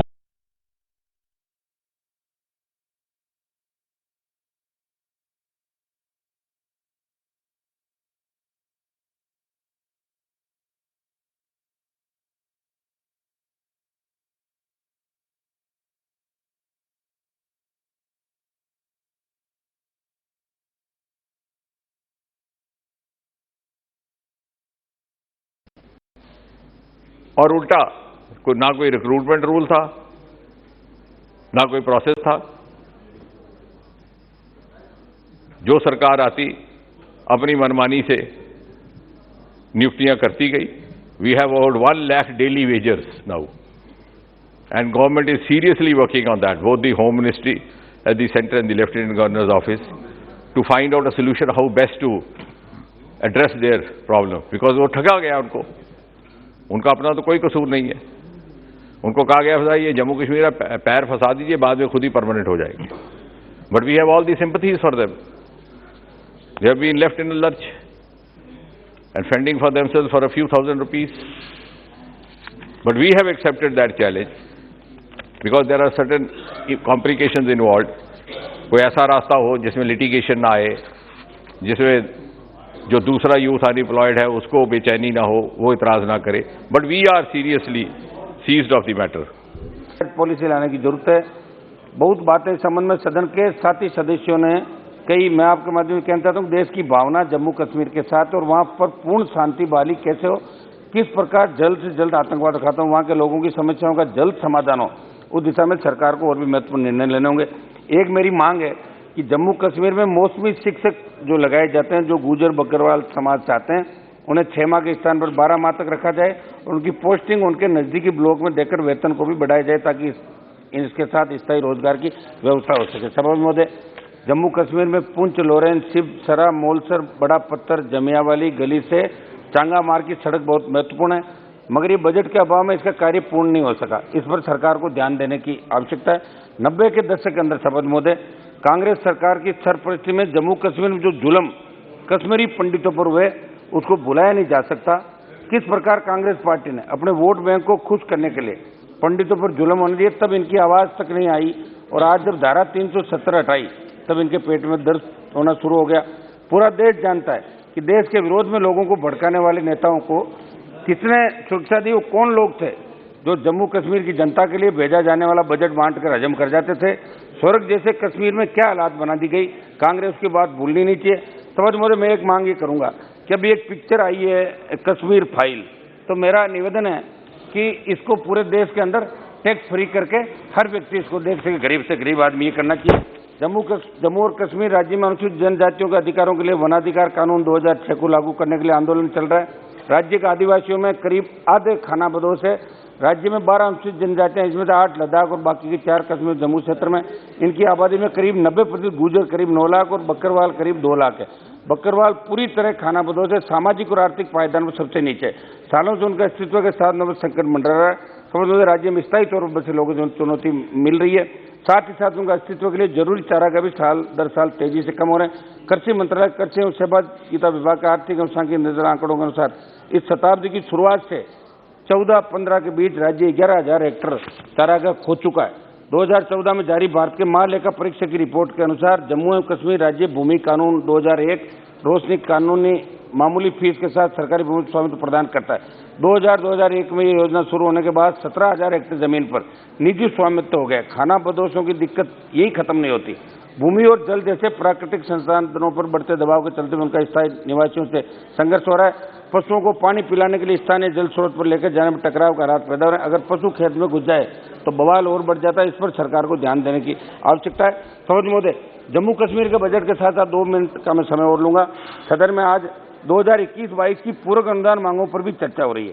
सरकार के budget को लेकर विश्लेषण सहित कई बातों को माननीय साथी सदन में कहा। हमने भी बजट बैच के अंदर भाग लिया था। 21-22 की पूरक अनुदान मांगों के दूसरे बैच के तहत 373,761 करोड़ रुपए के सकल अतिरिक्त व्यय को अधिगत करने के लिए संसद की मंजूरी मांगी गई थी। सभापति महोदय, किसानों के सामने आ रही समस्या शुरू करूंगा। अपने वक्त उक्त मांगों में उर्वरक सब्सिडी के लिए 58,430 करोड़ का अतिरिक्त खर्च की बात कही, लेकिन इस वर्ष फसलों की बुआई से पहले डीएपी की भारी किल्लत और बुआई के बाद यूरिया की भारी कमी से राजस्थान सहित कई राज्यों के अंदर किसान जूझ रहे। जहाँ कांग्रेस पार्टी की हमारे राजस्थान में सरकार है, वहाँ किसानों में डीएपी और यूरिया मांग रहे किसानों पर लाठी चार्ज भी हुआ और रबड़ की गोलियां भी चलाई गई। सरकार को इसमें भी ध्यान देने की आवश्यकता है। मैं वित्त मंत्री जी का ध्यान उनके बजट भाषण की तरफ आकर्षित करूं, जिसमें उन्होंने कहा कि हम 1 करोड़ लोगों को उज्ज्वला योजना से जोड़ेंगे। उन्हें याद दिलाना चाहता हूं कि आप गैस कनेक्शन दे देंगे, सिलेंडर दे देंगे, लेकिन सिलेंडर के दामों में जो बढ़ोतरी हुई है उससे कैसे वहन कर पाएगा, इसका भी जवाब दें। अंतर्राष्ट्रीय मार्केट में कच्चे तेल की कीमतें देखकर तो 2014 में सरकार के शुरुआत के समय के भाव देखकर मैं थोड़ा तेज बोल रहा हूँ साहब, ताकि टाइम वो निकल जाए। Yeah, I know that. कुछ जरूरी point Today you are very fast. सभापति जी, जरूरी पॉइंट एक आध मिनट एक सकते हैं आप, है ना। एनडी की सरकार की शुरुआत के समय भाव देकर तुलना करते हम पाएंगे कि भाव असमान आसमान छू रहे हैं और इसका प्रत्यक्ष असर महंगाई पे पड़ रहा है। सरकार को पेट्रोल, डीजल और घरेलू गैस की कीमतों को कम करने के लिए कदम उठाने की आवश्यकता है।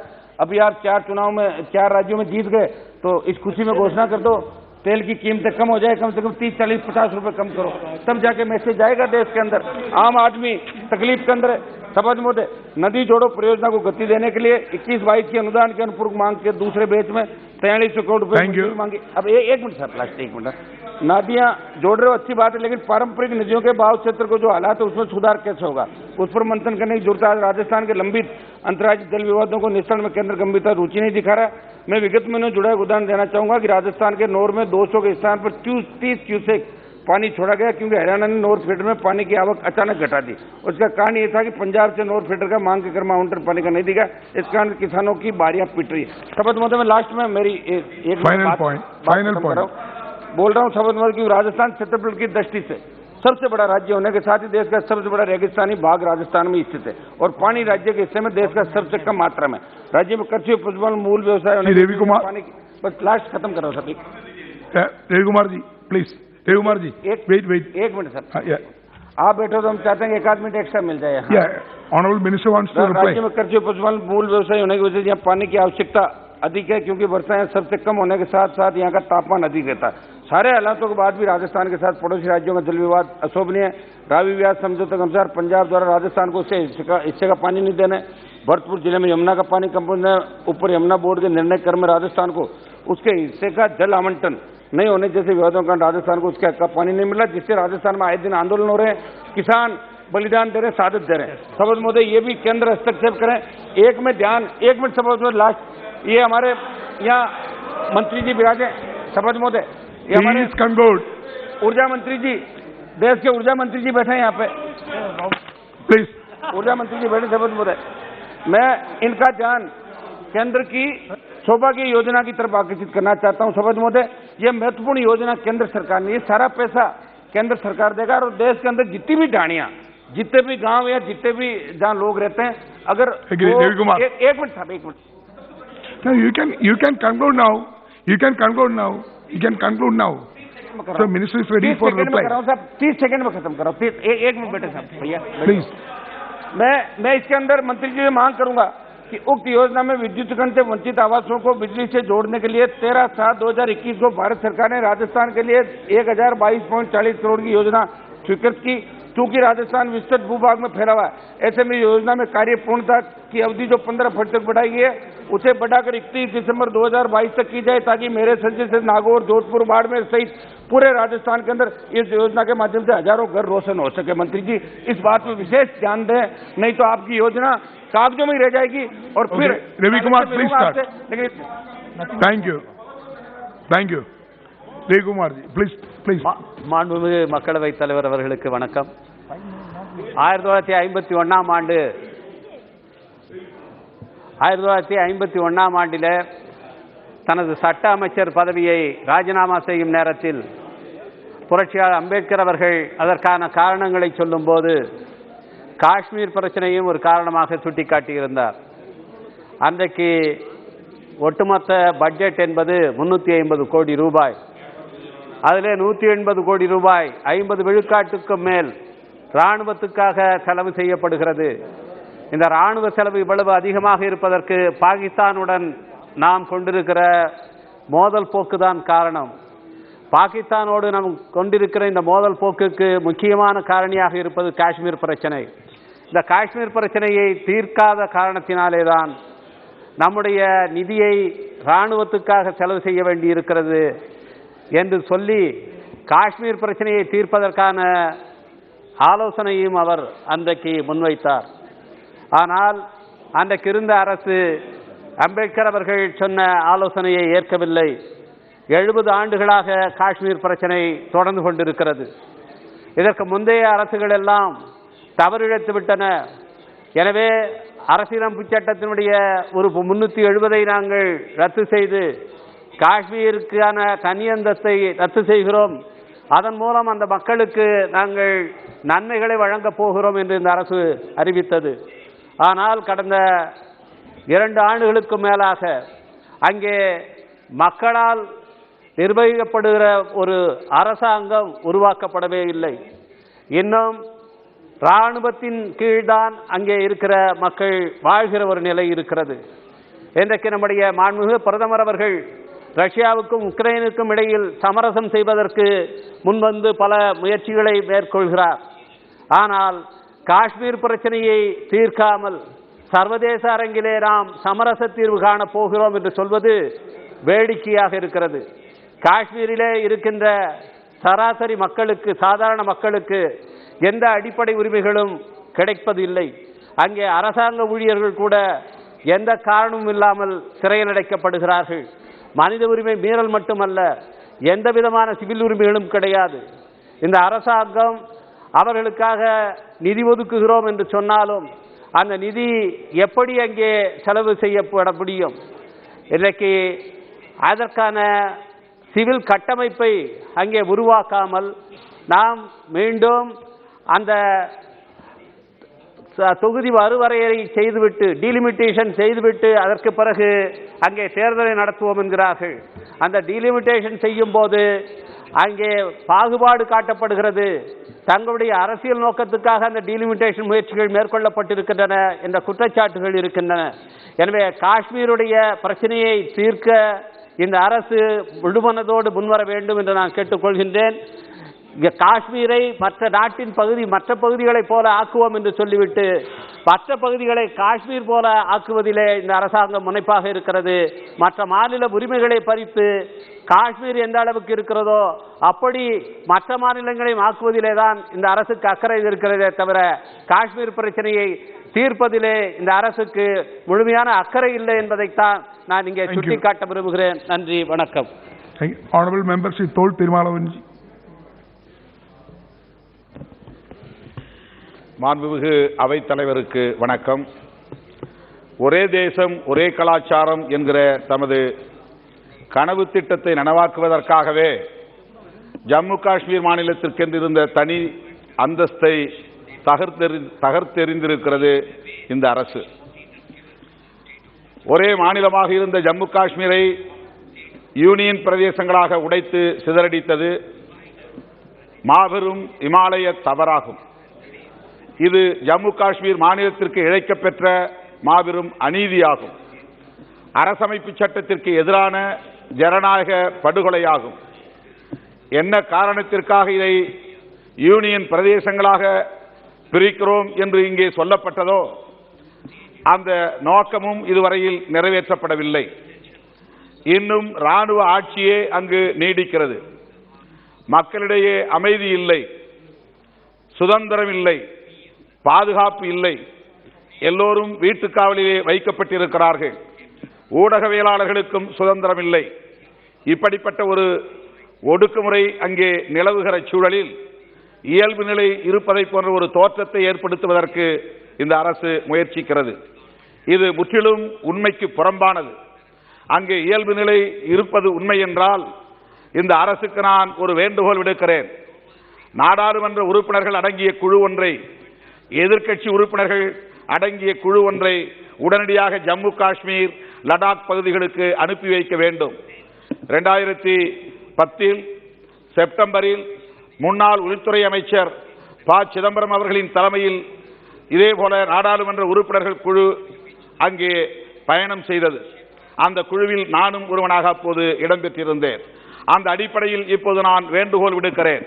நாடாளுமன்ற உறுப்பினர்கள் அடங்கிய குழுவை உடனடியாக ஜம்மு காஷ்மீர் மற்றும் லடாக் பகுதிகளுக்கு சென்று நேரடியாக மக்களை சந்தித்து வருவதற்கு, பார்வையிட்டு வருவதற்கு அனுமதிக்க வேண்டும். நாடாளுமன்ற உறுப்பினர் குழு ஒன்றை அமைத்திட வேண்டும் என்று நான் வேண்டுகோள் விடுக்கிறேன். இரண்டாவது கோரிக்கை, அங்கே மக்களிடத்தில் ஒரு வாக்கெடுப்பை நடத்த அரசு முன்வர வேண்டும். ரெஃபரண்டம் நடத்த முன்வர வேண்டும். அந்த மக்களுடைய விருப்பம் என்ன? இன்றைக்கு இந்த அரசு விரும்புவதைப் போல அங்கே சமூக வளர்ச்சிக்காக, தொழில் வளர்ச்சிக்காக, பொருளாதார மேம்பாட்டுக்காக, அடிப்படை வசதிகளுக்காக பிரிக்கப்பட்டிருப்பது ஏற்புடையதுதான் என்று மக்கள் விரும்பினால் இது தொடரட்டும். இல்லை என்றால் அந்த மக்களுடைய விருப்பத்திற்கு இணங்க அதை மீண்டும் மாநிலமாக்க வேண்டும். 370வது உறுப்பின்படி அங்கே மக்களுக்குரிய தனி அந்தஸ்தை வழங்க வேண்டும். ஏனென்றால் ஜம்மு காஷ்மீர் என்கிற இந்த மாநிலம் நம்மோடு இணைக்கப்பட்டதற்கு ஒரு நிபந்தனை இருக்கிறது. அவர்கள் நம்மோடு இணைந்து வாழ விரும்பினார்கள். ஆனால் ஒரு நிபந்தனையின் அடிப்படையில் தான் அவர்களுக்கான தனி அந்தஸ்தை எந்த சூழலிலும் பாதிக்க செய்யக்கூடாது. அப்படி அவர்கள் விரும்பியிருந்தால் பாகிஸ்தானோடு போயிருக்க முடியும். ஆனால் பாகிஸ்தானோடு போகாமல் நம்மோடு இணைந்தது நம்பிக்கையின் அடிப்படையில் தான். அந்த நம்பிக்கை துரோகம் இன்றைக்கு இழைக்கப்பட்டிருக்கிறது.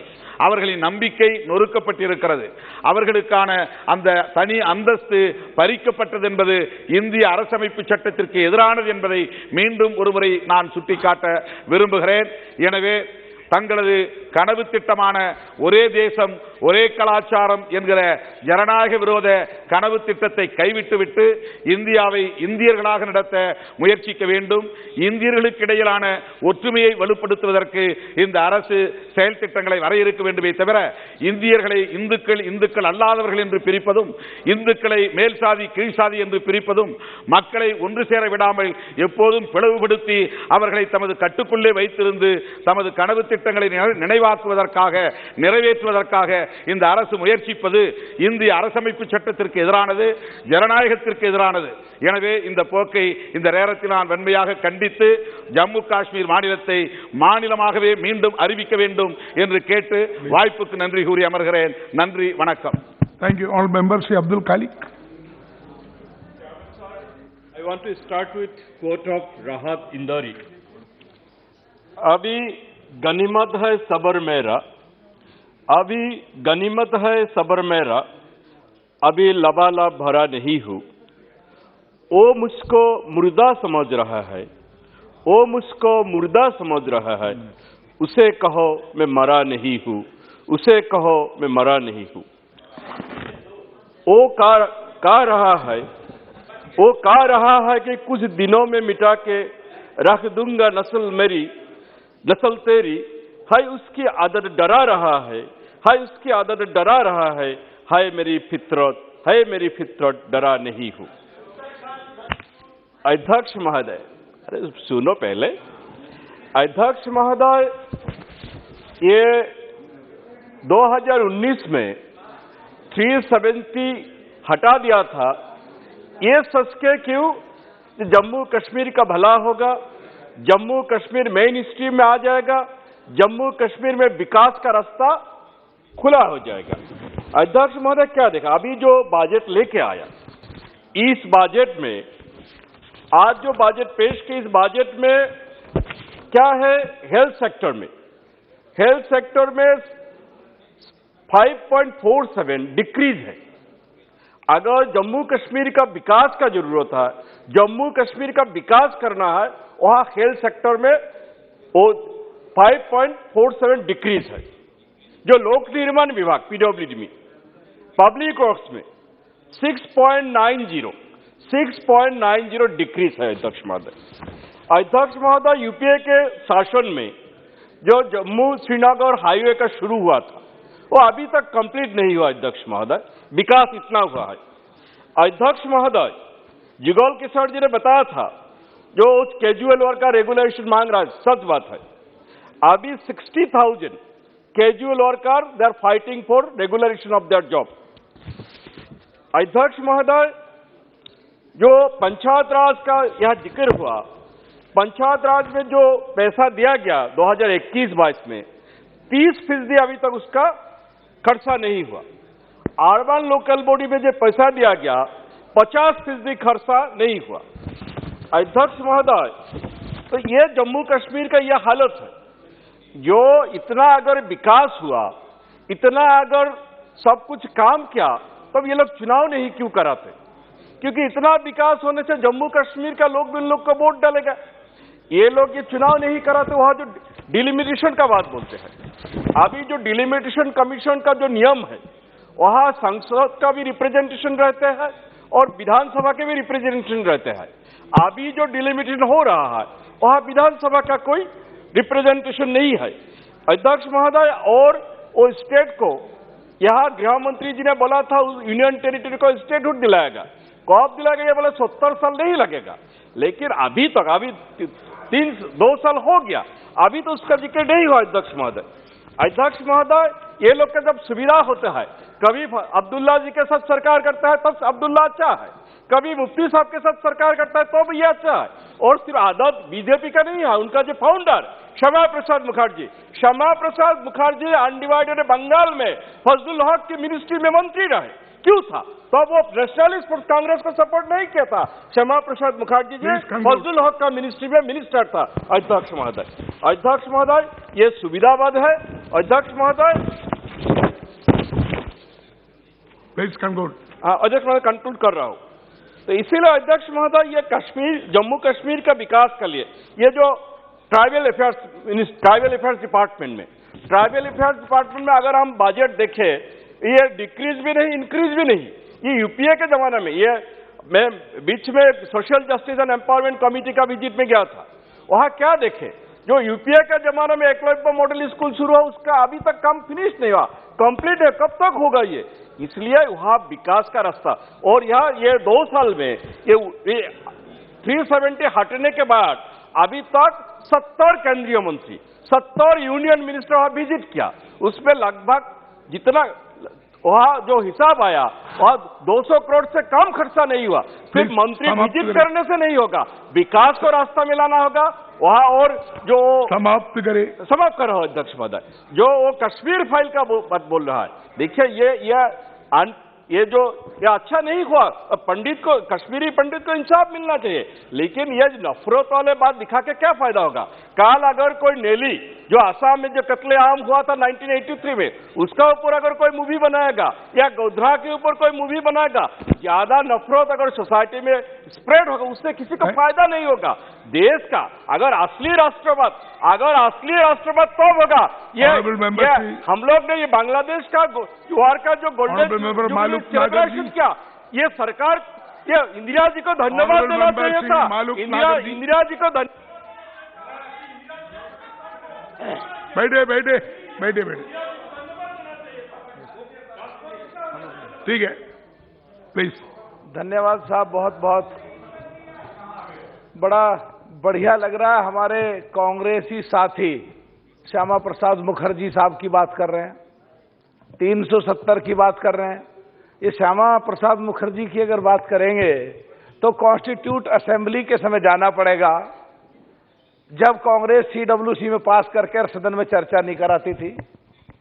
अगर बात जम्मू कश्मीर की हो रही है, असलियत में बीजेपी वालों को ज्यादा मजबूत करने की पूरी जिम्मेदारी आपको जाती है। लोग कहते हमें है, क्योंकि आपको विरोध करना है।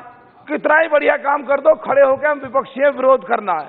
लोगों में मैसेज ये जाता है, यार ये कांग्रेसियों का तो दिवाला निकल गया दिमाग का, ये तो बगैर मतलब की बकवास करते हैं, खड़े होकर विरोध ही करते हैं।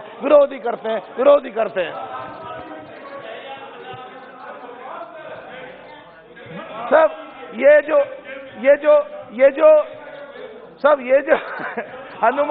हनुमान बेनीवाल रुक जा जरा। अच्छा सब बैठो जरा, करते हैं सब। अगर सच में मेक योर पॉइंट। अगर कोई शब्द वापस ऐसा निकला जिस पर आपत्ति है, वापस लेता हूँ।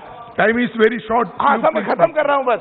सब जब ये सारे बोल रहे हैं टाइम है, मेरे नंबर पे टाइम खत्म हो रहा है।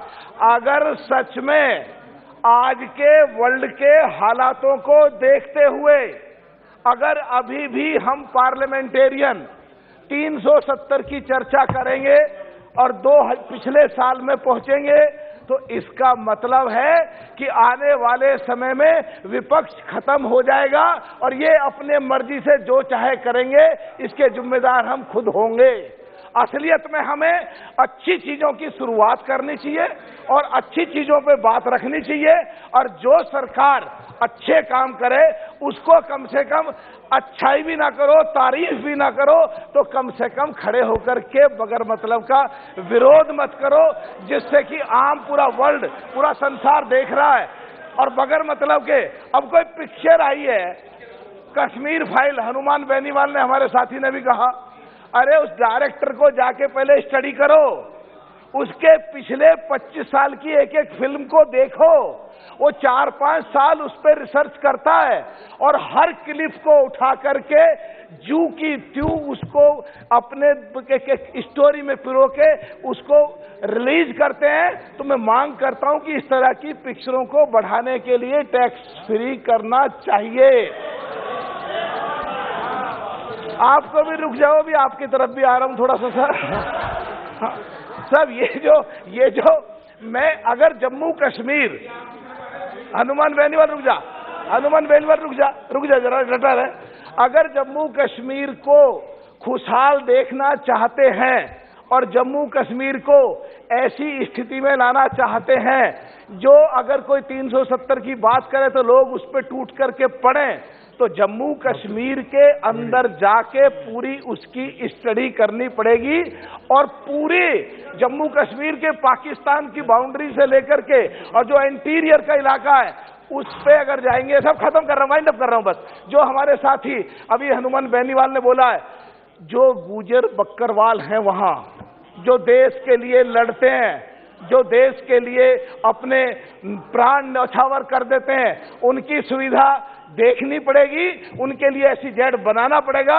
उनके गाय बकरी भैंसों का काम है, इसीलिए उन्हें बकरवाल कहते हैं।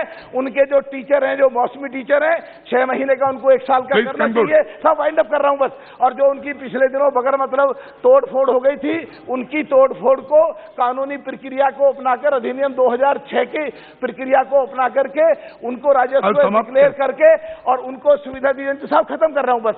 और जो एक आधी बात रह जाता आप भुलवा देते हो, घंटी ब घंटी सब मैं वाइंड अप कर रहा हूं बस। और जो जम्मू कश्मीर के जो लोग हैं, ये गुजर बकरवाल, उनकी गुजरी भाषा को भी मान्यता दी जाए, जिससे अगर वो एक हो गए, उनका खान पीन रहन सहन बिल्कुल अलग है, जो करीब 30% है, 29.4%। अगर उनको ठीक कर लिया, जम्मू कश्मीर के सारी चीजें ऑटोमेटिक ठीक हो जाएंगी और 370 पे जो भी कुछ चर्चा करेगा, लोग उठा के उसका वहीं इलाज कर देंगे। बहुत बहुत धन्यवाद साहब। Honourable member Shri Navneet Singh Bittu. Thank you Navneet Singh ji Bittu. Chairman साहब, पहले तो वेरी ब्रीफ, कई बार मेरी ख्याल से भाषा का समझ की प्रॉब्लम आ जाती है। आप चेयर पर हैं, बहुत सीनियर एमपी यहाँ पे बैठे हैं और रहे हैं। सर, अगर इस हाउस में भाषा की मर्यादा नहीं रहेगी तो ये हाउस और दुनिया देख रही है हमें, हम बकवास शब्द यूज कर रहे हैं। कहां तक गिरेगा ये पार्लियामेंट? इसकी भाषा कहां तक जाएगी? मैं खास तौर पे मंत्री जी के पार्लियामेंट अफेयर मिनिस्टर हैं, बाकी ये जरूर इन लोगों की खास तौर पे पहले ट्रेनिंग होनी चाहिए, क्या यहां यूज करना है word. Any member use unparliamentary words, that will be removed. That will be removed immediately. That will be removed. ऐसी बातें क्या, हमें क्या मैसेज जाता है?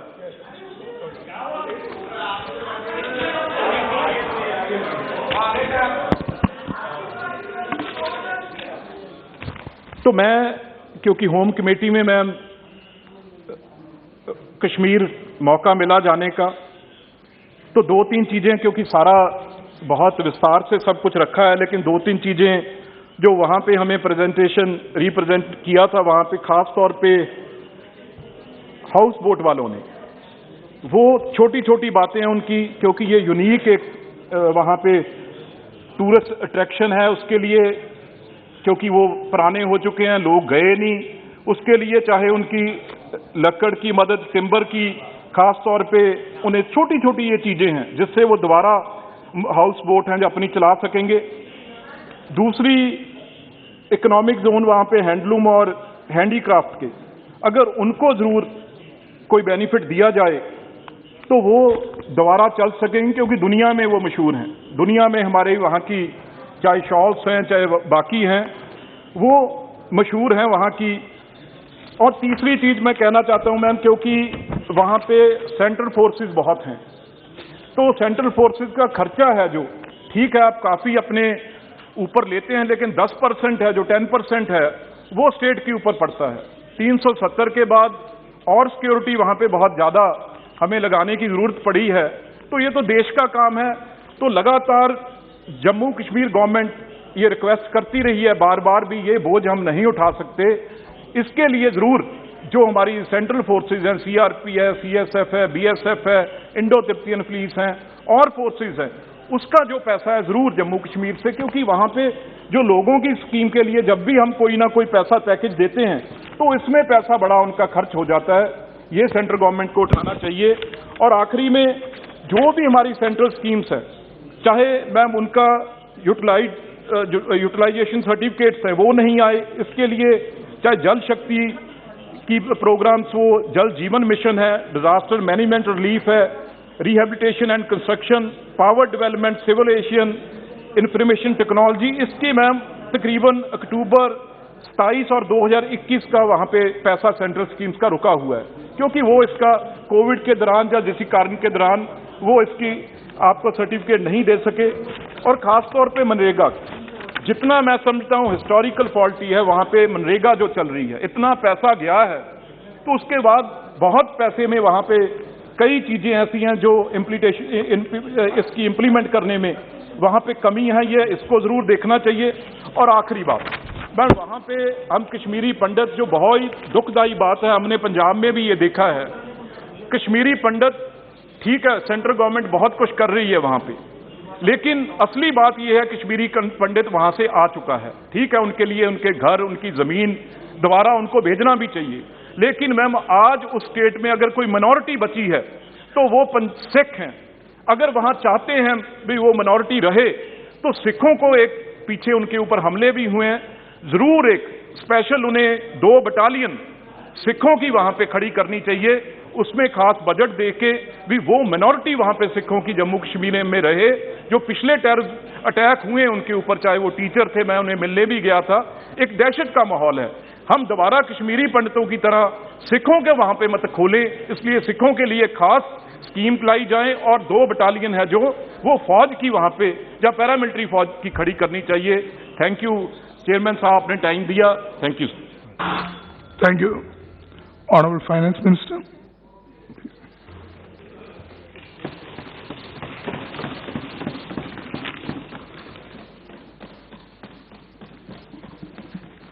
Thank you, sir.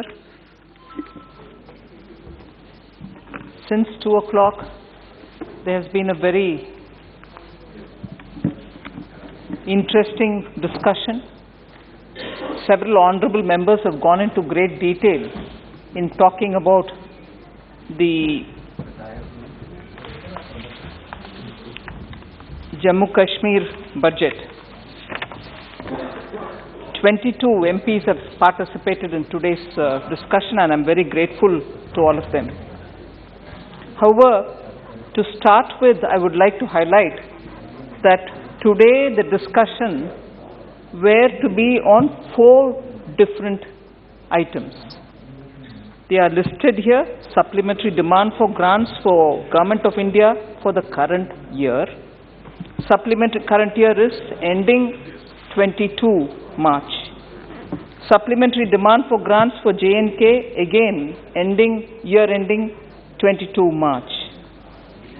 Jammu Kashmir's budget for the year 22-23. Excess demand for grants of Government of India which pertains to the year 2018-19. So my reply, with your permission, sir, is for all the 4 in a way. I will start. Sorry. Item number 28.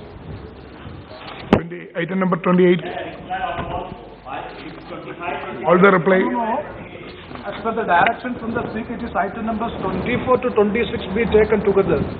In case of item number 23, that was the... Premchandranji, if I can, with your permission, say. Yes. Item number 28 relates to demands for excess grants of 2018-19. Yes, it's for Government of India. That's listed today, and therefore this discussion and the reply is also for It is listed. It's all. Come on record. Because it is directed only 23 to 26. 24 to 28. No, that footnote, if you're referring to that footnote, may I add with your permission, sir? Yes. That It was already on... announced, sir. Already announced. Yes, please continue. If you're referring to that particular footnote, on 23 being adopted, we take 24 and 26. But 25 and 28, 27 and 28 are also here listed, and on which the reply is being given. So all the four are being taken, and that is why, for clarity's sake, I start my reply saying that there are 4 items for which today's discussion has happened, and all the 4 are being taken up in my reply, which is, I repeat, supplementary demand for grants of Government of India for the year ending March 22, supplementary demand for grants for J&K for the year ending March 22, Jammu Kashmir's budget for the year 22-23, which is coming year, and excess demand for grants for Government of India in the previous year, that is 18-19, because of some audit-related issues. So, sir, thank you, Honorable Speaker, sir. I will start with giving a small explanation as to why, which Sri Premchandran had raised in the morning. What is the hurry? Why do we have to do this? Why not? I understand his genuine concern. I also appreciate it is a genuine concern that if we give more time, there can be more meaningful participation. However, with the dates being what they are, and some of the supplementary demand for grants, unless it is released before 30th of March, 31st of March of this year itself, we will be having a problem. Although effectively from 1st April, the new budget also comes into play, and for that also the House has to clear it before. But particularly for supplementary demand, I have a little problem in that it has to get cleared, and I still will have to go through the necessary procedure of compliance and also seek the clearance. At least 4, 5, 6 days will pass before I can even get that supplementary demand released before 31st March. So there has been this sense of urgency. Because of that, for which, Honorable Speaker, sir, you have been kind enough to allow us to put the motion before the House, and the explanation is therefore due. With that explanation, sir, I just want to move on to the largely debated matter of today's. Although the 4 things were listed and 4 things are being discussed, maybe 1 or 2 honorable members spoke about the other items, but generally and naturally, understandably, the discussion has pertained to matters related to Jammu and Kashmir budget. So first of all, I want to say that after the removal of 370, Article 370, 890 central laws have now become applicable to J&K.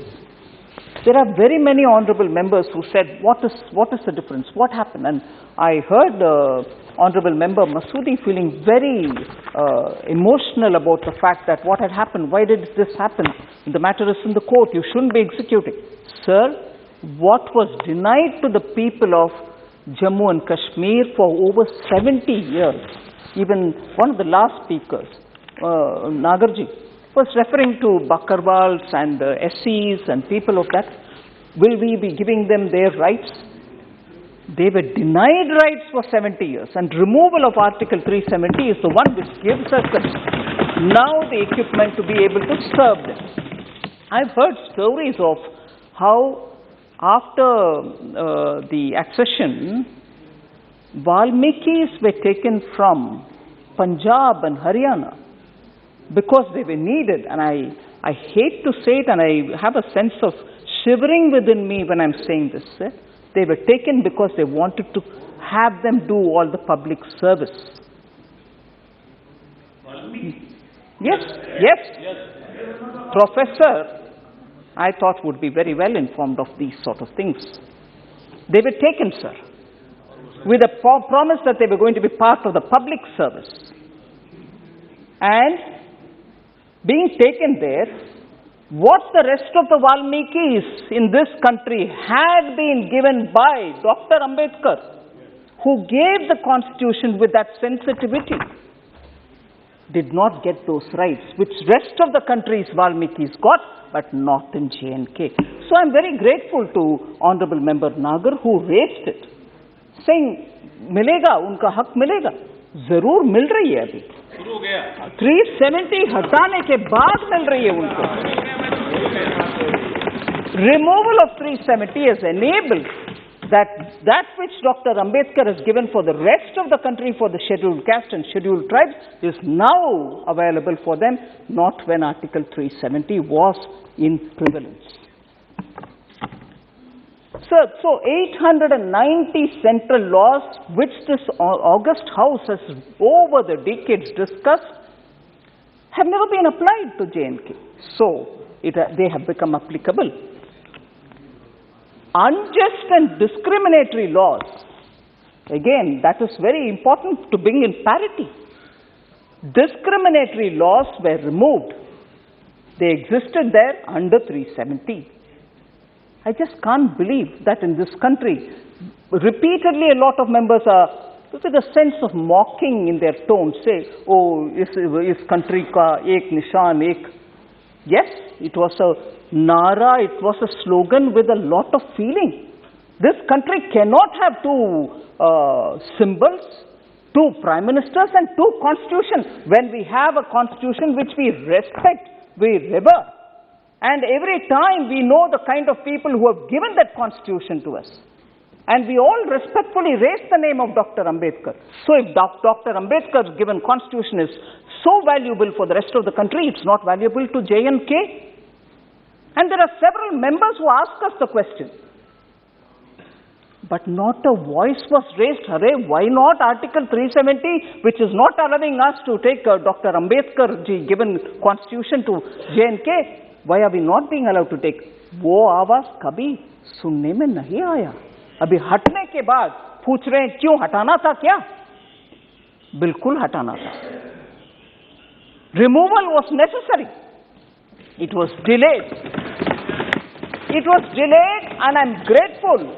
As per the repeated manifesto promise of Bharatiya Janata Party, we have fulfilled that promise given to the people of this country.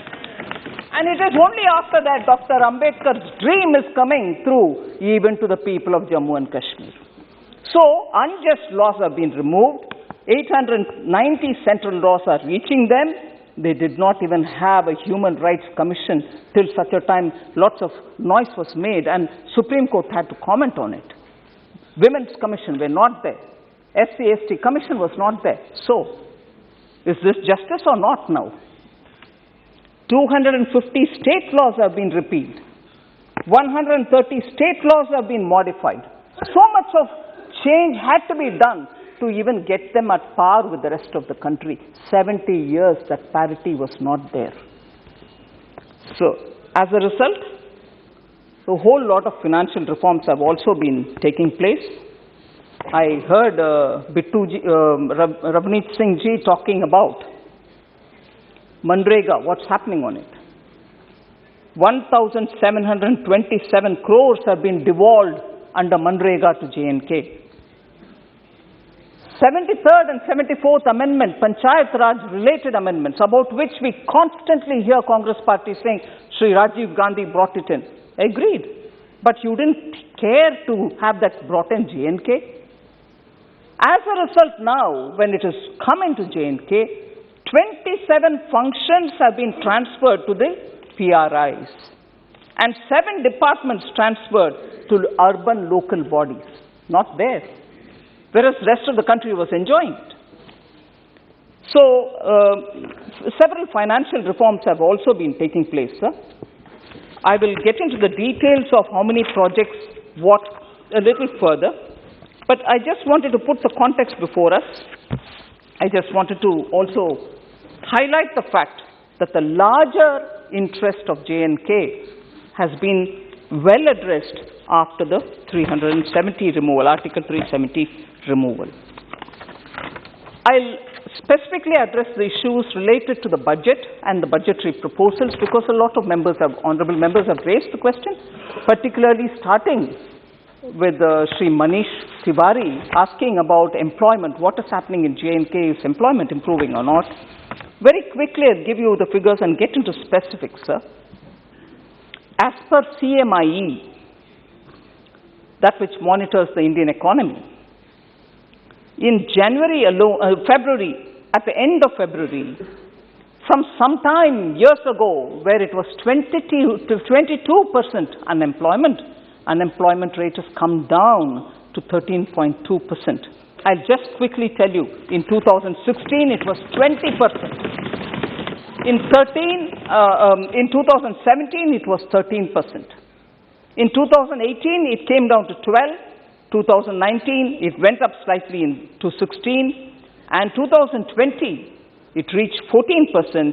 And in 2021, as a whole, it had come down to 15, but further came down at the end of February to 13.2%. So this is not something which can go unnoticed, that the number of unemployed was far higher than what it is today. Sir, I'll give you some of the figures which will be important to understand the levels of newer employments which are being created. In the last 1.5 years, sir, 11,000 appointments have been made in various government departments in a fair and transparent manner.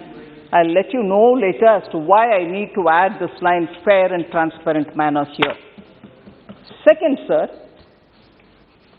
children from disadvantaged and poorer sections have secured jobs on the basis of merit and turning their dreams into reality, and that is one thing which has to be noticed in this recruitment process being transparent.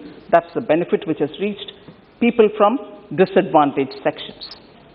20,323 additional posts at various levels have been identified and referred to the J&K Service Selection Board for the recruitment. The process already has commenced. Besides this, 1,850 appointments have been made in J&K Bank alone at various levels in a fair and transparent manner again.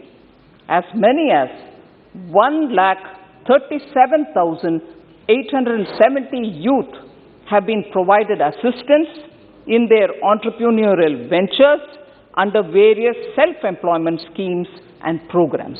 This is simply only on employment opportunities in J&K.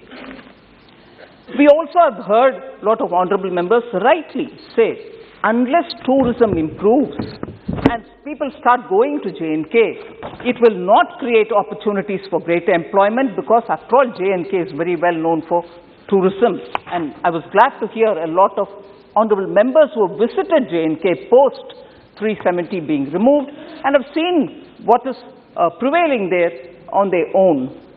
I would like to say, sir, the highest ever tourist footfall of 50 lakhs, 33,966 is recorded.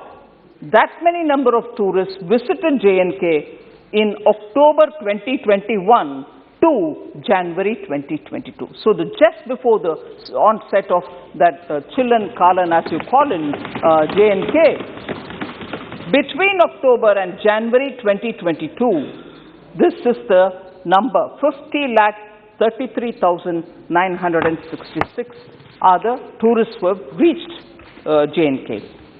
During December 2021 alone, and I'm talking of Valley specifically, not Jammu, they could be pilgrim tourists. No, just the Valley. 1.43 lakh tourists visited the Valley alone, and that's the highest in last 7 years. So that wouldn't have been possible if the environment was not conducive, and therefore the impact on hotel occupation and also the tourist operators and everything else is there for all of us to see. And this is not one-off. There are figures available since August 2021. I don't want to take the Honorable House's time on it, but I shall certainly put that on the table of the House. So there was also questions asked about, it's all right, you said you'll have a lot of investment coming into J&K, only locally resident people are putting money, nothing is coming from abroad, or nothing is coming from rest of the country. I'll just give you how the investor-friendly J&K campaign has paid off, and in that, the government's outlay itself was 28,400 crores under the new central sector scheme for industrial development in J&K. 44,177 crores of rupees investments, proposals have already been received. Employment potential from that is 1.80 lakhs. Land for the projects worth 14,000 crores have already been approved. And in the Kashmir division, this is for 5,000 crores, and in Jammu division, this is for 9,000 crores. So I want this to be placed here, and this is, most of these is from people from outside of J&K. So investment is being attracted, and they are coming. There need not be questions which go without an answer. Certainly these are the kind of figures for the answers. Speed and efficiency and the quality with which developmental projects are getting completed, sir, I certainly want to highlight that. In 2018 and 19, 9,229 projects were completed. In 2019 and 20, 12,637 projects were completed. In 2020-21, sir, 21,943 projects got completed. In 21-22, which is ending this March, 40,000 projects have been completed, and they will be some of them will be completed by the end of March this year. So that is the difference and the speed with which projects are getting completed. Now, registration has been brought under the Jammu and Kashmir Public Service Guarantee Act, and as a result, since 2019, 1,44,200 registrations have happened, and the value of this is 775.93 crores. So figures are available, it has all been distributed, so the doubts that are in the minds of honorable MPs about actually is it happening, yes it is happening, the figures are there and they speak for themselves. So there was this concern about, it's all right but terrorism is still on, there is no difference, that is why you're clamping down. I want to give them a true picture, sir. 229 incidents were reported in the year 2021 as against 244 in 2020. There's a 33% drop in the number of police and security personnel martyred from 63 in 2020 and 42 in 2021. So there is a 32% decline in terrorist recruitments. In 2021, sir, 112 youth joined terrorist ranks as against 164 in 2020. Out of those 112 newly recruited terrorists, 72 are eliminated and 22 arrested with a very short span, within a very short span. So containing terrorist recruitment, and if they are already recruited and they are active, arresting them and eliminating them has also been the highest now. 33% decrease in infiltration, sir. 34 net infiltrations took place in 2021. The corresponding figure for 2020 was 51. So from 51, within a year, it's come down to 34. 90% decrease in, this is very important, 90% decrease in ceasefire violations. 98 incidents reported in 2021 as against 937 in 2020, the year before. So a drastic difference, sir, in the way in which things are improving. 12 incidents. Now, we all read in the papers about drones coming into J&K. Do we detect them? Do we not? Do they have a payload? All this. 12 incidents of weapon payload dropped by drones reported in 2021. Many of these drops successfully intercepted by us, by our security forces. They were not allowed to drop and do the damage. They were intercepted. Seizure of large quantity of arms, ammunition, and explosives, and arrest of terror associates have all taken place. So, there is a significant difference in the way in which terrorists are being contained and damage is not being allowed because interception is happening at right time. So, also on the business laws, again, Honorable Member Manish Tiwari, while talking about it, saying a lot of businesses have lost because of pandemic or because they were not allowed to do their business. I just want to highlight, sir, 1,353 crore rupees has been given as economic revival package by Prime Minister Modi for Jammu Kashmir post 370 removal. And 750 crores of rupees has already been provided to 3.44 lakh account holders as 5% interest subvention so that their businesses can be carried forward. Besides, 50% waiver is given for 6 months on their electricity charges and water charges. And that waiving has also been completely cleared. And when we say waiver, they don't pay, but the government pays. So it's not as if in some areas we get to hearing, waiver promise karte hain, waiver khara dete hain, magar koi power supply karne wale ka paisa bharte nahi hai. Matlab, I probably even win votes by asking for, I will give you waiver of electricity, give me votes when I come to power, I will give. They probably allow it, but neither the people who consume electricity nor the government pays for it. Whereas here, the government has ensured 6 months of waiver was provided, but that has been provided for in the budget. Repeatedly, we've heard quite a lot of people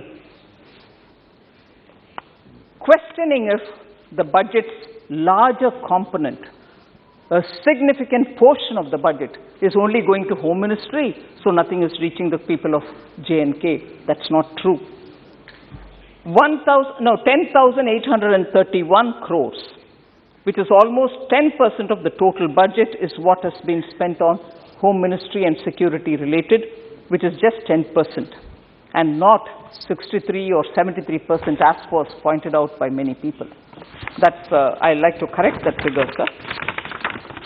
Similarly, the grants under MHA, the Government of India grant under MHA to J&K is 35,581.44 crores for this forthcoming year, budget year 22-23, as against 30,757 crores in the current prevailing budget 21-22.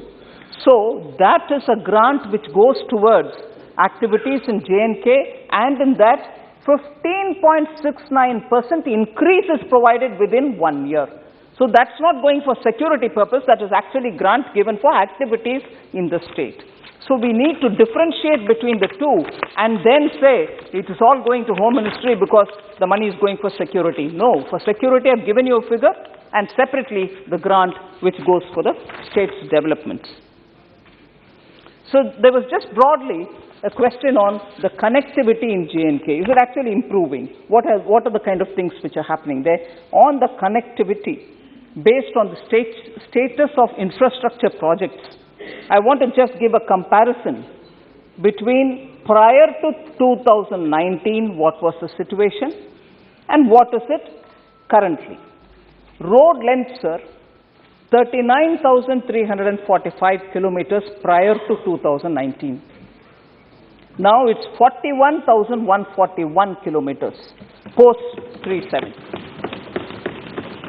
Percentage of BT roads prior to 2019, 66%. Now it is 74%. average of macadamization of roads, 6.54 kilometers per day. That is the average number. Now it's 20.68 kilometers per day. Where is 6.54? Where is 20? There was no provision for or scheme for repairing potholes in the roads. No provision at all before 2019. Now, pothole-free road program has been initiated. Target for 21-22, which will get completed now, is to make 5,900 kilometers of effective road length totally pothole-free. So movement within Kashmir is going to be far better. In that 5,900 kilometers, 4,600 kilometers work is already completed. So, Pradhan Mantri Gram Sadak Yojana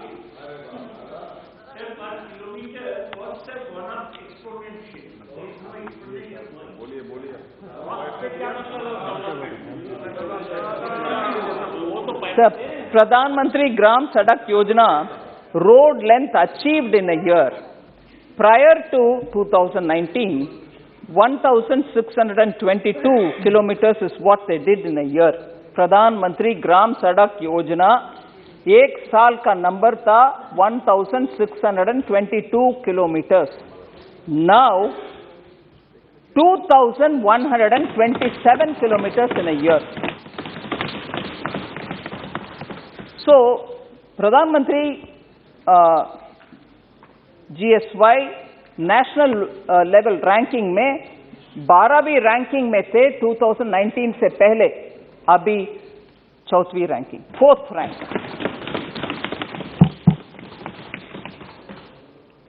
Jammu से डोडा travelling time था 2019 से पहले 5.5 घंटा, अभी 3.5 घंटा, 2 घंटा का बचाव. जम्मू किश्तवाड़ ट्रैवलिंग टाइम 2019 से पहले 7.5 घंटा, 7.5 hours, अभी just 5 hours. Sir, the railway project between Udhampur, Srinagar and Baramulla had missed several deadlines before 2019. Abhi target date for completion is साल September 2022 खत्म हो जाएगा पूरा. Other things on connectivity, sir. Sir, 3 things आपके सामने रख रही हूँ. 4 national highway projects being completed during 2022. 4 national highways. Execution of Delhi Amritsar Katra Expressway being taken up. इसके बारे में बहुत चर्चा हो. Under Bharatmala, 10 new road, which is also tunnel wala roads, projects have been already agreed by Ministry of Roads and Highways. So, सिर्फ data मेरे सामने है, मैं जरूर रखना चाहती हूं. ऑलरेडी उसका पिक्चर मैंने दिला दिया. फिर भी सीज फायर वायोलेशन सबसे ज्यादा 971 2017 में, और उससे पहले 583 2014 में, 347 2013 में. ऐसे जब hundreds का संख्या में सीज फायर वायलेशन होता था, अभी 2021 में 666 हुआ, मगर उसमें सिविलियन का एक भी मौत नहीं हुई. सिर्फ 2 सिविलियन घायल हुए, मगर कोई मरा नहीं.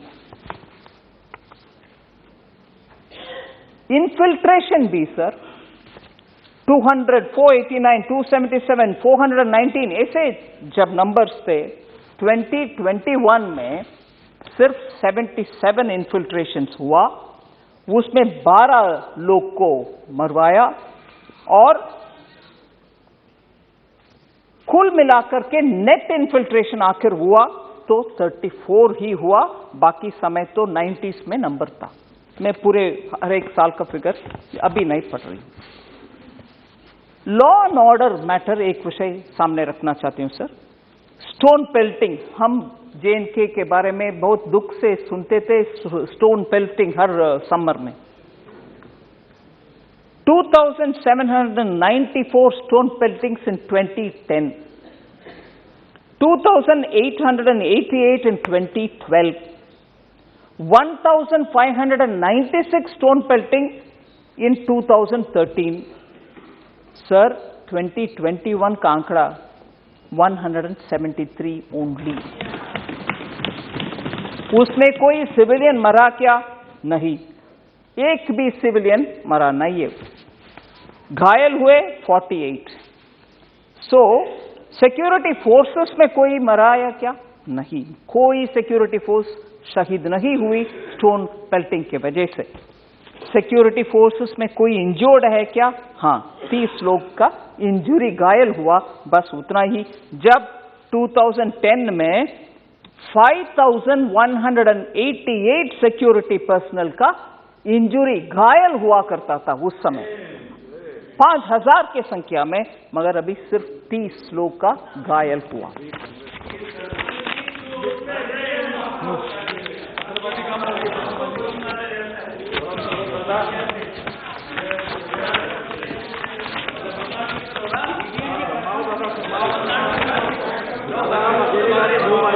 सर, कश्मीरी हिंदूज का हालात 1990 जनवरी 19, वो तारीख अगर मैं ठीक याद कर रही हूं, हर साल दुख के साथ हम सब बात करते हैं, लोग इतने भयभीति से बाहर आए, उनके लिए क्या आपने क्या वायदा दिया, मगर क्या किया आपने? प्रश्न सब लोग पूछे थे। I'll just give you the specific details. 1,025 transit accommodations have already been completed for Kashmiri Hindus, Pandits in Kashmir itself, in the valley. 1,488 units are at different stages of construction, and work on 2,744 units have already been initiated.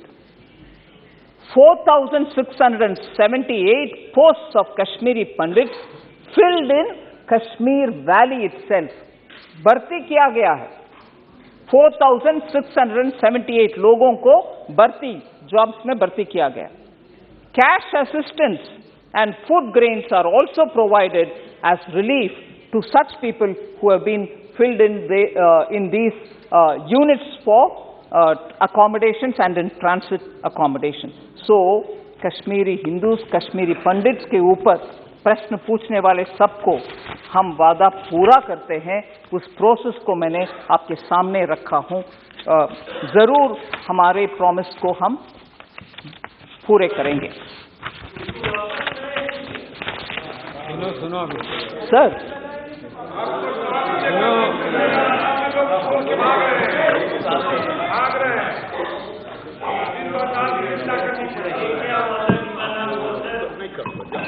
Sir, revenue expenditure और capital expenditure के ऊपर बहुत चर्चा हुआ कि capital expenditure बहुत कम है, revenue expenditure ज्यादा हो रही है, क्या चीज है? मसूदी साहब भी उसका प्रश्न उठाए। The revenue expenditure is high because of major central schemes, pension, power purchase, Ayushman Bharat Sehat scheme, and also interest is all covered under the revenue budget. Naturally, it is going to be high. However, due to various expenditure reforms that is being undertaken, ये धीरे-धीरे कम होते आ रही है। मगर I remember Honorable Member Supriya Sule Singh, decrease in allocation, बहुत सारे आपने minus इतना पढ़ा है। मैं आपके सामने फिगर रखना चाह रही हूँ सर। रेवेन्यू एक्सपेंडिचर में नेगेटिव बहुत सारा हम दिखा रहे हैं। पब्लिक वर्क्स में -8.76%, जल शक्ति में -1.42%, हॉस्पिटैलिटी में -4.72%, मगर capital expenditure has increased in all sectors. वही जल शक्ति को +282% एलोकेशन कैपिटल एक्सपेंडिचर में हुआ है। डिजास्टर मैनेजमेंट में 390.88% प्लस हुआ है। इरिगेशन में प्लस 60.91% हुआ है। इंडस्ट्री में 33% प्लस हुआ है। टूरिज्म में 11% प्लस हुआ है। रूरल डेवलपमेंट में 8% प्लस हुआ है। ये सब कैपिटल एक्सपेंडिचर जिसके तहत संपत्ति आप क्रिएट करेंगे, असेट क्रिएट करेंगे। रेवेन्यू एक्सपेंडिचर का पैसा खर्च होता है मगर उससे मल्टीप्लायर कुछ नहीं मिलता, इसीलिए रेवेन्यू कट करके कैपिटल में ज्यादा खर्च उठा रहे हैं।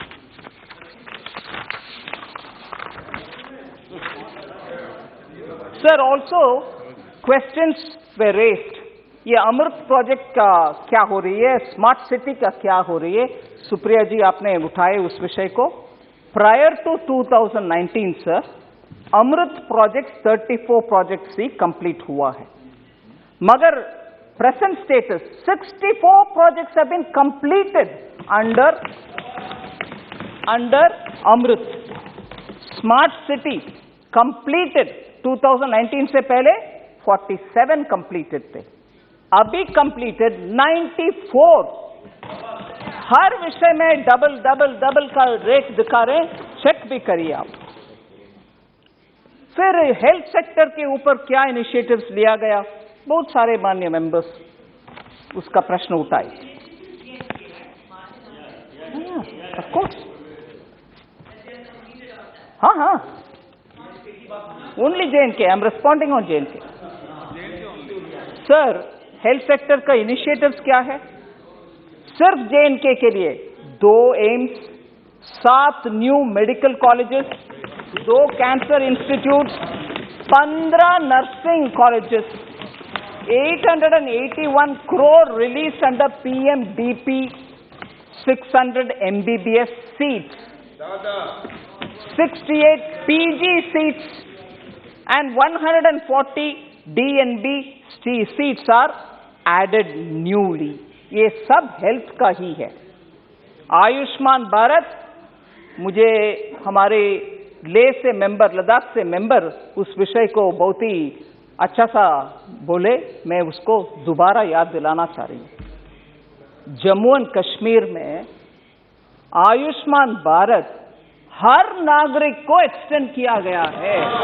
100% कवरेज, 100% कवरेज।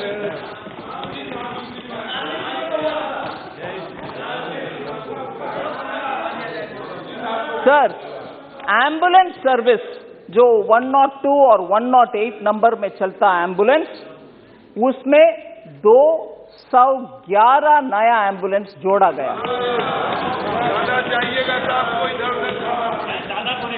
फिर 100% वैक्सीनेशन कवर हो चुका है कोविड का।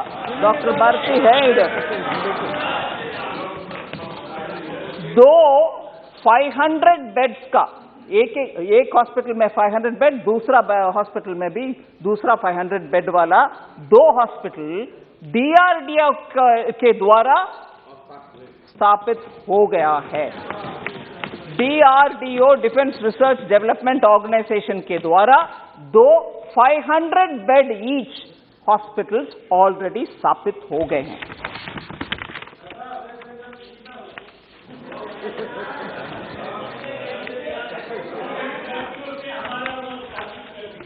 सर, हेल्थ में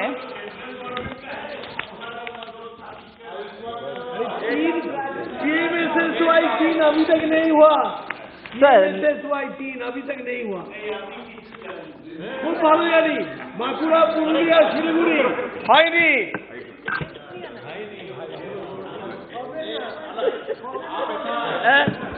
मैडम, आप बैठे बैठे अलग संसद चलाने लग जाते होंगे मंत्री जी।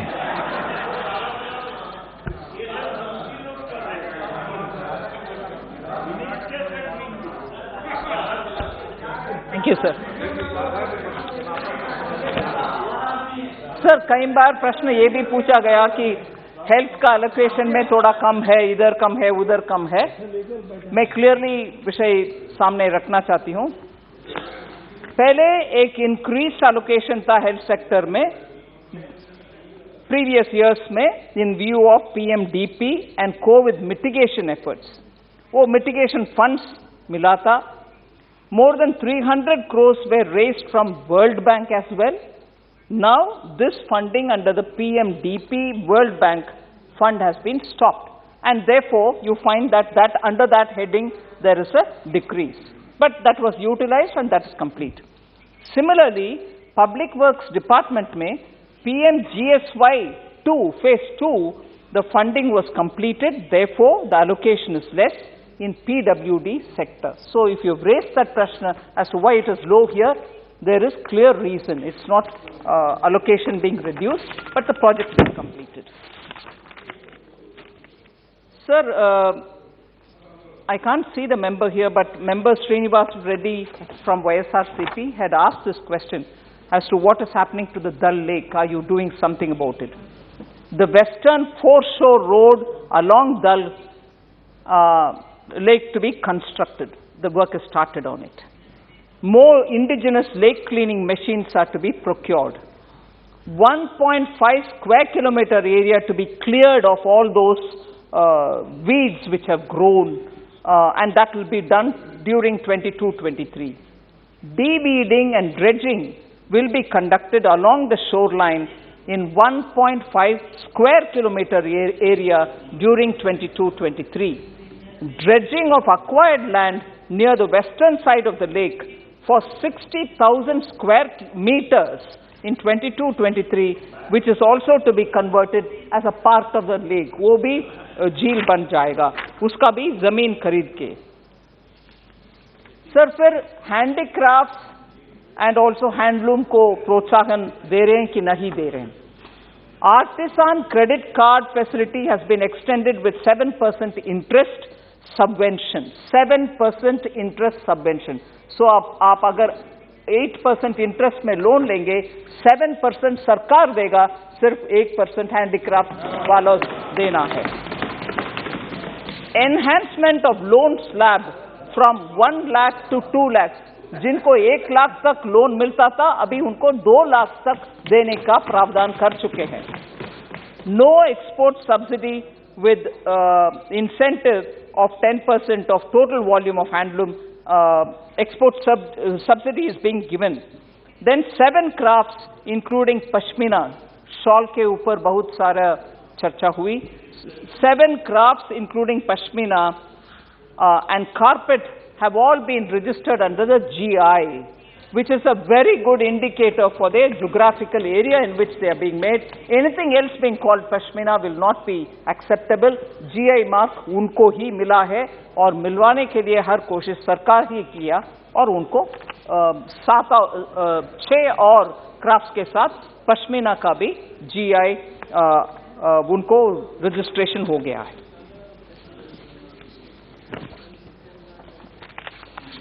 सर, जन धन योजना जो पूरे देश भर में 44 करोड़ तक कस्टमर्स हैं, जिनका अकाउंट हो चुका है पीएम जन धन योजना में, उसमें 25 लाख जन धन अकाउंट्स जम्मू कश्मीर का है. और ये पहला जितने भी था 15 लाख कुछ था, अभी वो 25 लाख तक पहुंच गया है. सो उन जनधन अकाउंट्स में 1,445 लाख रुपीस लाख करोड़ जमा हुआ है. पूरे देश में 1.48 लाख करोड़ उनके अकाउंट में जमा, जब 44 करोड़ का अकाउंट है, इधर 25 लाख का अकाउंट है. सो जम्मू कश्मीर में वो भी आगे बढ़ रही है. I remember Member Bhartrihari Mehtab ji talking about DBT. DBT J&K में सफलतापूर्ण तरीके से आगे बढ़ रही है. टोटल अमाउंट सिर्फ J&K के लिए 9,487 करोड़ क्यूमुलेटिव फिगर है, ऑलरेडी DBT के द्वारा अकाउंट्स में चला गया है. 892 करोड़ अमाउंट करंट ईयर में गया है, उससे पहले अमाउंट क्यूमुलेटिव है. 1.83 लाख फार्मर्स किसान सम्मान निधि के तहत 1.83 लाख फार्मर्स को 1,000 से ज्यादा 1083 करोड़ मिला है जम्मू कश्मीर में पीएम किसान सम्मान निधि. सर, पूरे देश में स्टार्टअप्स का माहौल इतना उत्साह से बढ़ रही है, J&K में भी बढ़ रही है।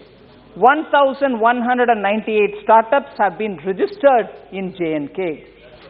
More than 200 startups have been funded already.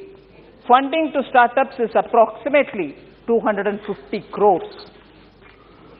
So, emergency credit guarantee scheme के तहत भी जम्मू कश्मीर में MSME यूनिट्स के लिए बैंक क्रेडिट कोविड के समय दिया गया है।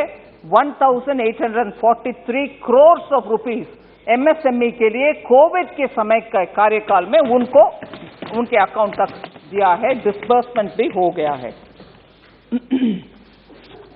तो ऐसे मुद्रा भी, प्रधानमंत्री जीवन ज्योति बीमा योजना भी, प्रधानमंत्री सुरक्षा बीमा योजना भी, उन सब का डिटेल्स है। मैं हर एक डिटेल में जाने रही हूं, मगर डेटा अवेलेबल है सर। सर, हॉर्टिकल्चर के ऊपर जसबीर सिंह गिल जी बहुत चिंता व्यक्त की है कि उधर डेवलपमेंट के लिए। माननीय मंत्री जी, जो माननीय सदस्य नहीं रहते ना, मैंने उसको गंभीरता से लिया है कि बोलकर चले जाते हैं और गंभीर चिंता का विषय है। आप उनका जवाब भी मत दो। ठीक है, ठीक। तो वो इश्यू मैं रहने देती हूँ। और उनकी पार्टी से भी कहूंगा कि आइंदा उनको वक्ता भी मत बनाएगा। ठीक है सुरेश जी, जो बोलकर चले जाते हैं।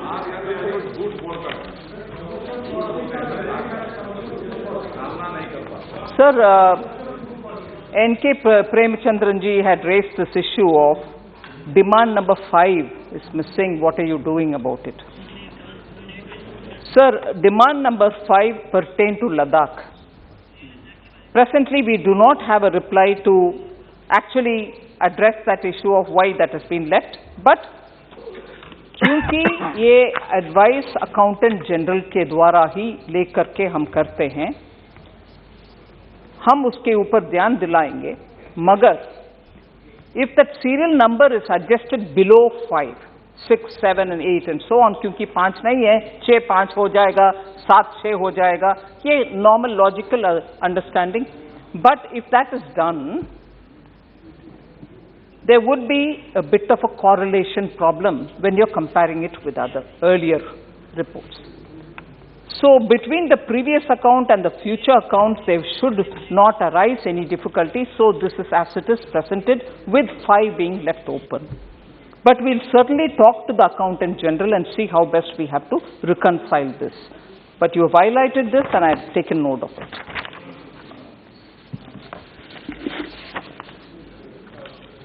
So Manrega ka matter I can't say because the member is not here. Sir, दुख के साथ एक आध विषय में सामने रखना चाह रही हूँ। हसनैन मसूदी जी बोले ये फेक नॉर्मलसी है 2019 के बाद। ये फेक नॉर्मलसी नहीं है।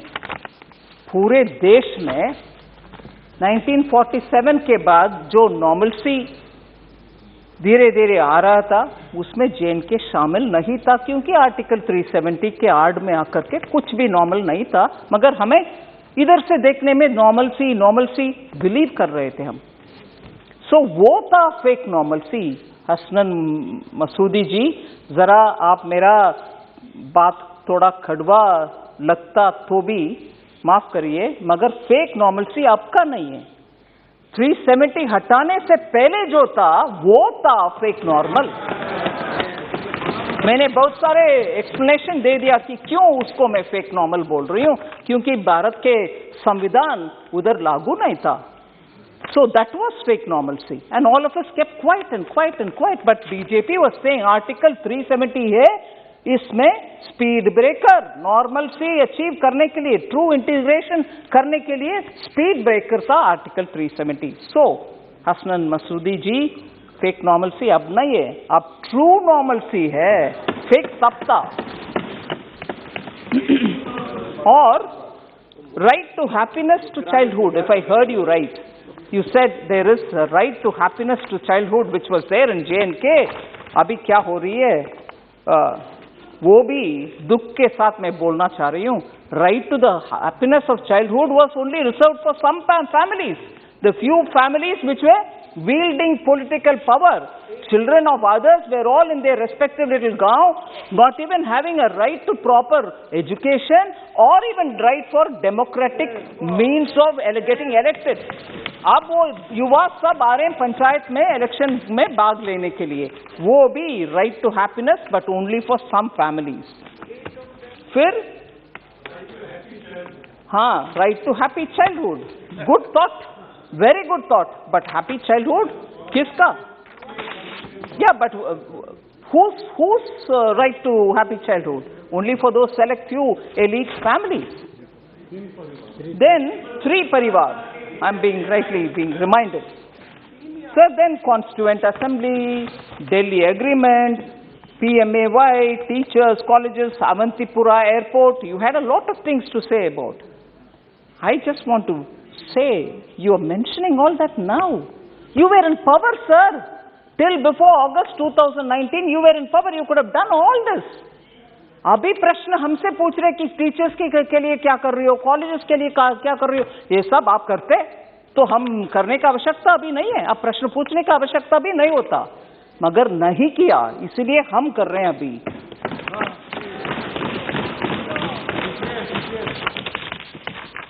सर, मैं जब एम्प्लॉयमेंट के बारे में बात कर रही थी, बार बार फेयर एंड ट्रांसपेरेंट का शब्द को मैं उपयोग की। Why is that? Illegal recruitments have been the norm before Article 370. Recruitments होता था, मगर पता नहीं किसका भर्ती हो रही है, किसका नहीं हो रही है, कौन भर्ती करने के बाद जॉब में आ रहे नहीं आ रहे, ये सब कोई किसी का पता नहीं था सर। Illegal recruitments भी हुआ है. That has been the norm. Prior to 370, illegal recruitments was the norm. Backdoor appointment, किसी का चाचा, किसी का बेटा, किसी का कोई, किसी का दामाद, इन सब का अपॉइंटमेंट लगातार J&K में होता था. After the abrogation of Article 370, sir, recruitment, जिसका नंबर मैंने पढ़ा, जिसमें जो वर्ग अभी तक वंचित रहे उन सबको जॉब मिला, ये ट्रांसपेरेंट तरीके से रिक्रूटमेंट प्रोसेस चल रही है, इसीलिए मिल रहा। Backdoor appointments are not encouraged now, we stopped it. Daily wages have also been engaged without any rule और ड्यू प्रोसेस। सो किस वर्ग के ऊपर आपकी चिंता था? डेली वेज वर्कर्स का भी न्याय से एम्प्लॉयमेंट नहीं हुआ, उनका बेनिफिट्स भी नहीं हुआ, इसीलिए उस समय का आर्टिकल 370 से पहले समय का बातें के लिए हम अभी याद दिलाना भी नहीं चाहते हैं, क्योंकि अभी सिस्टम बेहतर हो रही है। सर, अभी 2-3 दोबारा थोड़ा कड़वा सच को बोलना चाह रही।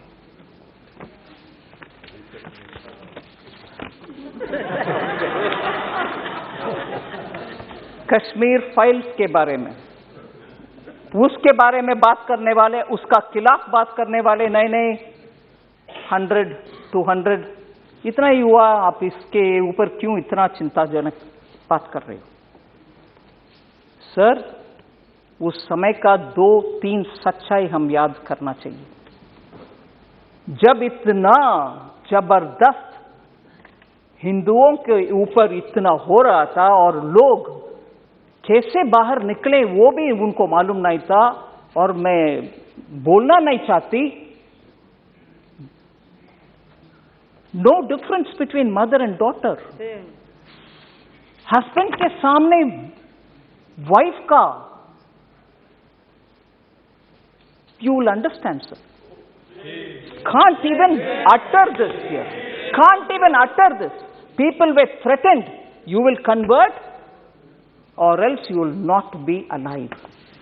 ये हुआ उस समय, मगर सच्चाई बाहर आने के हर बार कुछ ना कुछ आतंका, नहीं, that didn't happen, डिनायल, आज भी डिनायल हो रही है। और जब इस फिल्म के बारे में कोई ऑनरेबल मेंबर बात कर रहे थे, बहुत सारे मेंबर्स उसके ऊपर बात किए, इवन नाउ ये मैं दुख के साथ वरिष्ठ कांग्रेस के नेतागण बहुत बैठे हैं इधर, कल कांग्रेस के ऑफिशियल हैंडल से डिनायल का ट्वीट्स लगातार आया और ये भी बोले कश्मीरी पंडित खुद जाकर के चल गए कश्मीर से, उनके खुद की मर्जी से, ना कि कुछ हुआ। डिनायल कांग्रेस के ऑफिशियल हैंडल से, और उस हैंडल में से ये भी बोले कि अपने आप चले गए और हमारे पार्टी का बिलीफ है कि ये टेररिस्ट का काम था, कुछ काम था, पता नहीं, और खुद वो क्योंकि दिल्ली में उनको कुछ बेनिफिट्स मिल रही है, जमीन मिल रही है, जॉब मिल रही है, रिजर्वेशन, उसके लिए वो निकल गए। और ये भी बोल रहे हैं कि हमारे बिलीफ, कांग्रेस पार्टी के बिलीफ, सेपरेटिस्ट का लॉन्ग बैटल है ये separatist and those who stand for India, मतलब भारत के लिए जो लोग हैं उनके और सेपरेटिस्ट के खिलाफ वाले बीच में आपस में झगड़ा है, इसके वजह से उधर दुख हुआ। मगर सच्चाई में बोलूं सर, उस समय नेशनल कॉन्फ्रेंस पार्टी हसनन मसूदी जी हैं इधर, उनके गवर्नमेंट था JNK में, और उसमें पार्टनर थे इंडियन नेशनल कांग्रेस। और दुख से ये भी मैं कह रहा हूं, नाम नहीं ले रही हूं, तब की चीफ मिनिस्टर हिंदुओं को उनके अपने नसीब देख लो भैया करके विदेश चले गए। ये भी सच है जी, जम्मू कश्मीर के तब की सरकार की चीफ मिनिस्टर हिंदुओं को उनके नसीब को छोड़ करके देश विदेश चले गए, और ये लोग मरे, रेप हुआ, और उन सबको बाहर भागने का बदनसीबी उनके ऊपर आया। आज भी कांग्रेस कल के ट्वीट के द्वारा कांग्रेस उसको डिनाई कर रहे हैं और बोल रहे हैं कि सेपरेटिस्ट का और देश के खिलाफ लड़ने वाले सेपरेटिस्ट का और देश के आमने सामने के लड़ाई, अगर वो सच है सर, मैं उनसे पूछना चाहती हूं, अगर वो बात सच है, कांग्रेस के ये बात सच है, तो उनसे पूछना चाहती हूं, JNK का एक सेपरेटिस्ट जो इंडियन एयरफोर्स के ऑफिसर्स को खुलेआम उनके बीवी बच्चे के सामने मराया, वो एक प्राइम मिनिस्टर उनको बुला करके शेक हैंड किया है, कांग्रेस के प्राइम मिनिस्टर उनको बुला करके, जो सेपरेटिस्ट है, और आज बयान दे रहे हैं कांग्रेस कि सेपरेटिस्ट और भारत देश के खिलाफ झगड़ा, अगर वो सच है तो क्यों आपने वो सेपरेटिस्ट को बुला करके प्रधानमंत्री जी के हाथ शेक करवाया, उनको इनवाइट किया? क्या सच है? आप एक समय बोल रहे हो कि ये नहीं हुआ, दूसरा समय आपके चीफ मिनिस्टर भाग गए देश छोड़ करके, तीसरा ये लोग भाग करके दिल्ली आकर के शरणार्थी बन गए उन्हीं के अपने देश में। फिर कल सुबह तक कांग्रेस का ट्वीट्स में ये आ रहा है कि सेपरेटिस्ट के खिलाफ, भारत देश के खिलाफ झगड़ा हो रही है, ये सेपरेटिस्ट वर्सेस भारत देश है। अगर वो सच है, फिर क्यों सेपरेटिस्ट को आपके प्रधानमंत्री जी के पास लेके गए, जो हमारे एयरफोर्स के लोग को मराया?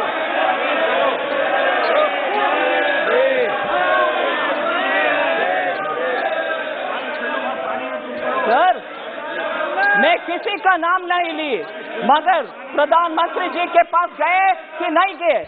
कल का ट्वीट सच है कि नहीं सच?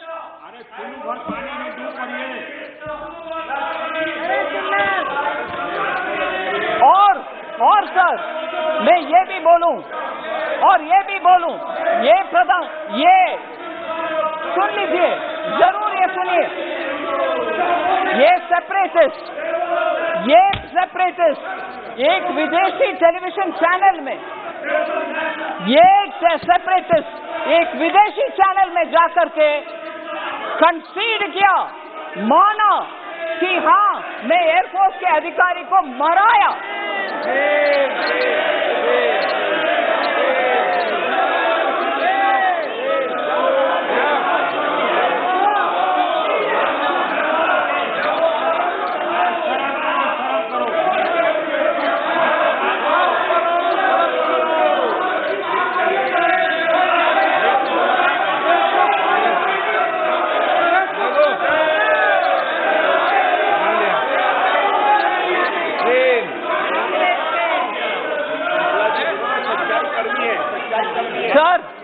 मैं आपके अनुमति से ये बात बोल रही हूं सर।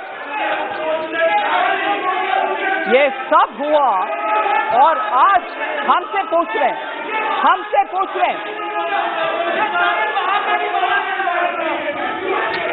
सर अगर ये ट्वीट क्यों हुआ कल? ट्वीट उनके आपके ऑफिशियल हैंडल से क्यों हुआ?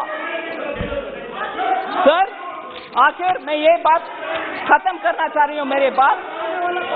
आज भी जम्मू कश्मीर के लिए, उनके डेवलपमेंट के लिए जो भी पैसा हम खर्च कर रहे हैं, जम्मू कश्मीर के लिए खर्च कर रहे हैं। हम भारत के अंग हैं। बहुत सारे एमपीज बहुत बात बोले कि पीओके के खर्च भी अगले साल करना। जम्मू कश्मीर का डेवलपमेंट के लिए पूरे कटिबद्ध है हमारे सरकार, प्रधानमंत्री मोदी जी। धन्यवाद।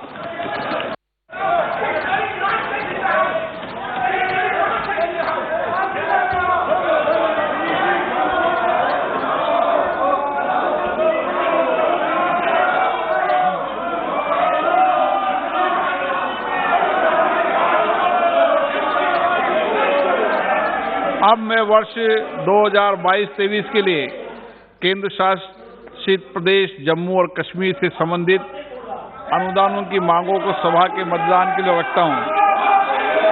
प्रश्न ये कि अनुदानों की मांगों की सूची की स्तंभ 2 में भाग संख्या 1 से 4 तथा 6 से 36 के सामने दर्शाए गए मांग के शीर्षों के संबंध में 31 मार्च 2023 को समाप्त होने वाले वर्ष के संधाय के दौरान होने वाले खर्चों की अदायगी हेतु अनुदानों की मांगों की सूची के स्तंभ 3 में दर्शाई गई राजस्व लेखा तथा पूंजी लेखा संबंधी राशियों से अनधिक संबंधित राशियां केंद्र शासित प्रदेश जम्मू और कश्मीर की संचित निधि में से भारत के राष्ट्रपति को दी जाए। जो सदस्य पक्ष में है कृपया हाँ कहें, जो विरोध में ना कहें। मेरे विचार में निर्णय हाँ वालों के पक्ष में वर्ष 2022-23 के लिए केंद्र शासित प्रदेश जम्मू और कश्मीर से संबंधित अनुदान की मांगे पारित हुई।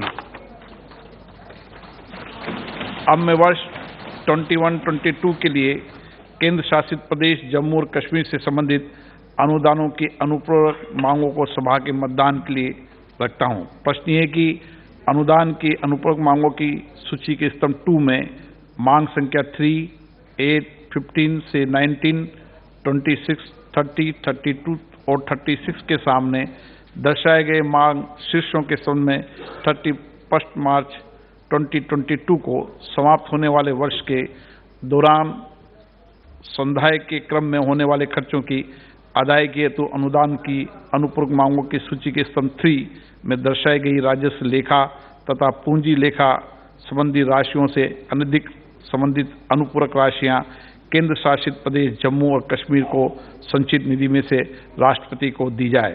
जो सदस्य इसके पक्ष में हाँ कहें, जो सदस्य विरोध में ना कहें।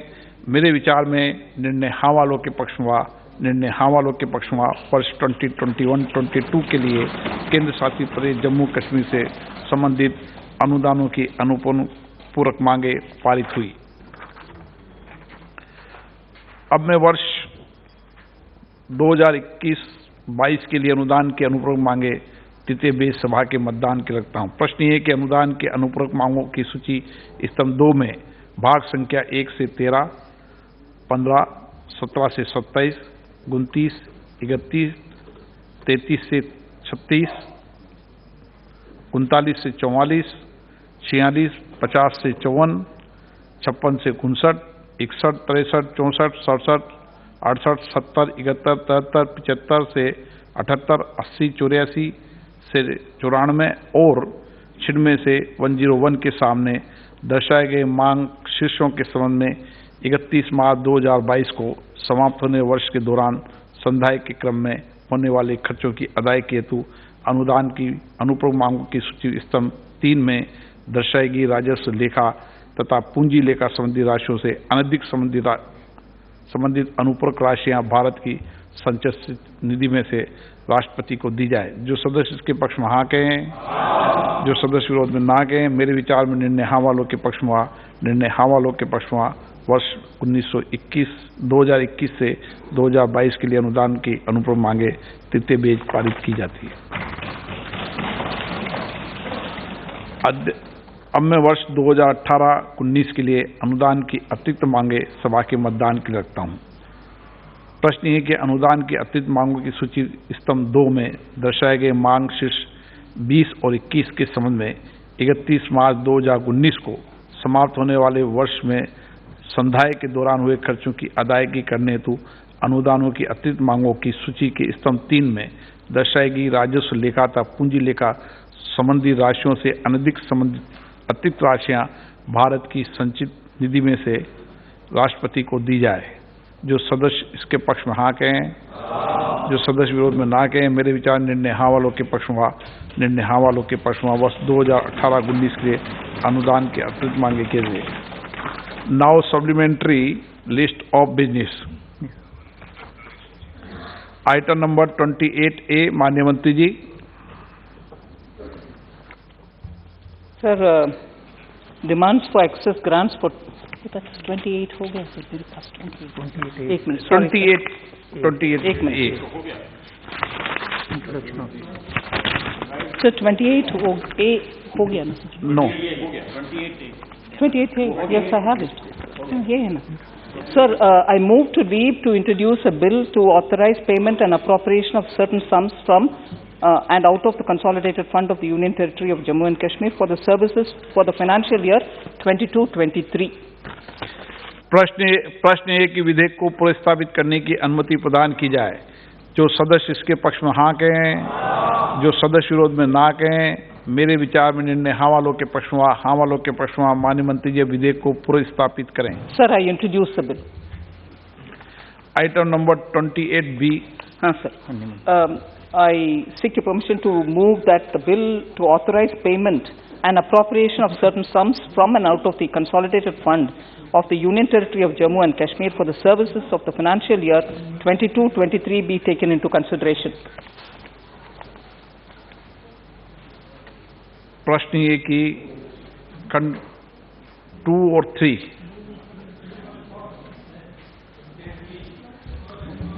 Item number 28B sir, 28B B 28B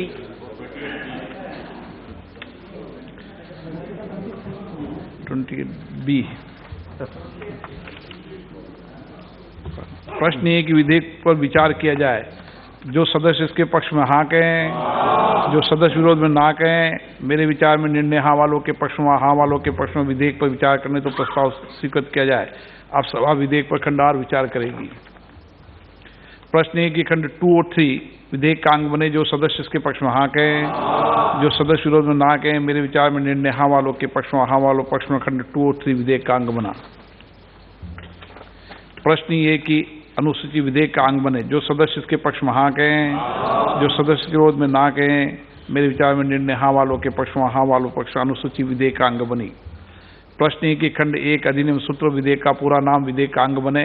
जो सदस्य इसके पक्ष में हाँ कहें, जो सदस्य के विरोध में ना कहें, मेरे विचार में निर्णय हाँ वालों के पक्ष में, हाँ वालों के पक्ष में खंड 1 अधिनियम सूत्र विधेयक का पूरा नाम विधेयक का अंग बने। मंत्री जी, अब प्रस्ताव करें कि विधेयक को पारित किया जाए। Sir, I also move that the bill be passed. प्रश्न है कि विधेयक को पारित किया जाए। जो सदस्य के पक्ष में हाँ कहें, जो सदस्य विरोध में ना कहें, मेरे विचार में निर्णय हाँ वालों के पक्ष में, हाँ वालों के पक्ष में प्रस्ताव स्वीकृत हुआ। विधेयक पारित हुआ। आइटम नंबर 28C, माननीय मंत्री जी। Sir, I move for leave to introduce a bill to authorize payment and appropriation of certain further sums from and out of the consolidated fund of the Union Territory of Jammu and Kashmir for the services of the financial year 21-22. प्रश्न है कि विधेयक को पुनर्स्थापित करने की अनुमति प्रदान की जाए। जो सदस्य इसके पक्ष में हाँ कहें, जो सदस्य विरोध में ना कहें, मेरे विचार में निर्णय हाँ वालों के पक्ष में, हाँ वालों के। माननीय मंत्री जी, विधेयक को पुनर्स्थापित करें। Use the bill. Item number 28D, माननीय मंत्री जी। Sir, I rise to move that the bill to authorize payment and appropriation of certain further sums from and out of the consolidated fund of the Union Territory of Jammu and Kashmir for the services of the financial year 21-22 be taken into consideration. प्रश्न ये कि विधेयक पर विचार किया जाए। जो सदस्य इसके पक्ष में हाँ कहें, जो सदस्य विरोध में ना कहें। मेरे विचार में निर्णय हाँ वालों के पक्ष में, हाँ वालों के पक्ष में विधेयक पर विचार करने हेतु प्रस्ताव को स्वीकृत किया गया।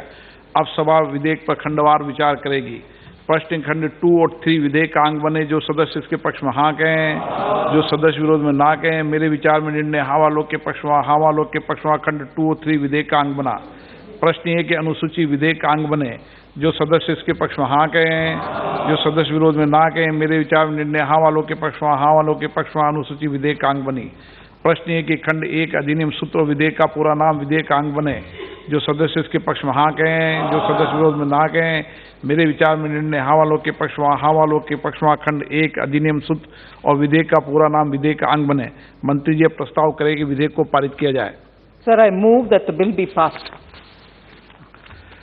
प्रश्न है कि विधेयक को पारित किया जाए। जो सदस्य इसके पक्ष में हाँ कहें, जो सदस्य विरोध में ना कहें। मेरे विचार में निर्णय हाँ वालों के पक्ष में, हाँ वालों के पक्ष में प्रस्ताव स्वीकृत हुआ, विधेयक पारित हुआ। आइटम नंबर 28E, माननीय मंत्री जी। Sir, I move for leave to introduce a bill to authorize payment and appropriation of certain further sums from and out of the Consolidated Fund of India for the services of the financial year 21-22. प्रश्न ये कि विधेयक को प्रस्तावित करने की अनुमति प्रदान की जाए। जो सदस्य इसके पक्ष में हाँ कहें, जो सदस्य विरोध में ना कहें। मेरे विचार में निर्णय हाँ वालों के पक्ष में, हाँ वालों के पक्ष में हुआ। माननीय मंत्री जी विधेयक को प्रस्तावित करें। Sir, I introduce the bill.